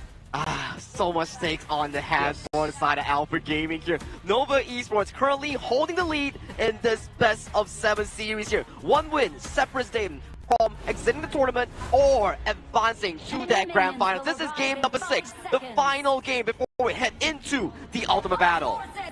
Yes, this is it for Nova Esports, but this could be the beginning of a new start for APG if they take this game number 6 away from Nova. Yeah, this could be a whole new world for the side of Nova and APG. All they have to do is to see what options they can explore, and straight away Yulong makes that first steal onto the dust boards. And this is looking great for the side of Alpha Gaming. Now the next thing they're doing, they also know about the rotations. They know that CY has started on that Crimson buff first. And this is where the next decisions by the side of Yulong are going to be very important. Exactly, already started to go for a bit of an invade here. It's going to be CY looking to try and contest that Azure Golem onto the side of APG, but CY's going to be careful here. Yulong was able to get that one. And here comes the attempt by Shusan to get that finishing blow onto the jungler on the side of Nova. CY will be able to make it out. This buys him a little bit more space, but then this costs the rotational speed. Yulong is going to be just slightly faster. Yeah, exactly. With the path of passing, it's definitely going to be faster here as well. Obviously, just having that increased movement speed, but also creating space to find your way into the enemy jungle or a new way into your own jungle. But there, completely blundering and taking away a few of these camps is going to be Saber onto this Dolia. Yeah, this one is. It may seem like one can, but this is really important. This is EXP. CY will not hit level 4 just yet, and Yulong is already at level 4. No pressure coming in from the side of Nova. Yeah, that's a scary thing, right? Like, CY not getting to level 4, he doesn't have the hardened Jade Steel. Doesn't mean he's going to be able to steal away any of those kind of like contested smaller camps before level 4. And this is going to put additional pressure onto Shren on this top side, which means this is a guaranteed space by going to the hands of Alpha Gaming. And with all the rotational speed in the world, this is great for the side of Alpha Gaming. TP is going to be coming down as well. He's going to join his farm lane as Sun to take care, because Yulong needs that farm. You can already see what's happening here, right? Obviously, Nova is just trying to chip away so much of that T1 into the bottom side of the map here. Then when the 4-minute mark comes up, do they go for the Tyrant? No, they look for pressure onto that T1, get that run down, and then obviously Sun is forced to go elsewhere. Yeah, we'll see if that's going to be the case, because right now, until the bigger steals happen, I think Nova still can catch up. But at this point, I mean, the gold difference, I think it's just neck and neck, right? It's about, what, less than 500 gold at this point. Yeah, basically, just like 376 it says there on top of the board there, so not even 500. It's literally negligible at 2 minutes and 45 seconds, but no real first blood come through just yet. Which makes the first blood even more valuable, right? Imagine it goes in the hands of Yulong or goes in the hands of CY. The junglers will make the difference. But the biggest one, Sydney. If Wendy gets it, he gets to amplify his farming speed. If Shishan gets it, that amplifies his life-taking ability. Exactly. It's going to be potential battle off of the mid lane heroes here for the side of Nova and APG, but right now, still, we see that Sun is like, you know what, Fuji's quite out of the lane at this moment in time. Let's see if we can get some pressure onto those T1s, get a little bit of damage come through, but Yulong just securing more of the jungle. Right, so 40 seconds to see who lasts the test. Both teams, I think, will play very safe. They'll play very steady as well. You don't want to take a risk, because the cost of losing this game will be too much for either side. Nova wants to clean this up. APG wants another shot at the grand finals here. And that other shot would be an ultimate battle here against Nova Esports. And forgive me if I'm wrong here, but I don't feel like APG's ever taken Nova to an ultimate battle. I also don't think so. Now, we will fact check ourselves later on, but for now, it's all about Susan. Can he get those couple plays down? Can they really batter them and soften them before the actual fight happens at the 4-minute mark? We can only hope so, but there it is. In 1 second, it is now time to go for these neutral objectives. Yulong already starting the pace here, using those double blades from Shishan just to start off. Yeah, it's all about making sure that CY is the board. able to get it. The board is landed down. Crucial kills them. And right now, if they make it out, this is all to the benefit of Nova. And they have. Everyone is safe and sound. I mean, generally, Wendy is low on health, but he does have his passive to work with. Exactly. The passive is going to keep himself alive. Actually, no, he doesn't have that passive just yet. He's going to be careful with that one, but taking liberties just to kind of clear out this minion wave and even that sprite. Yeah, I mean, this is what you want to see and have out of the Fade pick, right? Featherfoot is very important because his ultimate allows you to secure resources once it's down to less than 1/8 of its health. And you can't smite it away. You can't smite it away, and just like we saw there, the Tyrant does get stolen away, so really good play from Nova. Obviously, still, you have to give props up to APG. They're still ahead with the gold lead ever so slightly. Still not being able to take that away from them is going to be Nova Esports. Yeah, you can see the mindset behind Yulong's build here. He wants to be the main tank for the team. Going for the Dragon Rage is going to be very valuable, okay, when he gets chunked down by quite a bit. And this is something that I'm hoping to see out of Susan. Can he get those finishing one-shots? One-shots may be what he needs to get, right? Obviously, especially those couple blades. Those couple blades are going to tear through some of the members here on the side of Nova. Right, we'll see how this is going to turn out. 15,800. APG still has the lead, but the map is going to start looking a little smaller because the damage is coming through. CY as well as Muchi just tearing through this T1 at the bottom. Exactly, those early efforts are really now coming into a bigger practice here for the side of Nova Esports, who decide to go and take this T2 down to the bottom side of the map. This was something we used to see from Nova in the group stage, was complete domination into one of these side lanes. Yeah, and one of the unfortunate victims was OG as well, but we'll take a look at this. Nova, they're looking for the flank, but here comes the Augur, and he's all alone in the middle of 3, 4, 5! He gets the soul, Conductor of Souls here. The return damage by the side of Susan, not going to find a target at this point. And still, APG, they're looking for another chance. Jump in by the side of CY as well as Waypit, unable to find any room for mistake, but they have staved off the aggression from Alpha Games. Yeah, the artillery potential here, especially from Shishan, is absolutely nuts, as you saw there. If it wasn't for that correct dodge from Schwan, I feel like he would have been gone. Yeah, exactly. Well, I want to take a look at this top side now. The growth of Sun, 4,000 gold. The big thing is Muchi is catching up and keeping pace as well. This T1 is not looking, it's like it's going to stand any longer. Yeah, but they're bot side of the map there. You can see that Xiang's getting that split push as well, so maybe he's going to get rid of that T2 down bot side. You can kind of see that CY's like, hey, that's our job. And now have to use the Heart and Jade Steel. Oh, yeah, the Heart and Jade Mount just to be a deterrent for the side of the dive for Xiang here. And it's working out well, but the damage on the T2 is looking a little bit too much Nova. They have to find some of the answers across the gorge. Nova definitely needs to get those answers, right? Obviously, they're still behind in terms of the gold. They're still looking to bleed through that mini wave down to the bottom side of the map. And honestly, the T2 is literally holding on by dear life. Yeah, I want to see when Waypit is going to commit that flash Raging Siege, because it hasn't been done yet. And if it does not hit the mark, Nova instantly lose even further. It's a 1,000 goalie going into the benefit of Alpha Games already. I feel like he's going to wait for the cleanse of Sun to be taken off, right? Like, he kind of then flash dives in onto Sun. Fever Barrage gets knocked out of its paces, and then that's it. You just kind of go ham onto the backside of APG, which is where the real damage is right now. I don't think that's going to happen at this point. Oh, Muchi, just by the skin of his teeth, will secure the Crimson buff into his hands. That's going to be a lifeline for the side of Nova. They want to find that perfect setup. Muchi now will have the Shadow Reaper in his inventory as well. Shadow Reaper, Eternity Blade, very powerful items into the early game here as well. And you can kind of see that Wendy forcing to be building the anti-heal because of his Orgrin and up to the Dolia before he gets his damage items on board. Yeah, but the later this game goes, doesn't the risk for Nova become that much higher? Yes, it does. It definitely does look a little bit higher here, but speaking of higher, is going to be the higher achievement here from CY, once again getting that second Tyrant onto the gorge here. So the damage output for now is going to be temporarily increased. Yeah, for 80 seconds, right? But still, nonetheless, you have to take care of your towers. Right now, the T2 at the bottom, virtually non-existent. And with the tower advantage coming in from the side of Alpha Gaming, just one extra tower, you can see they have a little bit more map control. They do have just a little bit more map control on the side of APG, obviously, especially to those side lanes. That T2 is just waiting to bleed here, obviously, always making sure that Chuan has to take these expeditions down to the bot side of the map to clear it out. Yeah, this is going to be a constant pain in the neck for the side of Nova, right? At the same time, T1 and mid is so low. Oh, have they found it? Setup is not going to be there, but here comes the finishing blow, maybe. He is holding off. CY finds the kill on the Shishan. No more burst damage from the mid laner, and this is the first blood of all the things that happen. And Nova, they know not to over-aggress. They're going to retreat after clearing this wave. Yeah, obviously Sun was really hoping for a little bit more damage from either Yulong or Shishan before he got caught out there, but the dash away, the flash away from Xiang really put the pressure onto the side of AP.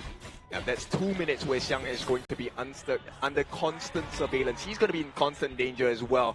And with that wave hit, what a way to force the fight. I mean, he did miss his Raging Sea, but it did set up the kill onto Shishan, which is one big factor you have to deal with. Oh, absolutely. That takedown on Shishan gets rid of the artillery, gets rid of the, where is the couple blades going to come from? Kind of a question that's going to always be in the back of the mind of Nova, but APG Sun, gotta be careful here. Saber coming through. Oh, they actually get the punish here and the shutdown on the CY as well. CY was doing well, but it's a 1-for-1. And still, Alpha Gaming, this is the time to come back. They make a mad rush for the Tyrant. This is the Shadow Tyrant, by the way. Alpha Gaming, they will be able to secure this. No steals available. And now they can start the fight. They can start the fight, but the typical strat we'd like to see down bot side of the map is that minion wave being pushed through after getting that Tyrant. But then do they decide to open up the enemy team? But that T1 into the mid lane is definitely going down. Yeah, the defensive board did manage to buy a little bit of time for the side of Nova, but still, this is something they have to take care of. The mid T1 being taken down means the Gorge is going to be so much darker for the side of Nova. Fog of War is going to set in, and now there is no way to go to that Shadow Overlord uncontested. I mean, definitely Nova had the means of the early game. Now we get into that 10-minute match. It goes into a 50-50 split. Who's going to take it? But now APG looking like the stronger member. 2,000 gold ahead. This is the biggest goal difference we have seen in the game so far. Really, realistically speaking, it's all about a setup, right? If Nova gets a setup, they should be able to finish this game. But if Shishan gets the prize snipe before the fight even starts, then Nova have no chance. They don't have a chance, but they are able to get that T2, so there's a little bit of a chance left onto the Gorge from the side of Nova Esports. But you saw that, right? Fuji was able to get that Daybreaker. He is going into that late game. Late game, that is definitely going to be a big problem. Now, Shishan, glad that, you know, APG have actually funneled that Azure Golem into the hands of Shishan. He definitely needs a mana regeneration. And you know what? What kind of hurt the cooldown reduction as well. This is going to mean more blades for the side of Alpha Gaming, more damage, and potentially that could be the turn around factor and the coffin for the side of Nova. They don't want that though. They do not want this to be the coffin. They want this to be the coffin breaker. They want to break out their sarcophagus off the side of Nova Esports because they were buried by HBSE. Definitely buried. And at this point, look, Shishan just being the deterrence. Offense is the best defense as well. CY looking for an opening. Does not know that Xiang is there. Hang on, what is he doing? CY, that's a risky move. A lot of damage coming out from Shishan as well. They cannot approach the Shadow Overlord. And with that, Alpha Gaming, they might have secured a very great chance. 12.5 minutes in. Alpha Gaming looking very steady. Very steady indeed, getting that second Shadow neutral objective comes through for the side of APG. And still not dropping that gold lead, but Schwan, he's going to go head-to-head against Saber. He's like, you know what, I'm going to do a lot of damage off of that Mermaid because I'm sick of those heals. Yeah. Songstress here not going to be having too much value at this point in time. They will push back the members of Nova for the time being. Pushing us back is all they can do right now. It's obviously as APG try and get these vanguards all crash through at the same time. As you can see, top side of the map needs a little bit of TLC. No, it no longer needs TLC. This is all going in the way of APG. APG, no more mistakes. They had plenty of control in the previous game, but Nova snuck under their noses, stole it all away, took the glory as well as the win. So Alpha Gaming, they need to make this as clean, as crisp as possible. They do. They need to try and get some T3s here, but I mean at the same time we saw Nova come back from worse situations here. But it's going to be difficult. It's really going to be difficult here because APG definitely have everything going in the right direction for them. Yeah, but I mean, they have the Blood Rage on the hands of Yulong as well. They do have the Fidget Charge. That is going to be the big difference maker. If that connects onto some of the members of the back line of APJ, Nova, but okay, hold your horses now. Just forcing them away with the board. Yeah, they're looking for an opening. Right now, it's just slicing and dicing from the side of Xuan as well. Ultimate was laid down by Waypit. Unfortunately, did not find the value it was intended for. And with that, Alpha Gaming, they do survive that defense coming from Nova, but this means they get some space to breathe. They go back and work on the neutral objectives as well as the buff. Yes, exactly. Because it all comes down to resources at the end of the day, and that's the one thing that APG's had over Nova this entire game. Yeah. If CY actually can get the steal here, he does have his Hardened J mark. This could be disaster for the side of Alpha Gaming. But with Waypit's ultimate, he does not have the flash. This is going to be a very hard setup for him. Yeah, I mean, look at CY. He's just trying to find some kind of angle into this Tyrant camp, right? But you can see that Xiang is always trying to shoot him as well. Yeah, this provision by the side of Xiang is so important. At the same time, Waypit is trying to provide the same value as well. Yeah. Let's see, Xuan does have the flash ultimate on this spot. He does have the flash ultimate on this spot, but there's the board being committed by Boardmaster. Lay down, it's going to be secured, and right now they must survive the fight on the backlines as well. They take the first life. Waypit did not find the value he was looking for, and Muji's in trouble. The rolling rage trying to get the damage down as well. Can he finish the job with the blood rage? It might not be enough. Muji, he turns it around. Xuan and Wendy have given their life. Yilong as well as Shishan. That is the main damage dealers on the side of Alpha Gaming. And you can see right away CY makes a beeline towards the top, tries to get the safety, and he's going to TP. And throughout the entire exchange, Nova get the better of it. Yeah, what a true MVP there, performance from Muji. Obviously, all propped up from that steal is CY, but to mitigate that pressure down to the bot side of the map, they got the kill, they cleared out the minion wave, and just allowed it to keep them pushed further. But now, they've bought themselves some time, but this instant replay is really going to show you what happened here. It's a replay, obviously, yes, you have the Hardened J still, the steal come through here, but it's going to be artillery, obviously, completely uncontested here by Shishan. Just having that range, really putting the access onto the back line, and then it was just that, the fact that someone was just taking Schwann's blades to the face was just so much damage. I think the biggest difference maker was the fact that the side of Alpha Gaming was kind of confused, right? Shishan wanted to go in for the finishing blow, but there was no one to offer the protection as well. Xiang was completely away, and once again, Shishan is in danger, but he's going to be fine for now. He has the TP back to base, which means this is a potential 4v5 fight. There is a minion wave on the bottom side of the map, making their way down as well. Right now, this means the T1 is open, and Nova obliged. They will be taking this for free. Yes, T1 opening into the mid lane here is going to be the big open in, and maybe just that another notch in the belt here for the side of Nova to try and get this game in 4.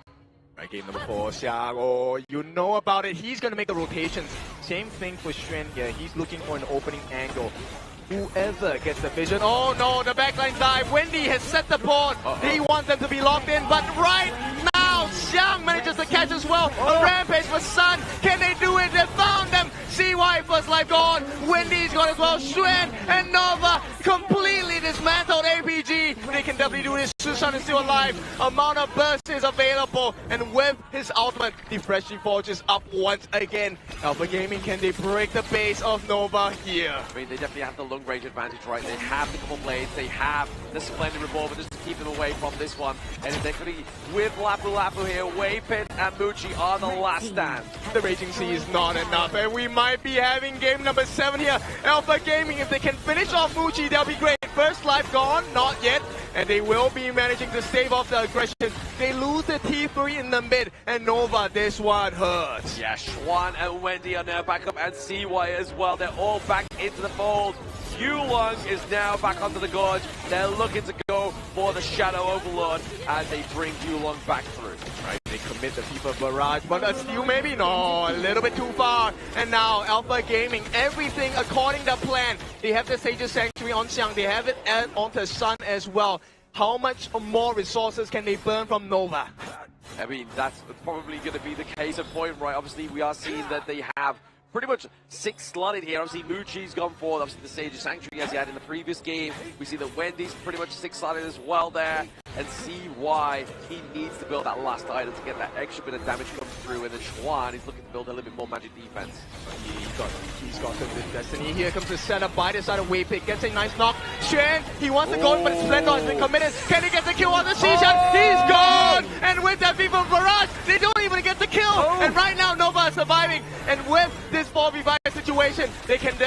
in their favor. Nova, they just need to reset. Make sure that the T3 stays standing as well. CY, he needs to make sure that he's alive. He gets his ultimate ready. Yeah, gets his ultimate ready with the Schwan here, bit of a saving grace for that T3 down to the bottom side of the map, but somebody needs to go and answer the call for that top side T3 as well.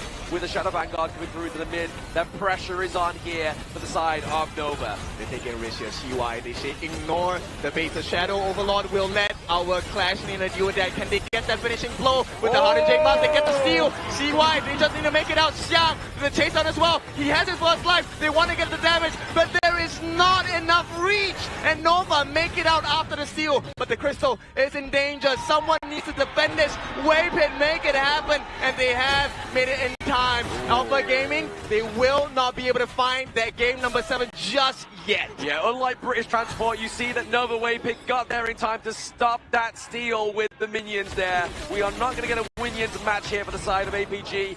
Nova cannot let this go to an ultimate battle because they could lose it, especially after losing the game 4. Yep, they're going to try Yilong. Oh, this is not the position you want to be in. He does not have the heals right now. Shushan is trying to make the difference in terms of damage. And with that standoff, it is going to be Nova in a very precarious position. The life bars are low. Waypit is not healthy. But welcome into the final battle. The Tempest Dragon has arrived. Yes, the game-ending mechanic here for the side of both APG and Nova. They need to try and get this one, or do they look to put the pressure on with these minion waves, because it looks scary if APG gets a good fight here. Yep, CY, he's not here. They want to make the difference on the side of Alpha Gaming. They know that he is not around. They want to turn this into an unfair advantage. Right now, the map is looking pretty safe for Nova, but it's the timing of it. Can they get the T3 at the bottom? If they can, that alleviates a little bit of pressure. It's going to happen. The minion waves obviously coming from the Crystal, but it's going to be a little bit too late.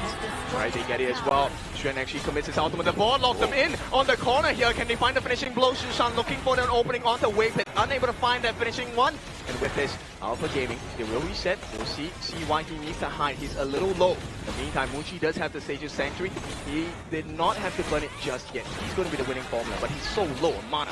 Yeah, I mean, that bot side of the map being completely eradicated there is going to give the pressure over to the side of Nova, because they still have their T3 just by the skin of his teeth. Misha does have the Sky Dome. This is going to be shared by across the map for Xiang as well. They want to go in for that finishing blow. Yulong looking for... Oh, Viva Barrage coming in from Sun, but immediately taken down. The save by Waypit. Is it going to be enough? Where is the damage? Save by has been taken out. And Nova, they're doing it. They're able to take down the lives on the side of APG. Bushido has to run for his life. Xiang looking for the chase out. If they get rid of Muji, they have no more damage. And Muji will be taken out. 45 long seconds for the side of Nova. APG, they will try to hang on. First life gonna burn down for the side of Xiang, but CY needs to make it out. Where's the stop? No, they don't get it. CY, he gives his life. They just need to finish the job. And Waypit, he saves the day. And here comes Xuan as well. He's gonna take down Yulong. And this is gonna be the dream opening for the side of Nova. They don't get the Tempest Dragon, but they're going to be able to stave off the pressure. Nova fans are loud, they're proud. They are definitely proud there, but I mean, you have to give it over to Wendy, right? He was in the mid lane, completely just getting that minion wave into that T2, putting even more pressure onto the side of APG, but now they have to reconvene. Yulong is back up at around about 19 seconds. CY in 9. They don't have a smite. Don't look to go for this Tempest Dragon. Yeah, stats-wise, this is not supposed to be looking good for APG, right? In fact, this should be a guarantee. If CY comes in here, I'm not sure whether he has burned out all the users of the Sage's Sanctuary, but that could really be the difference maker. Look at the damage being worked down by the side of Muji as well. They don't have vision on the backline. Xiang 1v1 against the likes of Xuan. They will secure it. CY opens up his ultimate. They get it. Nova, this is the dream start. Can they finish the job? They're going to start on the backline. They get the first line of Shushan down. Can they finish it at this point? But in the mid lane, they need to make a run for it. We are looking at the attempt by Sun. He can try and carry, but he cannot do it. Nova, this is the dream for them. 40 seconds without Sun. All they have to do is to win the next team fight. Yes, the team fight is going to be the big win here. Waypit trying to lead the charge, making sure he get the intel from the side of APG, trying to get those couple blades zapped away and making sure he's going to soak that damage from the top side of the map here. CY looking for the push. Yeah, 50 seconds. This one is a little bit too long for the side of Alpha Gaming. If they do the damage on the T3s, this is going to completely turn the tables onto Alpha Gaming. This is their last stand. The dream must stay alive for them. It must stay alive. They are looking to try and redeem the House of Nova. T3 into the mid lane gets taken down. They're looking for the T3 top side of the map. It's going to be the final fight. Yep, it's an empty base right now. Muji carries the dream. The ball laid down. He catches three. Can he finish the job? Jumping on the all locked down. The damage comes in. Harden Jade Mark. And you are out of this game. Right now, Nova looking for the finishing blow. Nobody falls. And it's glory, honor for Nova Esports. Nova rises once again.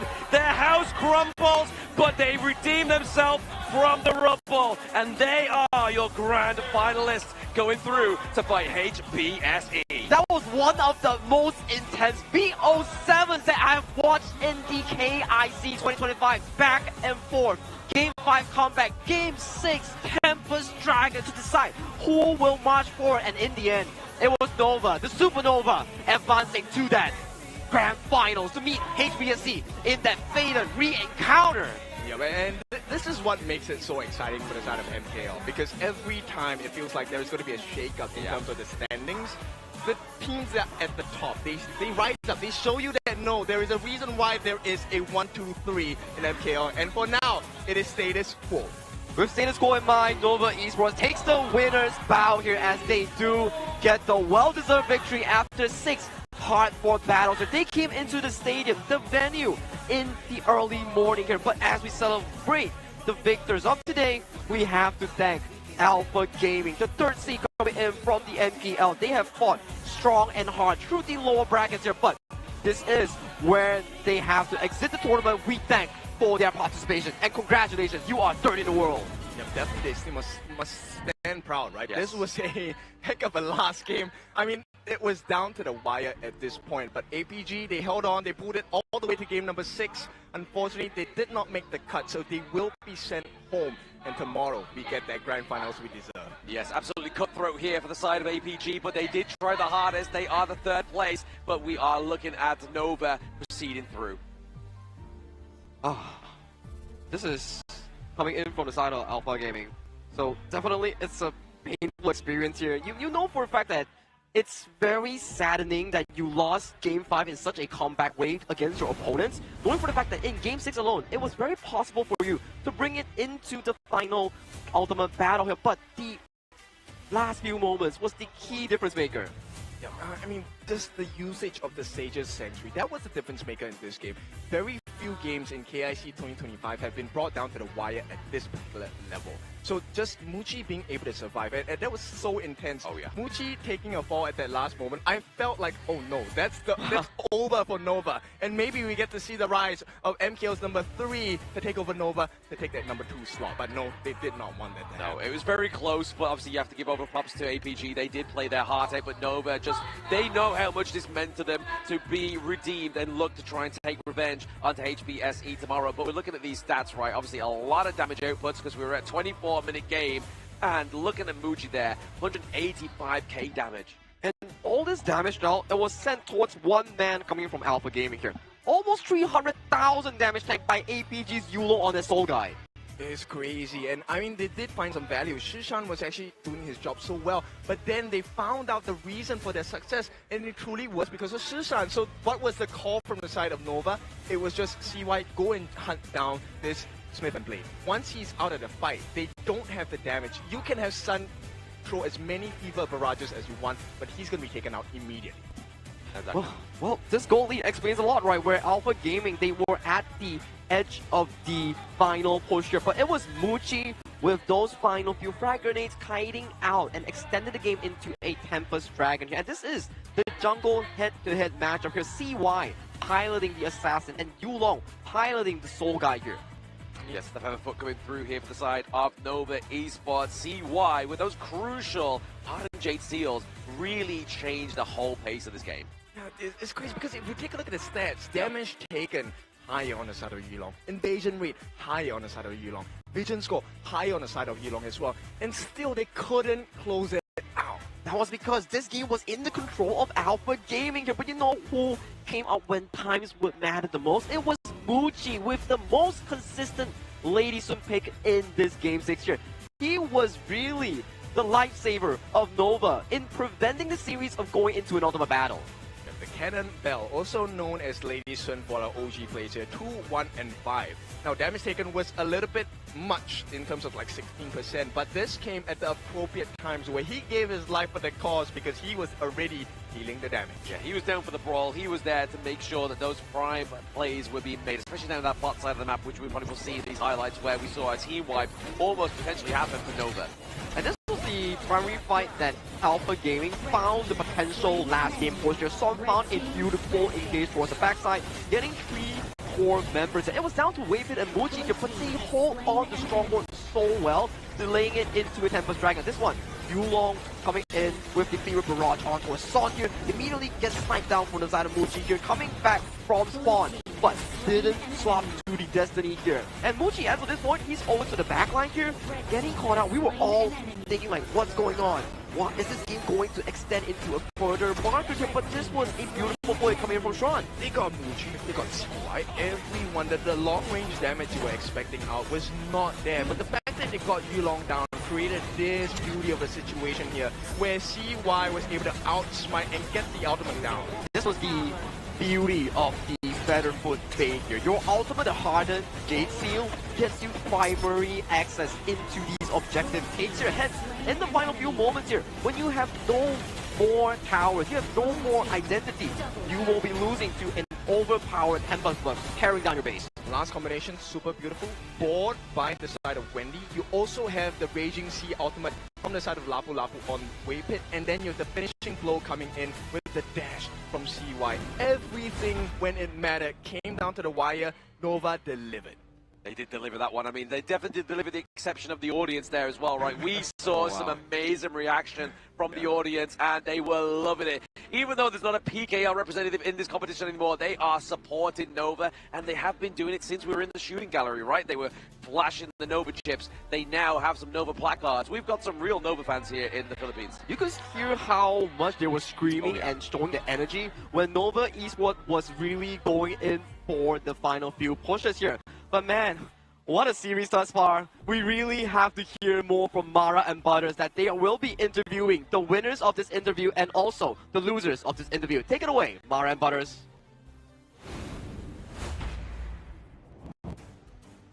Everybody, let's give a big round of applause to our grand finalist, Nova Esports.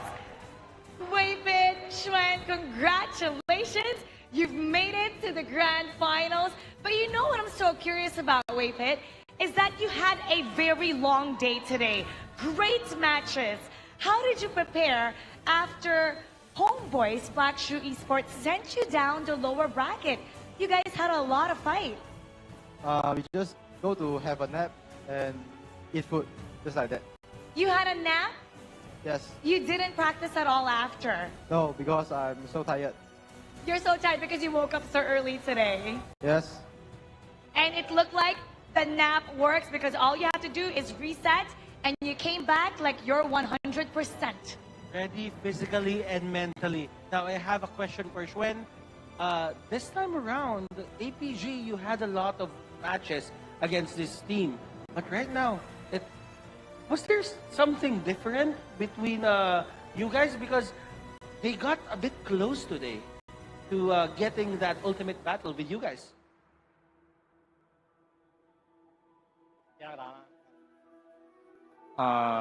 APG don't want to lose, then that's why very hard. APG put up a good fight. They didn't want to lose. That's why it was a hard match for today. Speaking of hard matches, you're going to go up against Homeboys Black Shoe Esports tomorrow. And you've already lost twice to them in a best of 7. There's the camera right there. They're listening to you. What would you like to say to your opponent tomorrow, to Homeboys Black Shoe Esports? we will win tomorrow. You will win tomorrow. It's as simple as that. Now that you're done with your opponent, let's go to the ones who support you. Waypit, can we ask you for a message for all the supporters and all of the believers that believe that Nova can bounce back after that loss? And tomorrow, for the Grand Finals, they're really hoping to see you guys win. Tomorrow Grand Final, we will come back. It's definitely going to be a great match. Once again, everybody, put your hands together for Nova Esports. Thank you so much, Shen. Thank you so much, Waypit.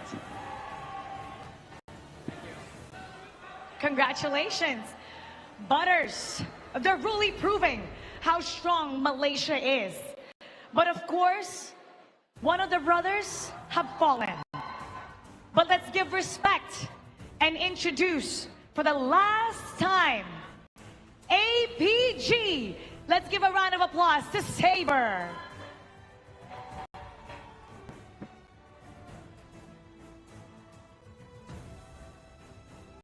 Saber, you hear that?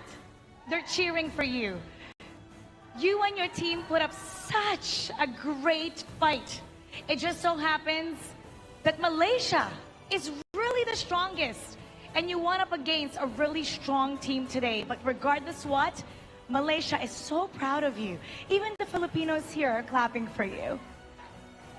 What is your final message to everybody, Saber? We already tried our best.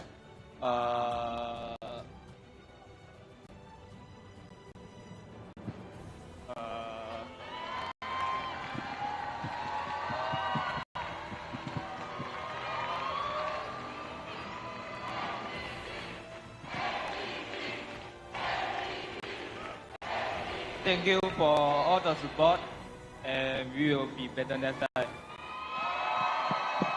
Saber, we thank you because your team, APG, put on such a great show for everyone. You heard everyone cheering for you, yelling APG. And I have to say, one team's rise doesn't make you any weaker. It just means that Malaysia is the strongest of them all. But you know what? We look forward to what you have to show in the next competition. We are so impressed by what APG has shown us. This is just the continuation of your journey. The whole world sees how great APG is. Everybody, let's give him the honor. One more time. Everybody say APG.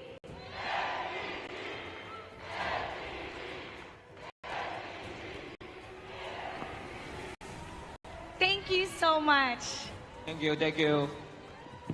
Now we're going to be discussing a lot more about what's going to be happening tomorrow.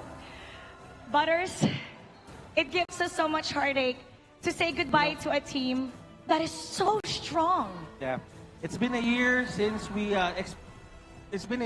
experienced KIC, and to be honest, seeing teams being eliminated just because there's a better team than them, it doesn't get any easier. It really doesn't get any easier every year. But one thing is for sure, that regardless who won today, Malaysia is the strongest of them all. We're going to head back to our casters. Lead the gorge.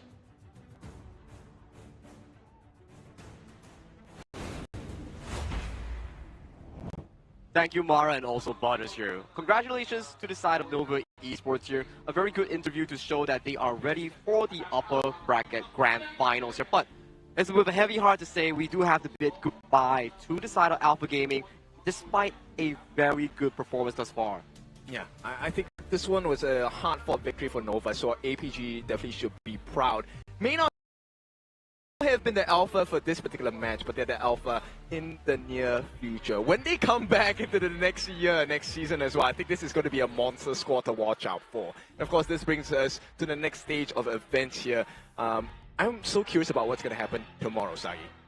Well, for tomorrow, it will be very interesting because this is the grand finale. Grand finals featuring Homeboys Blackstreet Esports, MKL's champion, against Nova Esports, MKL's second place here. Both of these teams really polished and very heavy with those titles that they have harnessed from 2024 into 2025. Exactly, and obviously Nova, they did have titles in this year as well. Season 3 Invitational Champions. They have the MKL Spring Champions under their belt and top 3 in KWC. So even though HBSE took the win today, doesn't mean that Nova falls short tomorrow.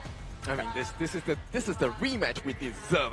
I mean, were we satisfied with the 4-1 win by the side of HBSE against Nova? No way. Come on, we want more action. We want more close and tight battles. This one was so tight between Nova and APG. I think we can all expect even higher standards tomorrow. I think that was one of the best BO7s I've watched so far in the entire KIC. But this will be the upcoming tomorrow final day of our KIC matches here, featuring Team Carl with Team Nochi on the 2v2 show match, into Team Pause with Team Wings in the 5v5 show match, and then the grand finale starts at 6 p.m. GMT plus 8, featuring champions clashing against champions in their own respective.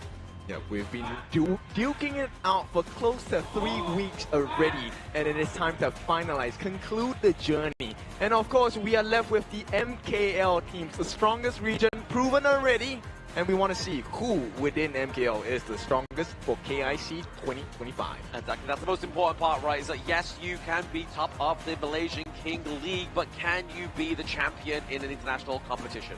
That is true here. This will be the grand finale here for the entire, I think, 12 days coming into the Honor of Kings International Championship 2025. Today is the day 6 of the knockout stage, with 2 more teams being eliminated, Blackest International and also Alpha Gaming getting 4th and 3rd respectively for their own cause. We have finally dwindled down to the final 2 here.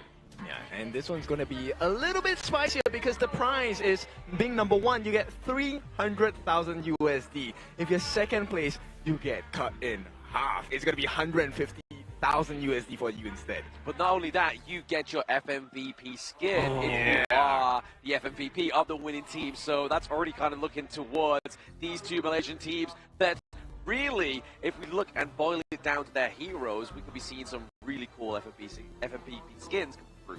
I think if you go towards the jungle side, Luna, Jing, Flash, Dharma, Charlotte, Farm, Arlie, yeah, all those, these are definitely candidates that we will be talking about tomorrow, because especially, it brings a lot of value. This is the first ever FMVP skins in our HoK Esports environment. Yes.